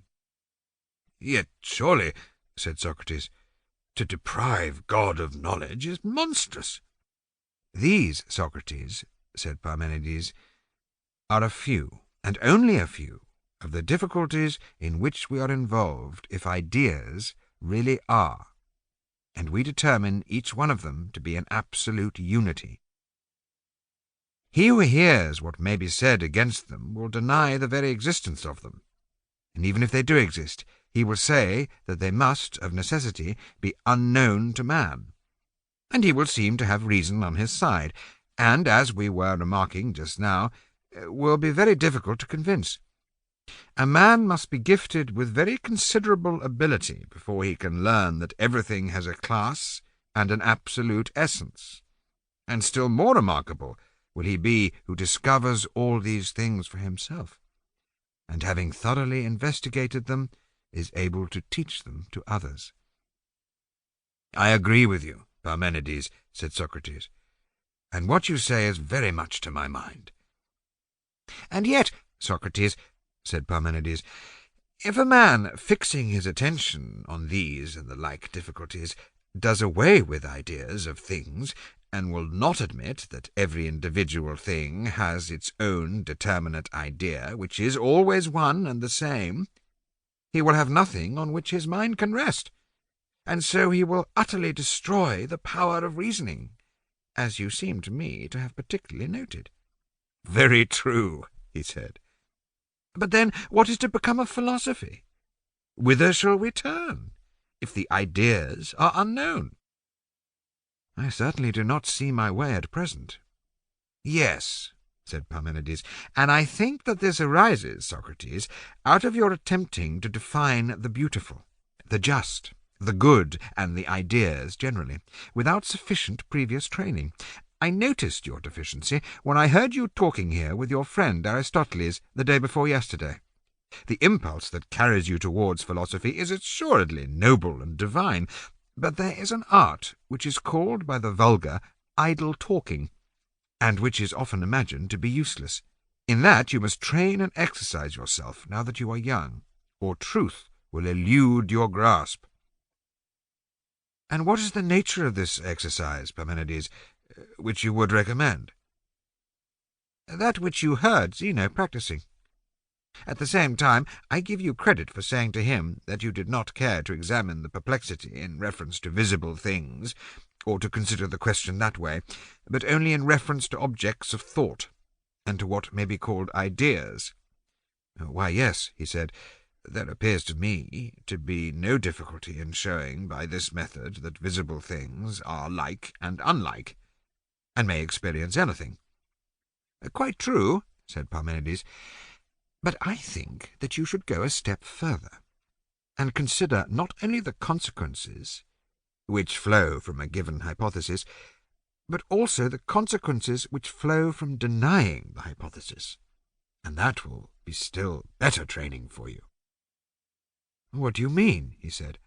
I mean, for example, that in the case of this very hypothesis of Zeno's about the many, you should inquire not only what will be the consequences to the many in relation to themselves, and to the one in relation to itself and the many, on the hypothesis of the being of the many, but also what will be the consequences to the one and the many in their relation to themselves and to each other on the opposite hypothesis?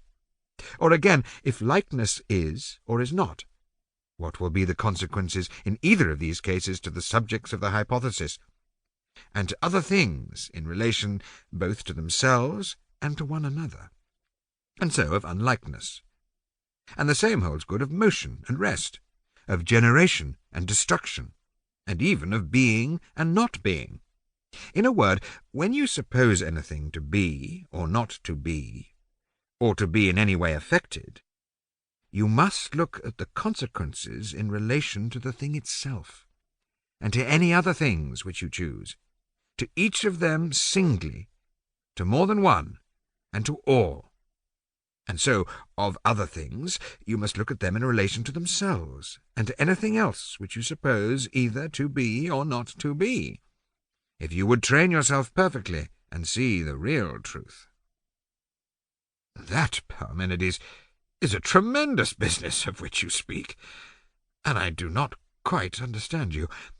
Will you take some hypothesis and go through the steps? Then I shall apprehend you better.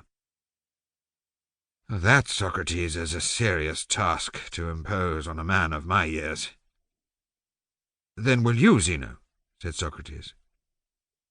Zeno answered with a smile, Let us make our petition to Parmenides himself, who is quite right in saying that you are hardly aware of the extent of the task which you are imposing on him, and if there were more of us, I should not ask him, for these are not subjects which anyone, especially at his age, can well speak of before a large audience. Most people are not aware that this roundabout progress through all things is the only way in which the mind can attain truth and wisdom. And therefore, Parmenides, I join in the request of Socrates, that I may hear the process again, which I have not heard for a long time. When Zeno had thus spoken, Pythagoras, according to Antiphon's report of him, said that he himself and Aristoteles and the whole company entreated Parmenides to give an example of the process. I cannot refuse, said Parmenides, and yet I feel rather like Ibycus, who, when in his old age, against his will, he fell in love, compared himself to an old racehorse who was about to run in a chariot race, shaking with fear of the course he knew so well. This was his simile of himself. And I also experience a trembling when I remember through what an ocean of words I have to wade at my time of life. But I must indulge you, as Zeno says that I ought, and we are alone. Where shall I begin? And what shall be our first hypothesis, if I am to attempt this laborious pastime? Shall I begin with myself, and take my own hypothesis the one, and consider the consequences which follow on the supposition either of the being or of the not being of one? By all means, said Zeno. And who will answer me? He said. Shall I propose the youngest? He will not make difficulties, and will be the most likely to say what he thinks, and his answers will give me time to breathe. I am the one whom you mean, Parmenides, said Aristoteles, for I am the youngest and at your service. Ask, and I will answer. Parmenides proceeded. If one is, he said, the one cannot be many. Impossible. Then the one cannot have parts, and cannot be a whole. Why not? Because every part is part of a whole, is it not? Yes. And what is a whole? Would not that of which no part is wanting to be a whole? Certainly. Then in either case the one would be made up of parts, both as being a whole and also as having parts. To be sure. And in either case the one would be many, and not one. True, but surely it ought to be one, and not many. It ought.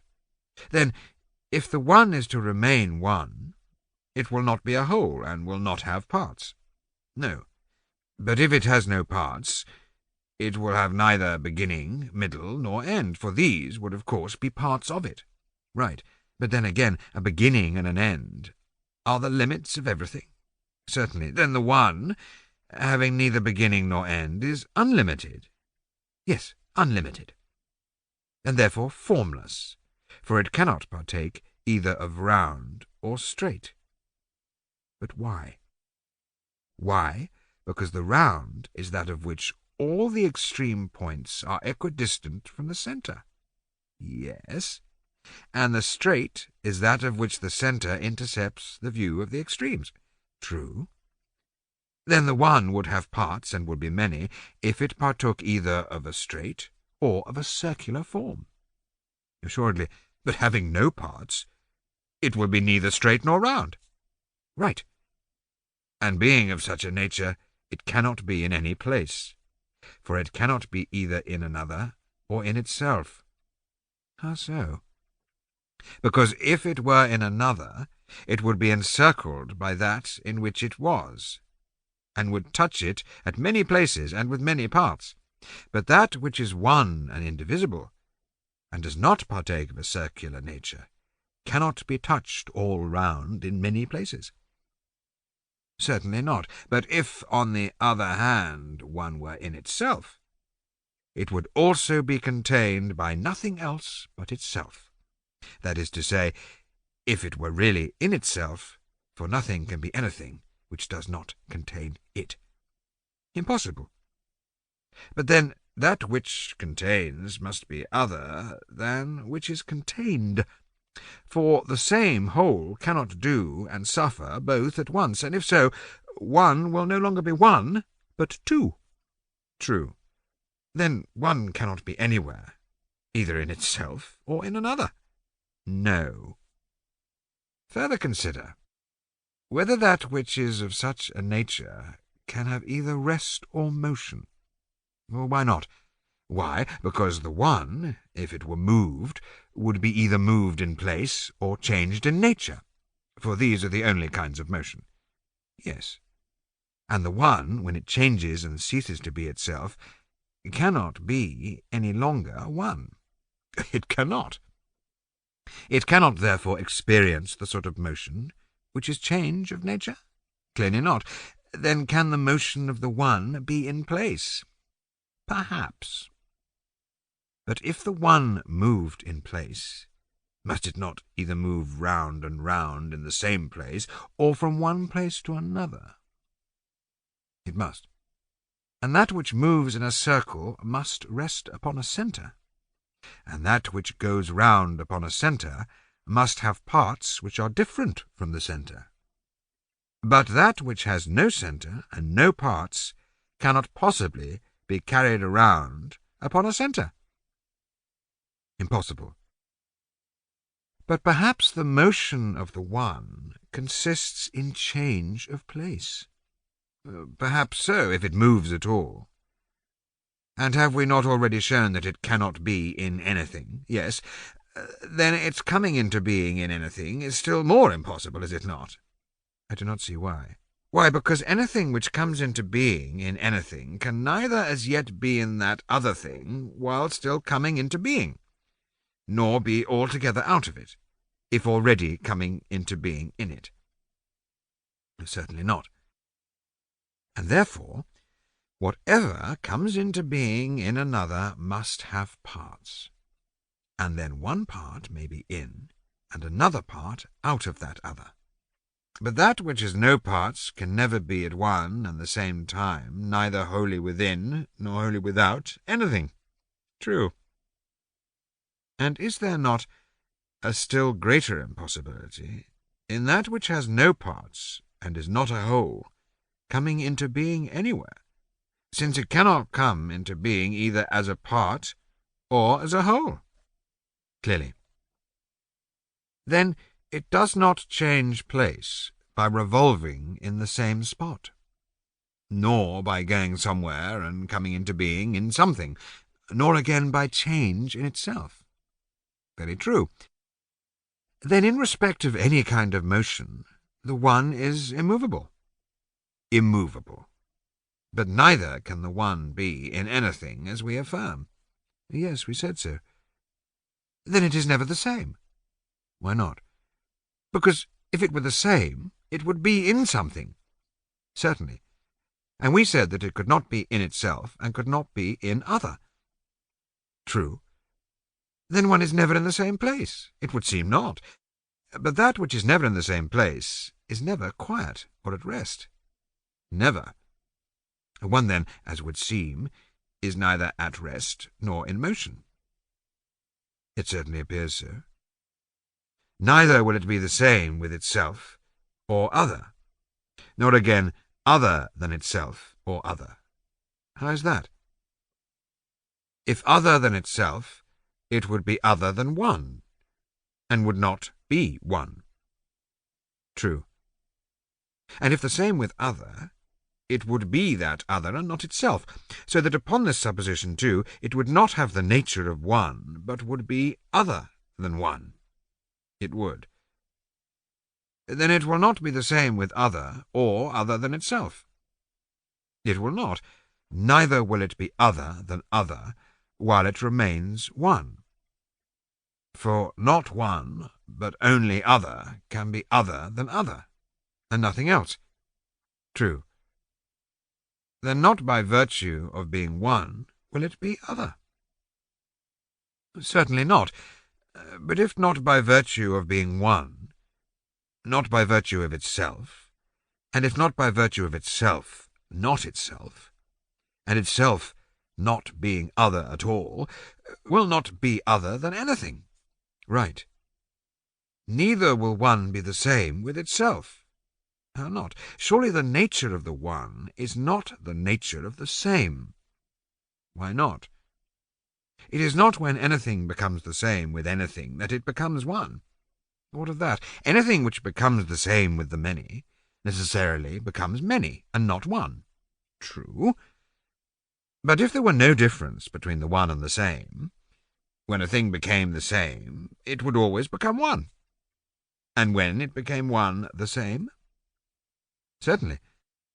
And therefore, if one be the same with itself, it is not one with itself, and will therefore be one and also not one. Surely that is impossible. And therefore the one can neither be other than other, nor the same with itself. Impossible, and thus one can neither be the same nor other, either in relation to itself or other. No. Neither will the one be like anything or unlike itself or other. Why not? Because likeness is sameness of affections.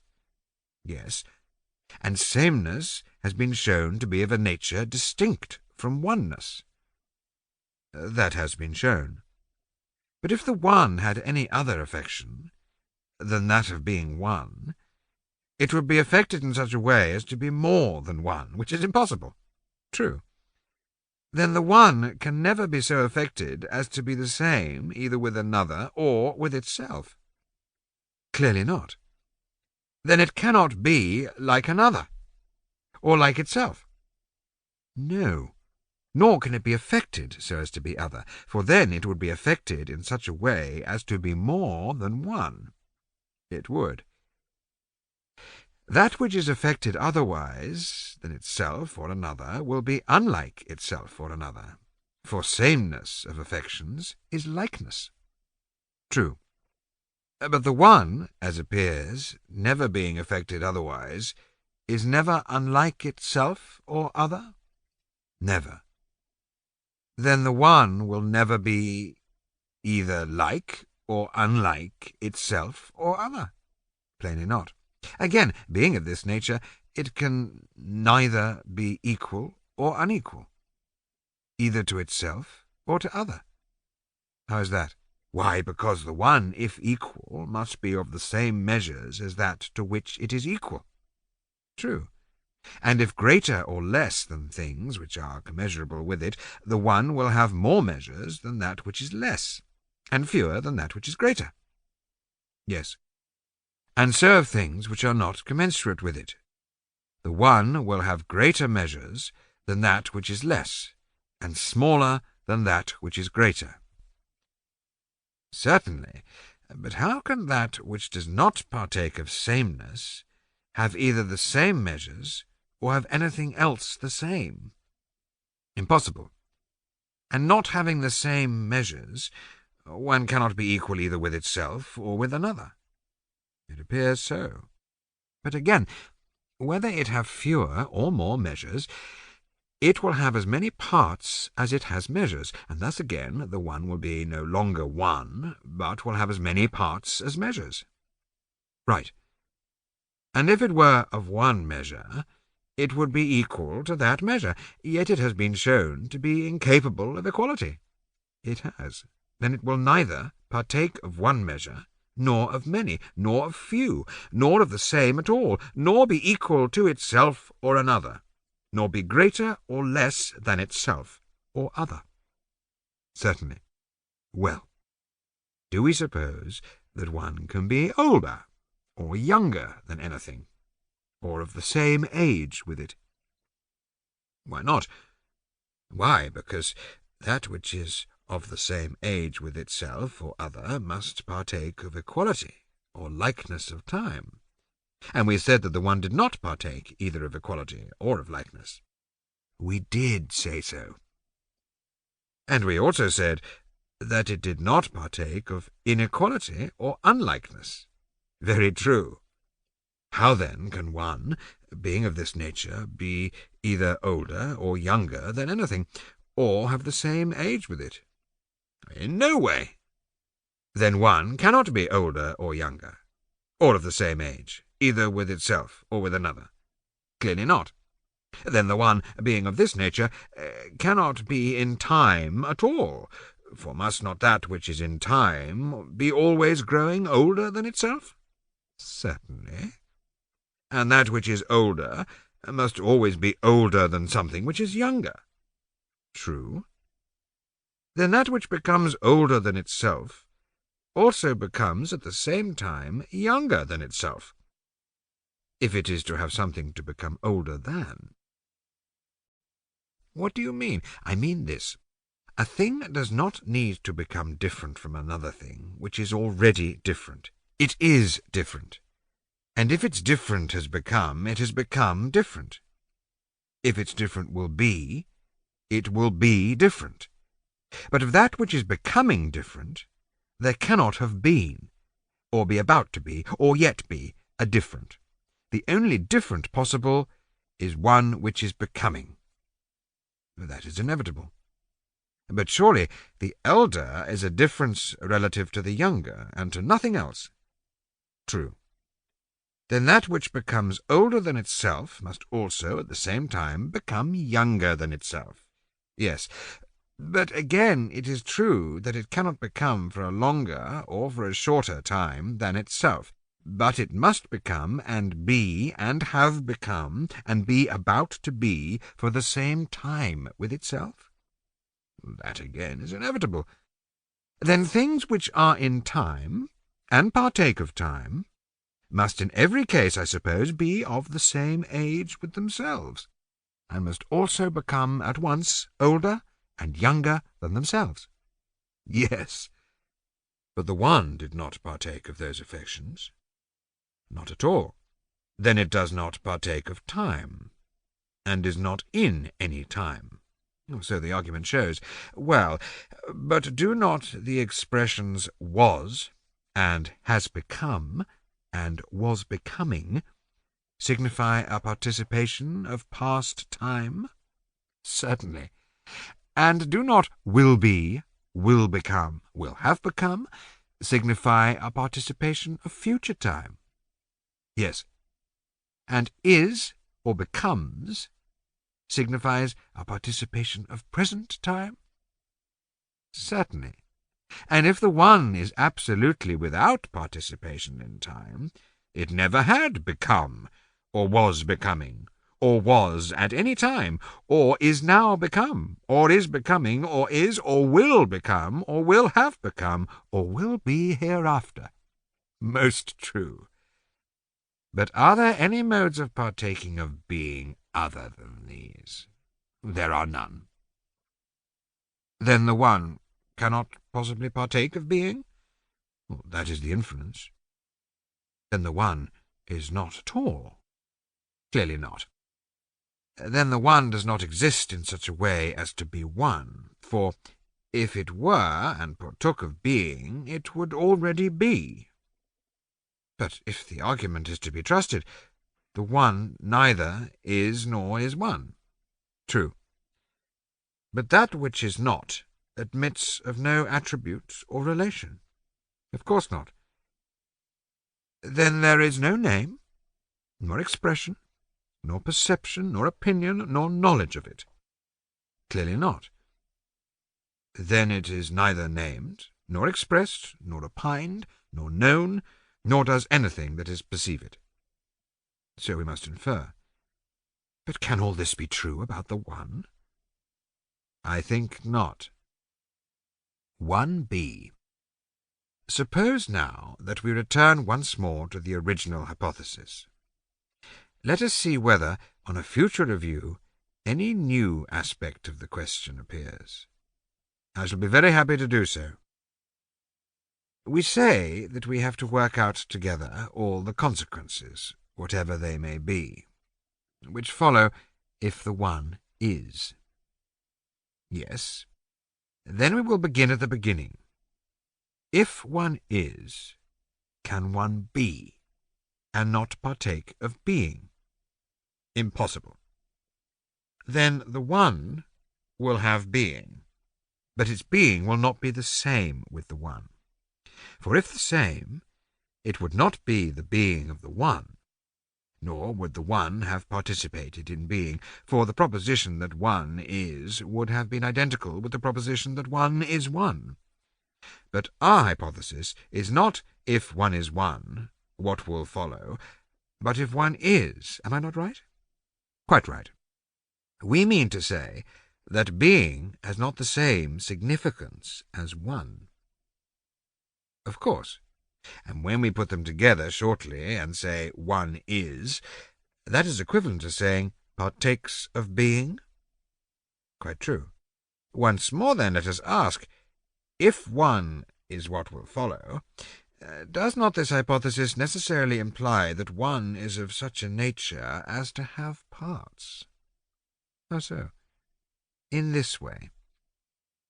If being is predicated of the one, if the one is, and the one of being, if being is one, and if being and one are not the same, and since the one which we have assumed is, must not the whole, if it is not one, itself be, and have for its parts one and being? Certainly. And is each of these parts, one and being, to be simply called a part, or must the word part be relative to the word whole? The latter.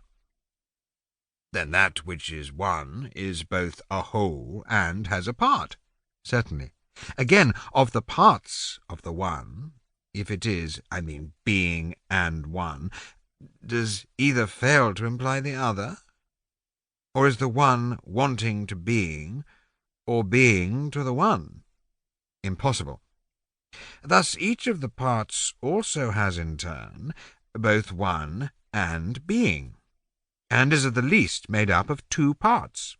And the same principle goes on forever, and every part whatever has always these two parts. For being always involves one, and one being. And so the one, if it is, must be infinite in multiplicity. Clearly. Let us take another direction. What direction? We say that the one partakes of being, and therefore it is. Yes. And in this way the one, if it has being, has turned out to be many. True. But now let us abstract the one which, as we say, partakes of being, and try to imagine it apart from that of which, as we say, it partakes. Will this abstract one be one only or many? One, I think. Let us see. Must not the being of one be other than one? For the one is not being, but considered as one, only partook of being? Certainly. If being and the one be two different things, it is not because the one is one, that it is other than being, nor because being is being that it is other than the one, but they differ from one another in virtue of otherness and difference. Certainly. So that the other is not the same, either with the one or with being. Certainly not. And therefore, whether we take being and the other, or being and the one, or the one and the other, in every such case we take two things, which may be rightly called both. How so? In this way, you may speak of being, yes, and also of one. Then now we have spoken of either of them, yes. Well, and when I speak of being and one, I speak of them both. Certainly. And if I speak of being and the other, or of the one and the other, in any such case do I not speak of both? Yes. And must not that which is correctly called both be also two? Undoubtedly. And of two things, how can either, by any possibility, not be one? It cannot. Then if the individuals of the pair are together two, they must be severally one. Clearly. And if each of them is one, then by the addition of any one to any pair, the whole becomes three. Yes. And three are odd, and two are even. Of course. And if there are two, there must also be twice. And if there are three, there must be thrice. That is, if twice one makes two, and thrice one three. Certainly. There are two, and twice, and therefore must be twice two. And there are three, and there is thrice, and therefore there must be thrice three. Of course. If there are three and twice, there is twice three, and if there are two and thrice, there is thrice two.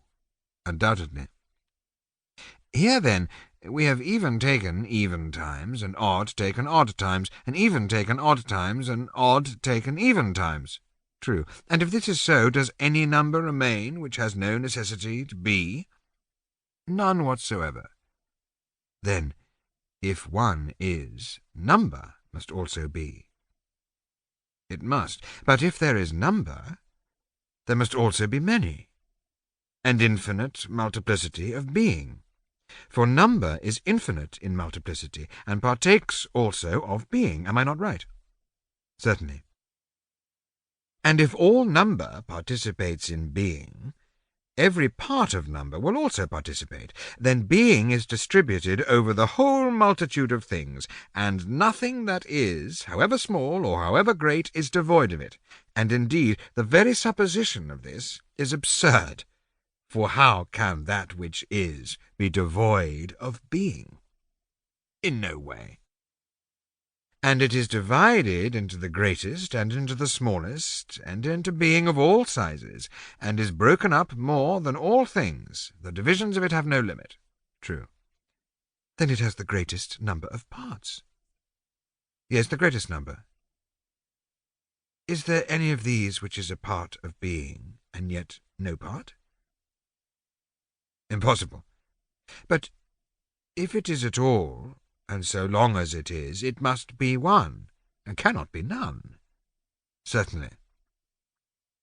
Then the one attaches to every single part of being, and does not fail in any part, whether great or small, or whatever may be the size of it. True, but reflect. Can one, in its entirety, be in many places at the same time? No, I see the impossibility of that. And if not in its entirety, then it is divided, for it cannot be present with all the parts of being unless divided. True. And that which has parts will be as many as the parts are. Certainly. Then we were wrong in saying just now that being was distributed into the greatest number of parts. For it is not distributed into parts more than the one, into parts equal to the one. The one is never wanting to being, or being to the one, but being two, they are co-equal and co-extensive. Certainly, that is true. The one itself, then, having been broken up into parts by being, is many and infinite. True. Then not only the one which has being is many, but the one itself, distributed by being, must also be many. Certainly. Further, inasmuch as the parts are parts of a whole, the one, as a whole, will be limited, for are not the parts contained by the whole? Certainly. And that which contains is a limit. Of course. Then the one, if it has being, is one and many, whole and parts, having limits and yet unlimited in number? Clearly. And because having limits, also having extremes? Certainly. And if a whole having beginning and middle and end, for can anything be a whole without these three? And if any one of them is wanting to anything, will that any longer be a whole? No. Then the one, as appears, will have beginning, middle, and end. It will. But again, the middle will be equidistant from the extremes, or it would not be in the middle. Yes. Then the one will partake of figure, either rectilinear or round, or a union of the two. True. And if this is the case, it will be both in itself and in another too. How? Every part is in the whole, and none is outside the whole. True. And all the parts are contained by the whole. Yes. And the one is all its parts, and neither more nor less than all. No. And the one is the whole, of course. But if all the parts are in the whole, and the one is all of them and the whole, and they are all contained by the whole, the one will be contained by the one, and thus the one will be in itself. That is true. But then, again, the whole is not in the parts, neither in all the parts, nor in some of them. For if it is in all, it must be in one. For if there were any one in which it was not, it could not be in all the parts. For the part in which it is wanting is one of all. And if the whole is not in this, how can it be in them all? It cannot. Nor can the whole be in some of the parts, for if the whole were in some of the parts, the greater would be in the less, which is impossible. Yes, impossible. But if the whole is neither in one, nor in more than one, nor in all of the parts, it must be in something else, or cease to be anywhere at all. Certainly. If it were nowhere, it would be nothing. But being a whole, and not being in itself, it must be in another. Very true. The one, then, regarded as a whole, is in another, but regarded as being all its parts, is in itself, and therefore the one must be itself, in itself, and also in another. Certainly. The one, then, being of this nature, is of necessity both at rest and in motion. How? The one is at rest, since it is in itself, for being in one, and not passing out of this, it is in the same, which is itself. True. And that which is ever in the same must be ever at rest. Certainly. Well, and must not that, on the contrary, which is ever in other, never be in the same, and if never in the same, never at rest, and if not at rest, in motion? True. Then the one being always itself, in itself, and other, must always be both at rest and in motion. Clearly. And must be the same with itself, and other than itself, and also the same with the others, and other than the others. This follows from its previous affections. How so? everything in relation to every other thing is either the same or other. For if neither the same nor other, then in the relation of a part to a whole or of a whole to a part. Clearly. And is the one a part of itself? Certainly not. Since it is not a part in relation to itself, it cannot be related to itself as whole to part. It cannot. But is the one other than one? No, and therefore not other than itself. Certainly not. If then it be neither other, nor a whole, nor a part in relation to itself, must it not be the same with itself? Certainly. But then again, a thing which is in another place from itself, if this itself remains in the same place with itself, must be other than itself, for it will be in another place. True. Then the one has been shown to be at once in itself and in another. Yes. Thus then, as appears, the one will be other than itself. True. Well then, if anything be other than anything, will it not be other than that which is other? Certainly. And will not all things that are not one be other than the one, and the one other than the not one? Of course. Then the one will be other than the others? True. But consider, are not the absolute same and the absolute other opposites to one another? Of course.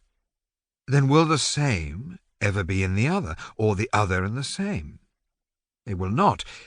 If then the other is never in the same, there is nothing in which the other is during any space of time, for during that space of time, however small, the other would be in the same. Is not that true? Yes. And since the other is never in the same, it can never be in anything that is. True. Then the other will never be either in the not one or in the one. Certainly not. Then not by reason of otherness is the one other than the not one, or the not one other than the one. No, nor by reason of themselves will they be other than one another, if not partaking of the other. How can they be?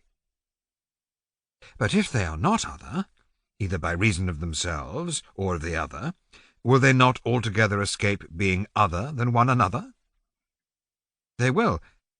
Again, the not one cannot partake of the one, otherwise it would not have been not one, but would have been in some way one. True. Nor can the not one be number, for having number it would not have been not one at all. It would not. Again, is the not one a part of the one, or rather, would it not in that case partake of the one? It would. If then, in every point of view, the one and the not one are distinct, then neither is the one part or whole of the not one, nor is the not one part or whole of the one. No.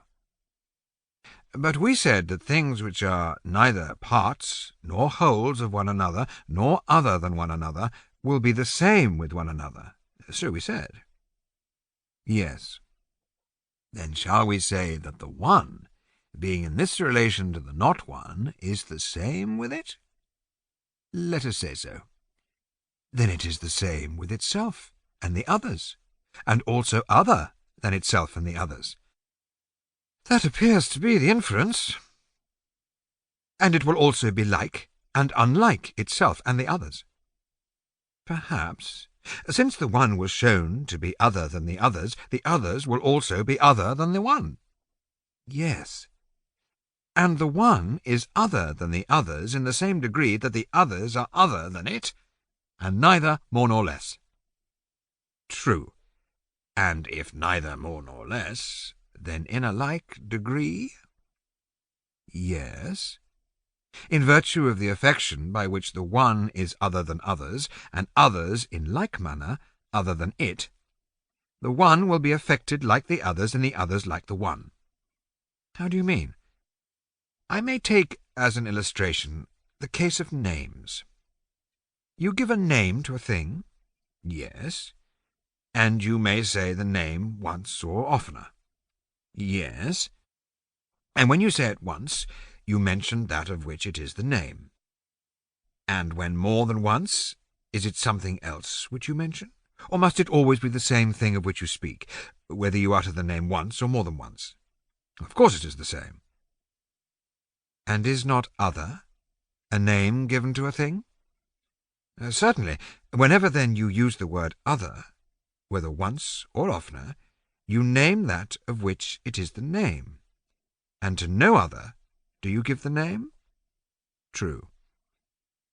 Then when we say that the others are other than the one, and the one other than the others, in repeating the word other, we speak of that nature to which the name is applied, and of no other. Quite true. Then the one which is other than others, and the other which is other than the one, in that the word other is applied to both, will be in the same condition, and that which is in the same condition is like. Yes. Then in virtue of the affection by which the one is other than the others, everything will be like everything, for everything is other than everything. True. Again, the like is opposed to the unlike. Yes, and the other to the same. True again. And the one was also shown to be the same with the others. Yes. And to be the same with the others is the opposite of being other than the others. Certainly. And in that it was other, it was shown to be like. Yes. But in that it was the same, it will be unlike by virtue of the opposite affection to that which made it like. And this was the affection of otherness. Yes. The same, then, will make it unlike. Otherwise it will not be the opposite of the other. True. Then the one will be both like and unlike the others, like in so far as it is other, and unlike in so far as it is the same. Yes, that argument may be used. And there is another argument. What? In so far as it is affected in the same way, it is not affected otherwise. And not being affected otherwise is not unlike. And not being unlike is like. But in so far as it is affected by other, it is otherwise, and being otherwise affected is unlike. True. Then because the one is the same with the others, and the other than the others, on either of these two grounds, or on both of them, it will be both like and unlike the others? Certainly. And in the same way as being other than itself, and the same with itself, on either of these two grounds, or on both of them, it will be like and unlike itself? Of course. Again, how far can the one touch or not touch itself and others? Consider. I am considering. The one was shown to be in itself, which was a whole, true, and also in other things, yes. In so far as it is in other things, it would touch other things. But in so far as it is in itself, it would be debarred from touching them, and would touch itself only. Clearly. Then the inference is that it would touch both. It would. But what do you say to a new point of view? Must not that which is to touch another be next to that which it is to touch, and occupy the place nearest to that in which what it touches is situated? True. Then the one, if it is to touch itself, ought to be situated next to itself, and occupy the place next to that in which itself is. It ought. And that would require that the one should be two, and be in two places at once, and this, while it is one, will never happen. No. Then the one cannot touch itself any more than it can be two. It cannot. Neither can it touch others. Why not? The reason is that whatever is to touch another must be in separation from and next to that which it is to touch, and no third thing can be between them. True. Two things, then, at the least, are necessary to make contact possible. They are. And if to the two a third be added in due order, the number of terms will be 3, and the contacts 2. Yes. And every additional term makes one additional contact, whence it follows that the contacts are one less in number than the terms. The first 2 terms exceeded the number of contacts by 1, and the whole number of terms exceeds the whole number of contacts by 1 in like manner. And for every one which is afterwards added to the number of terms, 1 contact is added to the contacts. True. Whatever is the whole number of things, the contacts will be always 1 less. True. But if there be only 1, and not 2, there will be no contact.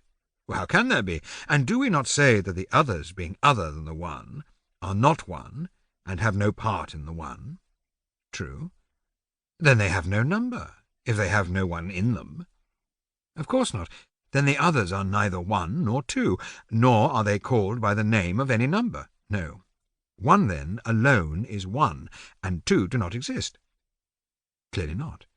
And if there are not 2, there is no contact. There is not. Then neither does the one touch the others, nor the others the one, if there is no contact. Certainly not. For all which reasons the one touches and does not touch itself and the others. True.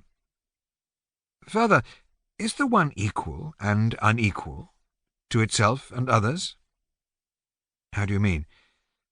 If the one were greater or less than the others, or the others greater or less than the one, they would not be greater or less than each other in virtue of their being the one and the others. But if in addition to their being what they are, they had equality, they would be equal to one another.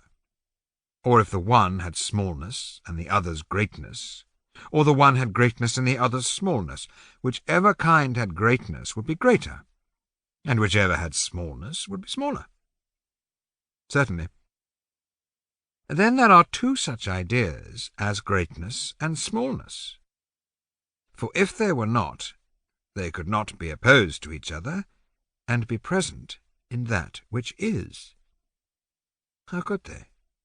If then smallness is present in the one, it will be present either in the whole or in part of the whole.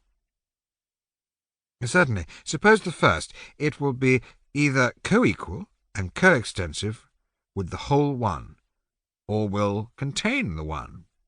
Well, clearly.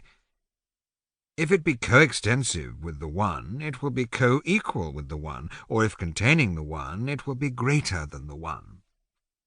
Of course, but can smallness be equal to anything, or greater than anything, and have the functions of greatness and equality, and not its own functions? Impossible. Then smallness cannot be in the whole of one, but if at all, in a part only. Yes. And surely not in all of a part, for then the difficulty of the whole will recur. It will be equal to, or greater than any part in which it is. Certainly. Then smallness will not be in anything, whether in a whole or in a part, nor will there be anything small but actual smallness. True. Neither will greatness be in the one, for if greatness be in anything, there will be something greater, other, and besides greatness itself, namely, that in which greatness is. And this too when the small itself is not there, which the one, if it is great, must exceed. This, however, is impossible, seeing that smallness is wholly absent. True. But absolute greatness is only greater than absolute smallness, and smallness is only smaller than absolute greatness. Very true. Then other things, not greater or less than the one, if they have neither greatness nor smallness, nor have greatness or smallness any power of exceeding or being exceeded in relation to the one, but only in relation to one another, nor will the one be greater or less than them or others, if it has neither greatness nor smallness. Clearly not. Then if the one is neither greater nor less than the others, it cannot either exceed or be exceeded by them. Certainly not. And that which neither exceeds nor is exceeded must be on an equality, and being on an equality must be equal. Of course, and this will be true also of the relation of the one to itself. Having neither greatness nor smallness in itself, it will neither exceed nor be exceeded by itself, but will be on an equality with and equal to itself. Certainly. Then the one will be equal both to itself and the others. Clearly so. And yet the one, being itself in itself, will also surround and be without itself, and, as contained in itself, will be less, and will thus be greater and less than itself. It will. Now, there cannot possibly be anything which is not included in the one and the others. Of course not. But surely that which is must always be somewhere. Yes, but that which is in anything will be less, and that in which it is will be greater. In no other way can one thing be in another. True. And since there is nothing other or besides the one and the others, and they must be in something, must they not be in one another?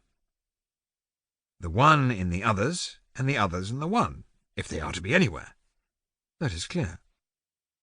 But inasmuch as the one is in the others will be greater than the one, because they contain the one, which will be less than the others, because it is contained in them. And inasmuch as the others are in the one on the same principle will be greater than the others, and the others less than the one. True. The one, then, will be equal to, and greater, and less than itself and the others. Clearly. And if it be greater, and less, and equal, it will be of equal and more and less measures or divisions than itself and the others, and, if of measures, also of parts. Of course. And if of equal and more or less measures or divisions, it will be in number more or less than itself and the others, and likewise equal in number to itself and to the others. How is that? It will be of more measures than those things which it exceeds, and of as many parts as measures, and so with that to which it is equal, and that than which it is less. True. And being greater and less than itself, and equal to itself, it will be of equal measures with itself, and of more and fewer measures than itself, and if of measures, then also of parts. It will. And being of equal parts with itself, it will be numerically equal to itself, and being of more parts, more, and being of less, less than itself? Certainly. And the same will hold of its relation to other things. Inasmuch as it is greater than them, it will be more in number than them, and inasmuch as it is smaller, it will be less in number. And inasmuch as it is equal in size to other things, it will be equal to them in number. Certainly. Once more, then, as would appear, the one will be in number both equal to, and more, and less than both itself and all other things. It will. Does the one also partake of time? And is it, and does it become older and younger than itself and others, and again neither younger nor older than itself and others by virtue of participation in time? How do you mean? For if one is, being must be predicated of it. Yes. But to be is only participation of being in present time, and to have been is the participation of being at a past time, and to be about to be is the participation of being at a future time. Very true. Then the one, since it partakes of being, partakes of time. Certainly. And is not time always moving forward? Yes. Then the one is always becoming older than itself, since it moves forward in time. And do you remember that the older becomes older than that which becomes younger? I remember. Then since the one becomes older than itself, it becomes younger at the same time? Certainly. Thus, then, the one becomes older as well as younger than itself. Yes. And it is older, is it not, when in becoming it gets to the point of time between was and will be, which is now. For surely, in going from the past to the future, it cannot skip the present. No. And when it arrives at the present, it stops from becoming older, and no longer becomes, but is older. For if it went on, it would never be reached by the present, for it is the nature of that which goes on to touch both the present and the future, letting go the present and seizing the future, while in process of becoming between them. True. But that which is becoming cannot skip the present. When it reaches the present, it ceases to become, and is then, whatever it may happen, to be becoming. Clearly.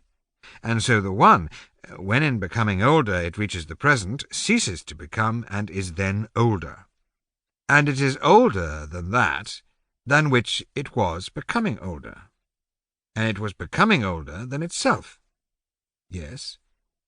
And that which is older than that which is younger. True. Then the one is younger than itself when in becoming older it reaches the present. Certainly. But the present is always present with the one during all its being, for whenever it is always now. Certainly. Then the one always both is and becomes older and younger than itself. Truly. And is it, or does it, become a longer time than itself, or an equal time with itself? An equal time. But if it becomes or is for an equal time with itself, it is of the same age with itself. Of course. And that which is of the same age is neither older nor younger. No. The one, then, becoming and being the same time with itself, neither is nor becomes older or younger than itself. I should say not. And what are its relations to other things? Is it, or does it, become older or younger than they? I cannot tell you. You can at least tell me that others than the one are more than the one. Other would have been one, but the others have multitude, and are more than one. They will have multitude, and a multitude implies a number larger than one. Of course. And shall we say that the lesser or the greater is the first to come or to have come into existence? The lesser. Then the least is the first, and that is the one. Yes. Then the one of all things that have number is the first to come into being, but all other things have also number, being plural and not singular. They have. And since it came into being first, it must be supposed to have come into being prior to the others, and the others later, and the things which came into being later are younger than that which preceded them, and so the other things will be younger than the one, and the one older than other things. True. What would you say of another question? Can the one have come into being contrary to its own nature, or is that impossible? Impossible. And yet surely the one was shown to have parts, and if parts, then a beginning, middle, and end. Yes. And a beginning, both of the one itself and of all other things, comes into being first of all, and after the beginning the others follow until you reach the end. Certainly. And all these others we shall affirm to be parts of the whole and of the one, which, as soon as the end is reached, has become whole and one. Yes, that is what we shall say. But the end comes last, and the one is of such a nature as to come into being with the last. And, since the one cannot come into being except in accordance with its own nature, its nature will require that it should come into being after the others, simultaneously with the end. Clearly. Then the one is younger than the others, and the others older than the one. That also is clear in my judgment. Well, and must not a beginning, or any other part of the one, or of anything, if it be a part and not parts, being a part, be also of necessity one? Certainly. And will not the one come into being together with each part, together with the first part when that comes into being, and together with the second part, and with all the rest, and will not be wanting to any part, which is added to any other part until it has reached the last and become one whole? It will be wanting neither to the middle, nor to the first, nor to the last, nor to any of them, while the process of becoming is going on. True. Then the one is of the same age with all the others, so that if the one itself does not contradict its own nature, it will be neither prior nor posterior to the others, but simultaneous. And according to this argument, the one will be neither older nor younger than the others, nor the others than the one. But according to the previous argument, the one will be older and younger than the others, and the others than the one. Certainly. After this manner, then, the one is and has become. But as to its becoming older and younger than the others, and the others than the one, and neither older nor younger, what shall we say? Shall we say, as of being, so also of becoming, or otherwise? I cannot answer. But I can venture to say that even if one thing were older or younger than another, it could not become older or younger in a greater degree than it was at first. For equals, added to unequals, whether to periods of time or to anything else, leave the difference between them the same as at first. Of course. Then that which is cannot become older or younger than that which is, since the difference of age is always the same. The one is and has become older, and the other younger, but they are no longer becoming so. True. And the one which is does not therefore become either older or younger than others which are. No. But consider whether they may not become older and younger in another way. In what way? Just as the one was proven to be older than the others, and the others than the one. And what of that? If the one is older than the others, has come into being a longer time than the others. Yes, but consider again, if we add equal time to a greater and a less time, will the greater differ from the less time by an equal or by a smaller portion than before? By a smaller portion. Then the difference between the age of the one and the age of the others will not be afterwards so great as at first. But if an equal time be added to both of them, they will differ less and less in age. Yes. And that which differs in age from some other, less than formerly, from being older, will become younger in relation to that other with which it was older. Yes, younger. And if the one becomes younger, the others aforesaid will become older than they were before, in relation to the one. Certainly. Then that which had become younger becomes older relatively to that which previously had become and was older. It never really is older, but is always becoming, for the one is always growing on the side of youth, and the other on the side of age. And in like manner, the older is always in process of becoming younger than the younger. For, as they were always going in opposite directions, they become in ways the opposite to one another, the younger older than the older, and the older younger than the younger.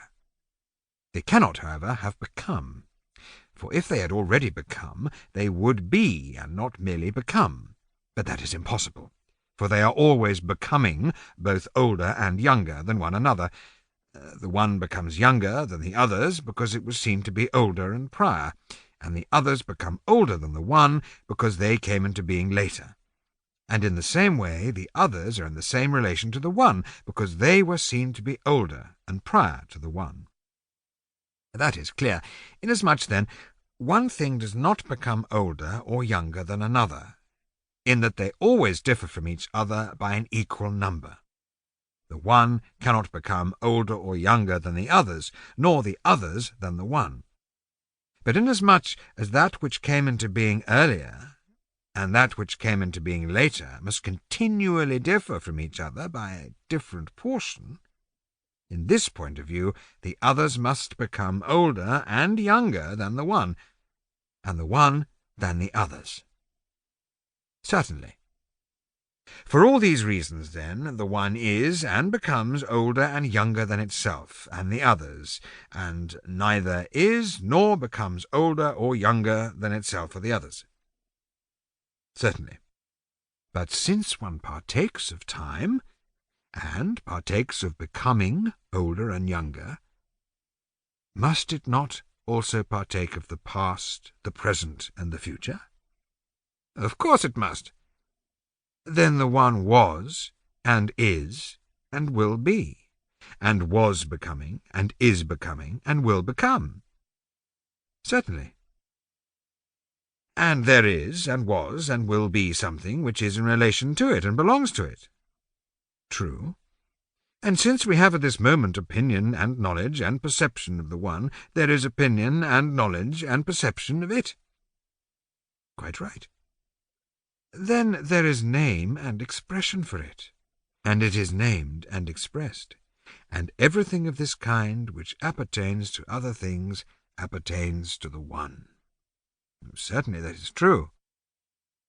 Yet once more, and for the third time, let us consider.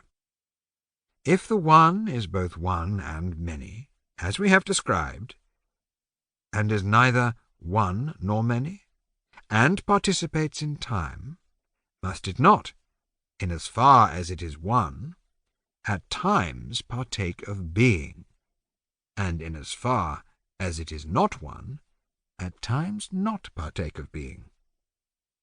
Certainly. But can it partake of being when not partaking of being, or not partake of being when partaking of being? Impossible.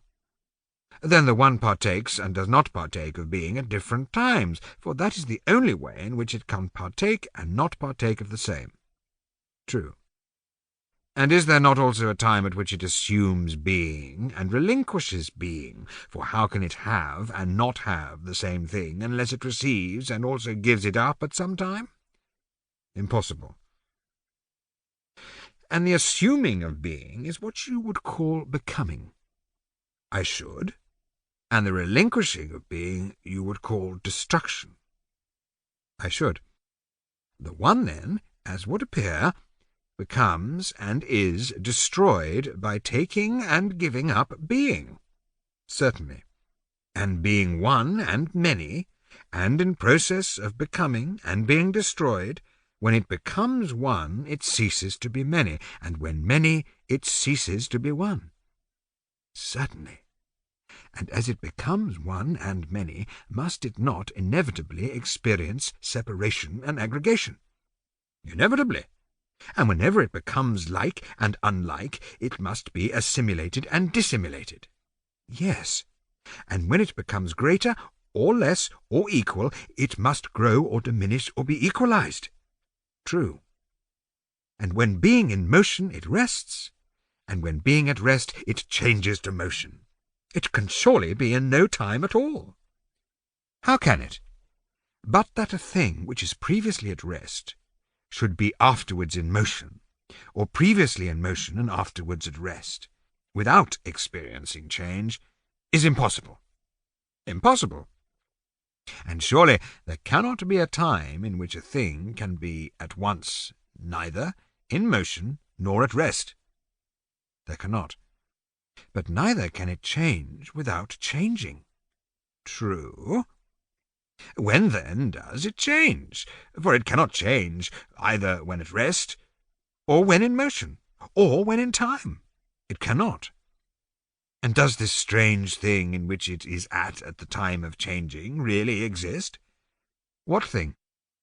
The moment. For the moment seems to imply a something out of which change takes place, into either of two states.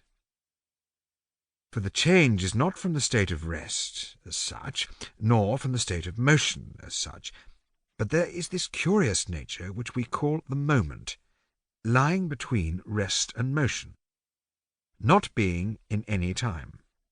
And into this, and out of this, what is in motion changes into rest, and what is at rest into motion. So it appears.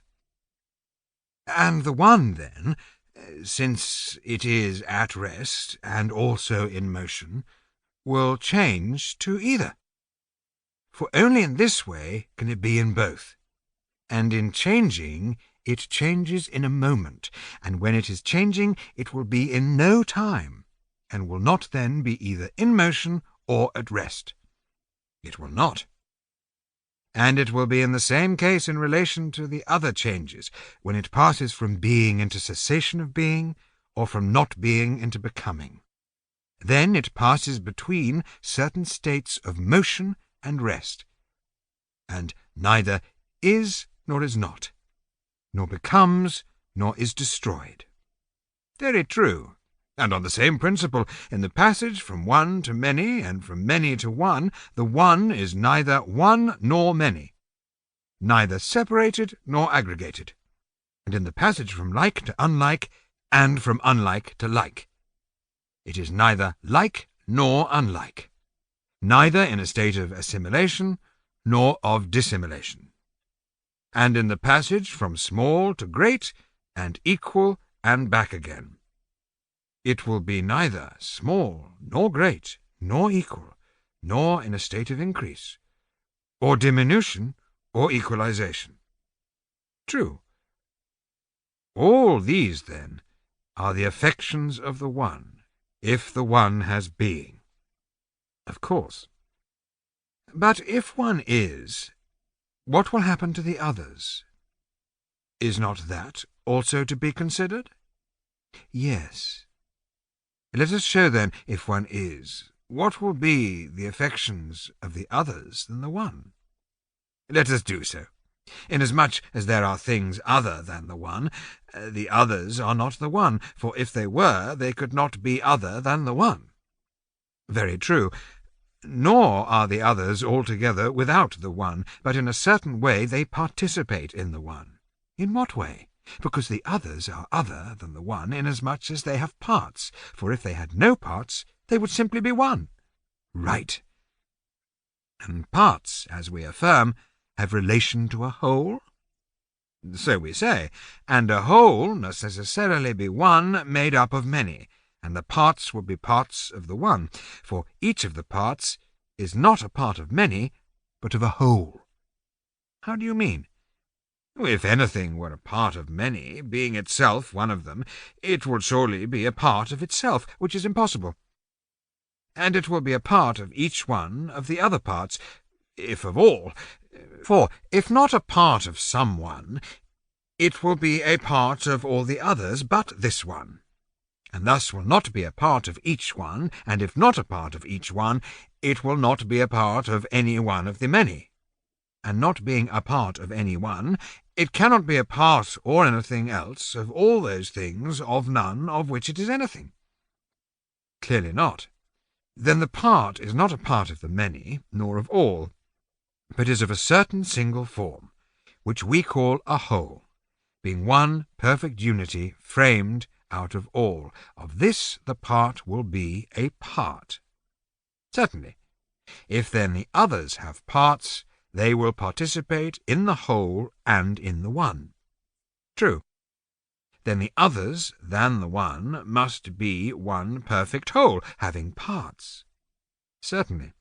And the same argument holds of each part, for the part must participate in the one. For if each of the parts is a part, this means, I suppose, that it is one separate from the rest, and self-related. Otherwise it is not each. True. But when we speak of the part participating in the one, it must clearly be other than one, for if not, it would not merely have participated, but would have been one, whereas only the itself can be one. Very true. Both the whole and the part must participate in the one, for the whole will be one whole, of which the parts will be parts, and each part will be one part of the whole, which is the whole of the part. True. And will not the things which participate in the one be other than it? Of course. And the things which are other than the one will be many.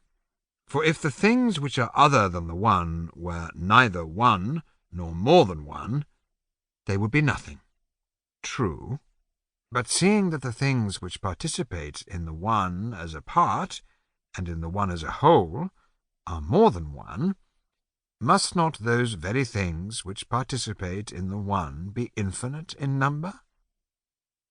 How so? Let us look at the matter thus. Is it not a fact that in partaking of the one they are not one, and do not partake of the one at the very time when they are partaking of it? Clearly. They do so then as multitudes, in which the one is not present. Very true. And if we were to abstract from them in idea the very smallest fraction, must not that least fraction, if it does not partake of the one, be a multitude and not one? It must. And if we continue to look at the other side of their nature, regarded simply and in itself, will not they, as far as we see them, be unlimited in number? Certainly. And yet, when each several part becomes a part, then the parts have a limit in relation to the whole, and to each other, and the whole in relation to the parts. Just so. The result to the others than the one is that the union of themselves and the one appears to create a new element in them, which gives to them limitation in relation to one another, whereas in their own nature they have no limit. That is clear. Then the others than the one, both as whole and parts, are infinite, and also partake of limit. Certainly. Then they are both like and unlike one another and themselves. How is that? Inasmuch as they are unlimited in their own nature. They are all affected in the same way. True. And inasmuch as they all partake of limit, they are all affected in the same way. Of course. But inasmuch as their state is both limited and unlimited, they are affected in opposite ways. Yes, and opposites are the most unlike of things. Certainly. Considered, then, in regard to either one of their affections, they will be like themselves and one another. Considered in reference to both of them together, most opposed and most unlike. That appears to be true. Then the others are both like and unlike themselves and one another. True. And they are the same and also different from one another, and in motion and at rest, and experience every sort of opposite affection, as may be proved without difficulty of them, since they have been shown to have experienced the affections aforesaid. True. Suppose now that we leave the further discussion of these matters as evident, and consider again upon the hypothesis that the one is, whether opposite of all this is or is not equally true of the others. By all means. Then let us begin again, and ask, if one is, what must be the affections of the others? Let us ask that question. Must not the one be distinct from the others, and the others from the one? Why so? Why, because there is nothing else beside them which is distinct from both of them. For the expression one and the others includes all things. Yes, all things.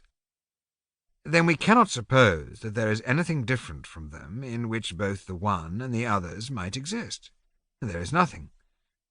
Then the one and the others were never the same. True. Then they are separated from each other. Yes. And we surely cannot say what is truly one has parts. Impossible. Then the one will not be in the others as a whole, nor as part, if it be separated from the others, and has no parts. Impossible. Then there is no way in which the others can partake of the one, if they do not partake either in whole or in part. It would seem not. Then there is no way in which the others are one, or have in themselves any unity. There is not.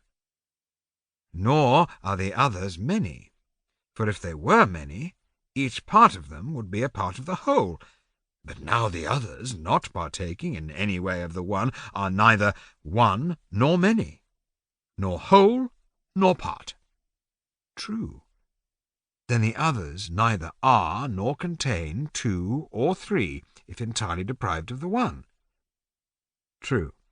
Then the others are neither like nor unlike the one, nor is likeness and unlikeness in them. For if they were like and unlike, or had in them likeness and unlikeness, they would have two natures in them opposite to one another. Now that is clear. But for that which partakes of nothing to partake of two things was held by us to be impossible. Impossible. Then the others are neither like nor unlike, nor both. For if they were like or unlike, they would partake of one of those two natures, which would be one thing. And if they were both, they would partake of opposites, which would be two things. And this has been shown to be impossible. True. Therefore, they are neither the same nor other, nor in motion, nor at rest, nor in a state of becoming, nor of being destroyed, nor greater, nor less, nor equal, nor have they experienced anything else of the sort. For if they are capable of experiencing any such affection, they will participate in one and two and three and odd and even, and in these, as has been proved, they do not participate, seeing that they are altogether and in every way devoid of the one. Very true. Therefore, if one is, the one is all things, and also nothing, both in relation to itself and to other things. 2a. Well, and ought we not to consider next what will be the consequence if the one is not? Yes, we ought. What is the meaning of the hypothesis, if the one is not? Is there any difference between this and the hypothesis, if the not one is not? There is a difference, certainly. Is there a difference only, or rather, are not the two expressions, if the one is not, and if the not one is not, entirely opposed? Well, they are entirely opposed. And suppose a person to say, if greatness is not, if smallness is not, or anything of that sort, does he not mean, whenever he uses such an expression, that what is not is other than other things? To be sure. And so when he says, if one is not, he clearly means that what is not is other than all others. We know what he means, do we not? Yes, we do. When he says one, he says something which is known, and secondly, something which is other than all other things. It makes no difference whether he predicate of one being or not being, for that which is said not to be is known to be something all the same, and is distinguished from other things. Then I will begin again and ask, if one is not, what are the consequences? In the first place, as would appear, there is a knowledge of it, or the very meaning of the words "if one is not" would not be known. True. Secondly, the others differ from it, or it could not be described as different from the others. Certainly. A difference, then, belongs to it as well as knowledge, for in speaking of the one as different from the others, we do not speak of a difference in the others, but in the one. Clearly so. Moreover, the one that is not is something, and partakes of relation to that, and this, and these, and the like, and is an attribute of this. For the one, or the others than the one, could not have been spoken of, nor could any attribute or relative of the one that is not have been, or been spoken of, nor could it have been said to be anything if it did not partake of some, or of the other relations just now mentioned. True. Being, then, cannot be ascribed to the one, since it is not. But the one that is not may, or rather must, participate in many things, if it and nothing else is not. If, however, neither the one nor the one that is not is supposed not to be, and we are speaking of something of a different nature, we can predicate nothing of it. But supposing that the one that is not and nothing else is not, then it must participate in the predicate that, and in many others. And it will have unlikeness in relation to the others, for the others being different from the one will be of a different kind. Certainly. And are not things of a different kind also other in kind? Of course. And are not things other in kind unlike? They are unlike. And if they are unlike the one, that which they are unlike will clearly be unlike them. Clearly so. Then the one will have unlikeness, in respect of which the others are unlike it. That would seem to be true, and if unlikeness to other things is attributed to it, it must have likeness to itself. How so? If the one have unlikeness to one, something else must be meant. Nor will the hypothesis relate to one, but it will relate to something other than one. Quite so, but that cannot be. No. Then the one must have likeness to itself. It must. Again, it is not equal to the others, for if it were equal, then it would at once be, and be like them in virtue of the equality. But if one has no being, then it can neither be nor be like. It cannot. But since it is not equal to the others, neither can the others be equal to it. Certainly not. And things that are not equal are unequal. True. And they are unequal to an unequal. Of course. Then the one partakes of inequality, and in respect of this the others are unequal to it. Very true, and inequality implies greatness and smallness. Yes, then the one, if of such a nature, has greatness and smallness? That appears to be true. And greatness and smallness always stand apart? True. Then there is always something between them? There is. And can you think of anything else which is between them other than equality? No, it is equality which lies between them. Then that which has greatness and smallness also has equality, which lies between them. That is clear. Then the one, which is not, partakes, as would appear, of greatness and smallness and equality. Clearly. Further, it must surely, in a sort, partake of being. How so? It must be so, for if not, then we should not speak the truth in saying that the one is not. But if we speak the truth, clearly we must say what is. Am I not right? Yes. And since we affirm that we speak truly, we must also affirm that we say what is. Certainly. Then, as would appear, the one, when it is not, is. For if it were not to be, when it is not, but were to relinquish something of being, so as to become not being, it would at once be. Quite true.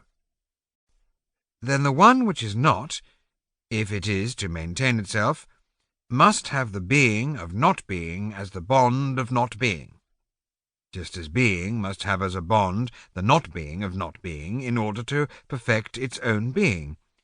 For the truest assertion of the being of being, and of the not being of not being, is when being partakes of the being of being, and not of the being of not being. That is, the perfection of being. When not being does not partake of the not being of not being, but of the being of not being, that is the perfection of not being. Most true. Since then what is partakes of not being, and what is not of being, must not the one also partake of being in order not to be? Certainly. Then the one, if it is not, clearly has being. Clearly. And has not being also, if it is not. Of course. But can anything which is in a certain state not be in that state without changing? Impossible. Then everything which is and is not in a certain state implies change. Certainly. And change is motion, we may say that. Yes, motion. And the one has been proved both to be and not to be. Yes. And therefore is and is not in the same state. Yes. Thus the one that is not has been shown to have motion also, because it changes from being to not being. That appears to be true.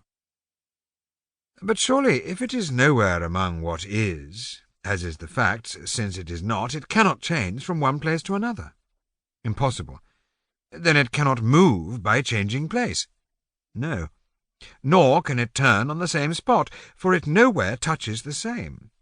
For the same is, and that which is not cannot be reckoned among other things that are. It cannot. Then the one, if it is not, cannot turn in that which it is not. Neither can the one, whether it is or is not, be altered into other than itself. For if it altered and became different from itself, then we could not be still speaking of the one, but of something else. True. But if the one neither suffers alteration, nor turns round in the same place, nor changes place, can it still be capable of motion? Impossible. Now that which is unmoved must surely be at rest, and that which is at rest must stand still. Certainly. Then the one that is not stands still, and is also in motion. That seems to be true. But if it be in motion, it must necessarily undergo alteration, for anything which is moved, in so far as it is moved, is no longer in the same state, but in another. Yes.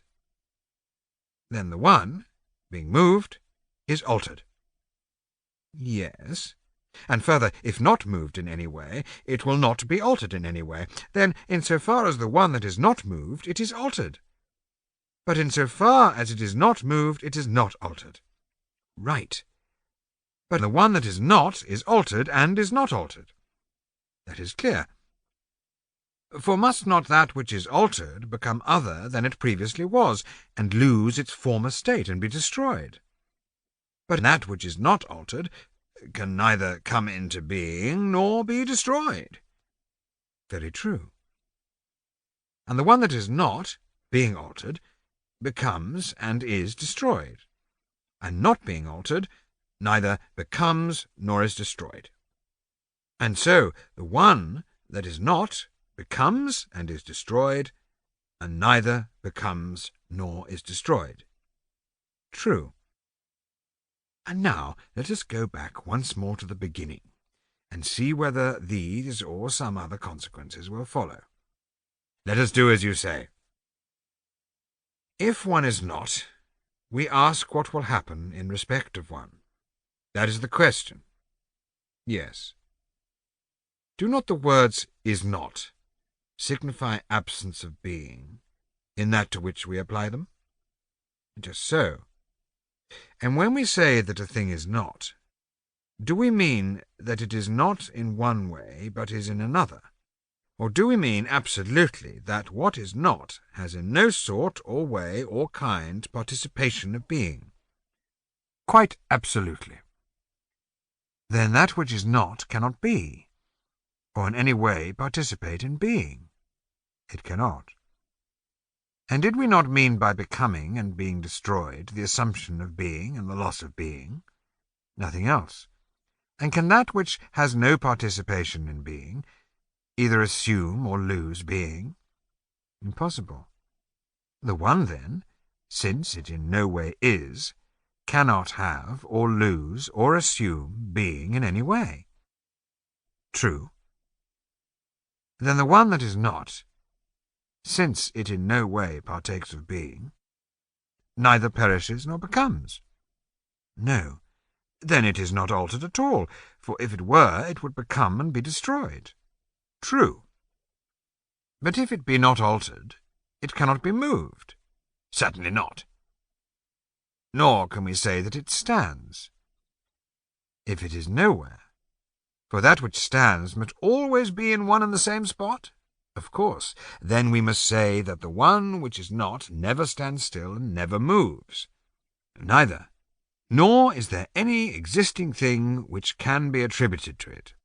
For, if there had been, it would partake of being. That is clear. And therefore neither smallness, nor greatness, nor equality can be attributed to it. No. Nor yet likeness, nor difference, either in relation to itself or to others. Clearly not. Well, and if nothing should be attributed to it, can other things be attributed to it? Certainly not, and therefore other things can neither be like nor unlike, the same or different in relation to it. They cannot. Nor can what is not be anything, or be this thing, or be related to, or the attribute of this, or that, or other, or be past, present, or future. Nor can knowledge, or opinion, or perception, or expression, or name, or any other thing that is, have any concern with it. No. Then the one that is not has no condition of any kind. Such appears to be the conclusion. Yet, once more, if one is not, what becomes of the others? Let us determine that. Yes, let us determine that. The others must surely be. For if they, like the one, were not, we could not be now speaking of them. True. But to speak of the others implies difference. The term other and different are synonymous. True. Other means other than other, and different, different from the different. Yes. Then, if there are to be others, there is something than which there will be other. Certainly. And what can that be? For if the one is not, there will not be other than the one. They will not.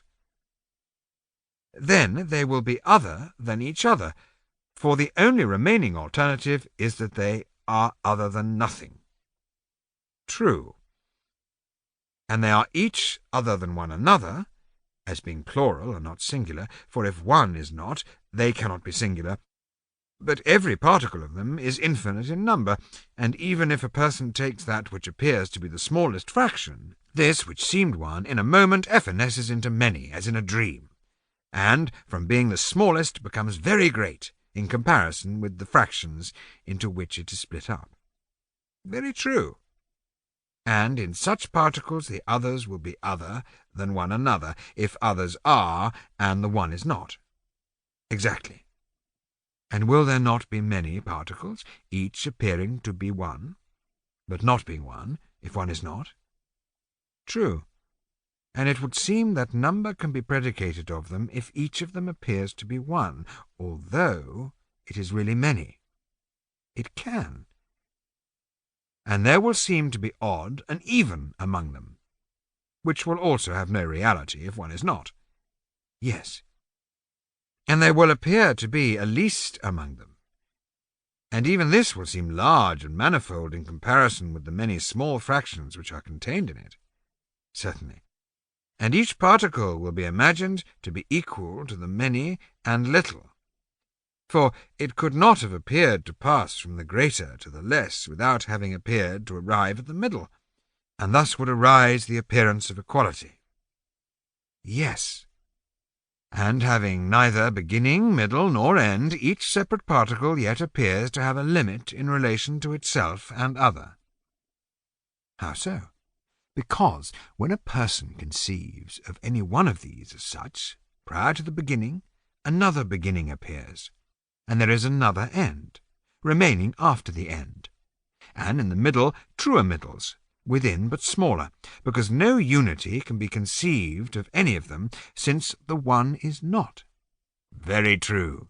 And so all being, whatever we think of, must be broken up into fractions, for a particle will have to be conceived of without unity. Certainly, and such being, when seen indistinctly and at a distance, appears to be one. But when seen near, and with keen intellect, every single thing appears to be infinite, since it is deprived of the one, which is not. Nothing more certain. Then each of the others must appear to be infinite and finite, and one and many, if others than the one exist and not the one. They must. Then will they not appear to be like and unlike? In what way? Just as in a picture things appear to be all one to a person standing at a distance, and to be in the same state and alike. True, but when you approach them, they appear to be many and different, and because of the appearance of the difference, different in kind from and unlike themselves. True, and so must the particles appear to be like and unlike themselves and each other. Certainly. And must they not be the same, and yet different from one another, and in contact with themselves, although they are separated, and having every sort of motion, and every sort of rest, and becoming, and being destroyed, and in neither state, and the like, all which things may be easily enumerated, if the one is not, and the many are. Most true. Once more, let us go back to the beginning and ask if the one is not, and the others of the one are, what will follow? Let us ask that question. In the first place, the others will not be one. Impossible. Nor will they be many, for if they were many, one would be contained in them. But if no one of them is one, all of them are naught, and therefore they will not be many. True. If there be no one in the others are neither many nor one. They are not, nor do they appear either as one or many. Why not? Because the others have no sort of manner or way of communion with any sort of not being, nor can anything which is not be connected with any of the others, for that which is not has no parts. True. Nor is there an opinion or any appearance of not being in connection with the others, nor is not being ever in any way attributed to the others. No. Then if one is not, there is no conception of any of the others, either as one or many, for you cannot conceive the many without the one. You cannot.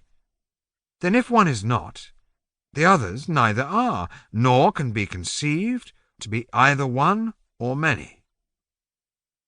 It would seem not, nor as like or unlike. No. Nor as the same or different, nor in contact or separation, nor in any of those states which we enumerated as appearing to be.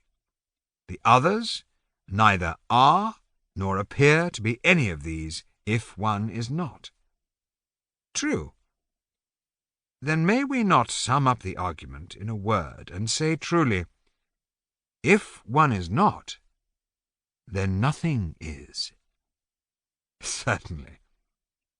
Let thus much be said, and further, let us affirm what seems to be the truth, that whether one is or is not, one and the others in relation to themselves and one another, all of them, in every way, are and are not, and appear to be and appear not to be.